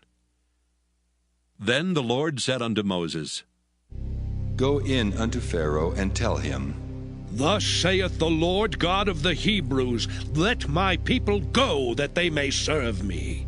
For if thou refuse to let them go, and wilt hold them still, behold, the hand of the Lord is upon thy cattle which is in the field, upon the horses, upon the asses, upon the camels, upon the oxen, and upon the sheep. There shall be a very grievous murrain. And the Lord shall sever between the cattle of Israel and the cattle of Egypt, and there shall nothing die of all that is the children's of Israel. And the Lord appointed a set time, saying, Tomorrow the Lord shall do this thing in the land. And the Lord did that thing on the morrow, and all the cattle of Egypt died. But of the cattle of the children of Israel died not one. And Pharaoh sent, and behold, there was not one of the cattle of the Israelites dead. And the heart of Pharaoh was hardened, and he did not let the people go. And the Lord said unto Moses and unto Aaron, Take to you handfuls of ashes of the furnace, and let Moses sprinkle it toward the heaven in the sight of Pharaoh. And it shall become small dust in all the land of Egypt, and shall be a boil breaking forth with blains upon man and upon beast, throughout all the land of Egypt. And they took ashes of the furnace and stood before Pharaoh. And Moses sprinkled it up toward heaven, and it became a boil breaking forth with blains upon man and upon beast. And the magicians could not stand before Moses because of the boils, for the boil was upon the magicians and upon all the Egyptians. And the Lord hardened the heart of Pharaoh, and he hearkened not unto them, as the Lord had spoken unto Moses. And the Lord said unto Moses, Rise up early in the morning, and stand before Pharaoh, and say unto him, Thus saith the Lord God of the Hebrews, Let my people go, that they may serve me. For I will at this time send all my plagues upon thine heart, and upon thy servants, and upon thy people, that thou mayest know that there is none like me in all the earth. For now I will stretch out my hand, that I may smite thee and thy people with pestilence, and thou shalt be cut off from the earth. And in very deed for this cause have I raised thee up, for to show in thee my power, and that my name may be declared throughout all the earth. As yet exaltest thou thyself against my people, that thou wilt not let them go? Behold, tomorrow, about this time, I will cause it to rain a very grievous hail, such as hath not been in Egypt since the foundation thereof, even until now. Send therefore now, and gather thy cattle, and all that thou hast in the field. For upon every man and beast which shall be found in the field, and shall not be brought home, the hail shall come down upon them, and they shall die. He that feared the word of the Lord among the servants of Pharaoh made his servants and his cattle flee into the houses. And he that regarded not the word of the Lord left his servants and his cattle in the field. And the Lord said unto Moses, Stretch forth thine hand toward heaven, that there may be hail in all the land of Egypt, upon man and upon beast, and upon every herb of the field throughout the land of Egypt. And Moses stretched forth his rod toward heaven, and the Lord sent thunder and hail, and the fire ran along upon the ground. And the Lord rained hail upon the land of Egypt. So there was hail and fire mingled with the hail, very grievous, such as there was none like it in all the land of Egypt since it became a nation. And the hail smote throughout all the land of Egypt all that was in the field, both man and beast. And the hail smote every herb of the field, and brake every tree of the field. Only in the land of Goshen, where the children of Israel were, was there no hail. And Pharaoh sent and called for Moses and Aaron, and said unto them, I have sinned this time. The Lord is righteous, and I and my people are wicked. Entreat the Lord, for it is enough that there be no more mighty thunderings and hail, and I will let you go, and ye shall stay no longer. And Moses said unto him, As soon as I am gone out of the city, I will spread abroad my hands unto the Lord. And the thunder shall cease, neither shall there be any more hail, that thou mayest know how that the earth is the Lord's. But as for thee and thy servants, I know that ye will not yet fear the Lord God.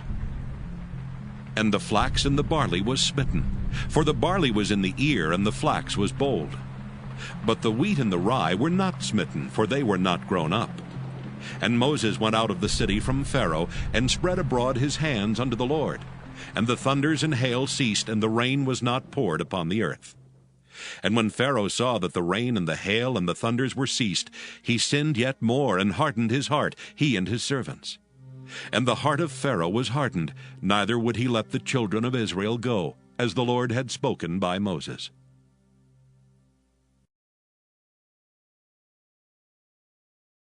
Exodus chapter 10. And the Lord said unto Moses, Go in unto Pharaoh, for I have hardened his heart and the heart of his servants, that I might show these my signs before him, and that thou mayest tell in the ears of thy son, and of thy son's son, what things I have wrought in Egypt, and my signs which I have done among them, that ye may know how that I am the Lord. And Moses and Aaron came in unto Pharaoh, and said unto him, Thus saith the Lord God of the Hebrews, How long wilt thou refuse to humble thyself before me? Let my people go, that they may serve me. Else, if thou refuse to let my people go, behold, tomorrow will I bring the locusts into thy coast, and they shall cover the face of the earth, that one cannot be able to see the earth. And they shall eat the residue of that which is escaped, which remaineth unto you from the hail, and shall eat every tree which groweth for you out of the field. And they shall fill thy houses, and the houses of all thy servants, and the houses of all the Egyptians, which neither thy fathers nor thy fathers' fathers have seen, since the day that they were upon the earth unto this day. And he turned himself and went out from Pharaoh. And Pharaoh's servants said unto him, How long shall this man be a snare to us? Let the men go, that they may serve the Lord their God. Knowest thou not yet that Egypt is destroyed? And Moses and Aaron were brought again unto Pharaoh, and he said unto them, Go, serve the Lord your God. But who are they that shall go? And Moses said, We will go with our young and with our old, with our sons and with our daughters, with our flocks and with our herds will we go, for we must hold a feast unto the Lord. And he said unto them, Let the Lord be so with you, as I will let you go. And your little ones, look to it, for evil is before you. Not so. Go now, ye that are men, and serve the Lord, for that ye did desire. And they were driven out from Pharaoh's presence. And the Lord said unto Moses, Stretch out thine hand over the land of Egypt, for the locusts, that they may come up upon the land of Egypt, and eat every herb of the land, even all that the hail hath left. And Moses stretched forth his rod over the land of Egypt, and the Lord brought an east wind upon the land all that day and all that night. And when it was morning, the east wind brought the locusts. And the locusts went up over all the land of Egypt, and rested in all the coasts of Egypt. Very grievous were they. Before them there were no such locusts as they, neither after them shall be such. For they covered the face of the whole earth, so that the land was darkened. And they did eat every herb of the land, and all the fruit of the trees which the hail had left. And there remained not any green thing in the trees, or in the herbs of the field, through all the land of Egypt. Then Pharaoh called for Moses and Aaron in haste, and he said, I have sinned against the Lord your God and against you. Now therefore forgive, I pray thee, my sin only this once, and entreat the Lord your God that he may take away from me this death only. And he went out from Pharaoh and entreated the Lord. And the Lord turned a mighty strong west wind, which took away the locusts and cast them into the Red Sea. There remained not one locust in all the coasts of Egypt. But the Lord hardened Pharaoh's heart, so that he would not let the children of Israel go. And the Lord said unto Moses, Stretch out thine hand toward heaven, that there may be darkness over the land of Egypt, even darkness which may be felt. And Moses stretched forth his hand toward heaven, and there was a thick darkness in all the land of Egypt 3 days. They saw not one another, neither rose any from his place for 3 days. But all the children of Israel had light in their dwellings. And Pharaoh called unto Moses and said, Go ye, serve the Lord, only let your flocks and your herds be stayed. Let your little ones also go with you. And Moses said, Thou must give us also sacrifices and burnt offerings, that we may sacrifice unto the Lord our God. Our cattle also shall go with us. There shall not an hoof be left behind. For thereof must we take to serve the Lord our God. And we know not with what we must serve the Lord until we come thither. But the Lord hardened Pharaoh's heart, and he would not let them go. And Pharaoh said unto him, Get thee from me!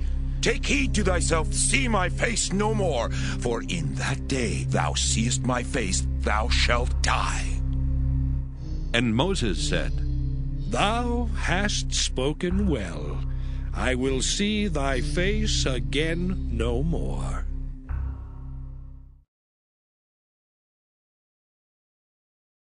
Exodus chapter 11.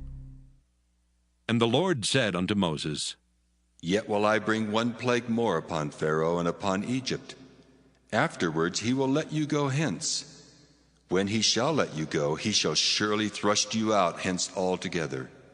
Speak now in the ears of the people, and let every man borrow of his neighbor, and every woman of her neighbor, jewels of silver and jewels of gold.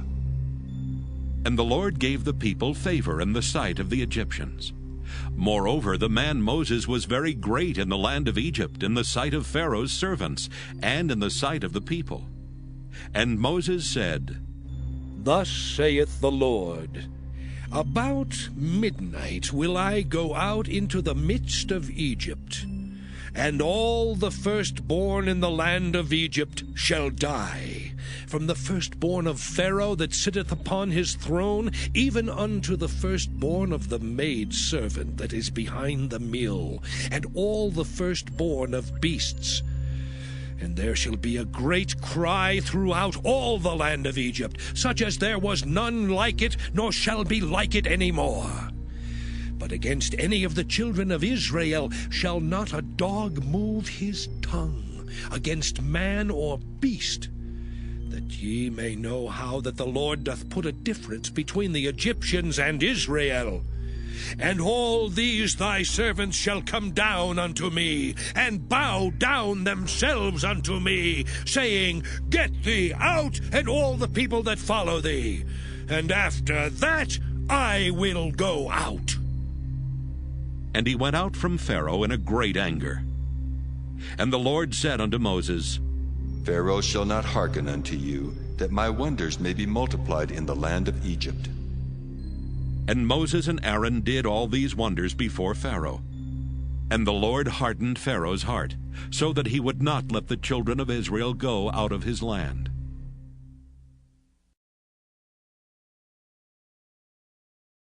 Exodus chapter 12. And the Lord spake unto Moses and Aaron in the land of Egypt, saying, This month shall be unto you the beginning of months. It shall be the first month of the year to you. Speak ye unto all the congregation of Israel, saying, In the 10th day of this month they shall take to them every man a lamb, according to the house of their fathers, a lamb for an house. And if the household be too little for the lamb, let him and his neighbor next unto his house take it according to the number of the souls. Every man according to his eating shall make your count for the lamb. Your lamb shall be without blemish, a male of the first year. Ye shall take it out from the sheep or from the goats, and ye shall keep it up until the 14th day of the same month. And the whole assembly of the congregation of Israel shall kill it in the evening. And they shall take of the blood, and strike it on the 2 side posts and on the upper doorpost of the houses wherein they shall eat it. And they shall eat the flesh in that night, roast with fire, and unleavened bread, and with bitter herbs they shall eat it. Eat not of it raw, nor sodden at all with water, but roast with fire, his head with his legs, and with the purtenance thereof. And ye shall let nothing of it remain until the morning, and that which remaineth of it until the morning ye shall burn with fire. And thus shall ye eat it, with your loins girded, your shoes on your feet, and your staff in your hand. And ye shall eat it in haste. It is the Lord's Passover. For I will pass through the land of Egypt this night, and will smite all the firstborn in the land of Egypt, both man and beast. And against all the gods of Egypt I will execute judgment. I am the Lord. And the blood shall be to you for a token upon the houses where ye are. And when I see the blood, I will pass over you, and the plague shall not be upon you to destroy you when I smite the land of Egypt. And this day shall be unto you for a memorial, and ye shall keep it a feast to the Lord throughout your generations. Ye shall keep it a feast by an ordinance forever. 7 days shall ye eat unleavened bread. Even the first day ye shall put away leaven out of your houses. For whosoever eateth leavened bread from the first day until the 7th day, that soul shall be cut off from Israel. And in the first day there shall be an holy convocation. And in the 7th day there shall be an holy convocation to you. No manner of work shall be done in them, save that which every man must eat, that only may be done of you. And ye shall observe the feast of unleavened bread.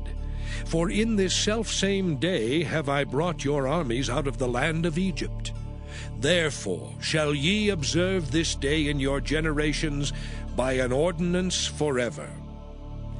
In the 1st month, on the 14th day of the month at even, ye shall eat unleavened bread, until the 21st day of the month at even. 7 days shall there be no leaven found in your houses. For whosoever eateth that which is leavened, even that soul shall be cut off from the congregation of Israel, whether he be a stranger or born in the land. Ye shall eat nothing leavened. In all your habitations shall ye eat unleavened bread. Then Moses called for all the elders of Israel, and said unto them, Draw out and take you a lamb according to your families, and kill the Passover. And ye shall take a bunch of hyssop, and dip it in the blood that is in the basin, and strike the lintel and the 2 side posts with the blood that is in the basin. And none of you shall go out at the door of his house until the morning. For the Lord will pass through to smite the Egyptians, and when he seeth the blood upon the lintel and on the 2 side posts, the Lord will pass over the door, and will not suffer the destroyer to come in unto your houses to smite you. And ye shall observe this thing for an ordinance to thee and to thy sons forever. And it shall come to pass, when ye be come to the land which the Lord will give you, according as he hath promised, that ye shall keep this service. And it shall come to pass, when your children shall say unto you, What mean ye by this service? That ye shall say, It is the sacrifice of the Lord's Passover, who passed over the houses of the children of Israel in Egypt, when he smote the Egyptians and delivered our houses. And the people bowed the head and worshipped. And the children of Israel went away and did as the Lord had commanded Moses and Aaron, so did they. And it came to pass that at midnight the Lord smote all the firstborn in the land of Egypt, from the firstborn of Pharaoh that sat on his throne unto the firstborn of the captive that was in the dungeon, and all the firstborn of cattle. And Pharaoh rose up in the night, he and all his servants and all the Egyptians. And there was a great cry in Egypt, for there was not a house where there was not one dead. And he called for Moses and Aaron by night and said, Rise up, and get you forth from among my people, both ye and the children of Israel, and go, serve the Lord as ye have said. Also take your flocks and your herds as ye have said, and be gone. And bless me also. And the Egyptians were urgent upon the people, that they might send them out of the land in haste, for they said, We be all dead men. And the people took their dough before it was leavened, their kneading troughs being bound up in their clothes upon their shoulders. And the children of Israel did according to the word of Moses. And they borrowed of the Egyptians jewels of silver and jewels of gold and raiment. And the Lord gave the people favor in the sight of the Egyptians, so that they lent unto them such things as they required, and they spoiled the Egyptians. And the children of Israel journeyed from Ramesses to Succoth, about 600,000 on foot that were men beside children. And a mixed multitude went up also with them, and flocks and herds, even very much cattle. And they baked unleavened cakes of the dough which they brought forth out of Egypt, for it was not leavened, because they were thrust out of Egypt and could not tarry, neither had they prepared for themselves any victual. Now the sojourning of the children of Israel who dwelt in Egypt was 430 years. And it came to pass at the end of the 430 years, even the selfsame day it came to pass, that all the hosts of the Lord went out from the land of Egypt. It is a night to be much observed unto the Lord for bringing them out from the land of Egypt. This is that night of the Lord to be observed of all the children of Israel in their generations. And the Lord said unto Moses and Aaron, This is the ordinance of the Passover. There shall no stranger eat thereof, but every man's servant that is bought for money, when thou hast circumcised him, then shall he eat thereof. A foreigner and an hired servant shall not eat thereof. In one house shall it be eaten. Thou shalt not carry forth aught of the flesh abroad out of the house, neither shall ye break a bone thereof. All the congregation of Israel shall keep it. And when a stranger shall sojourn with thee, and will keep the Passover to the Lord, let all his males be circumcised, and then let him come near and keep it. And he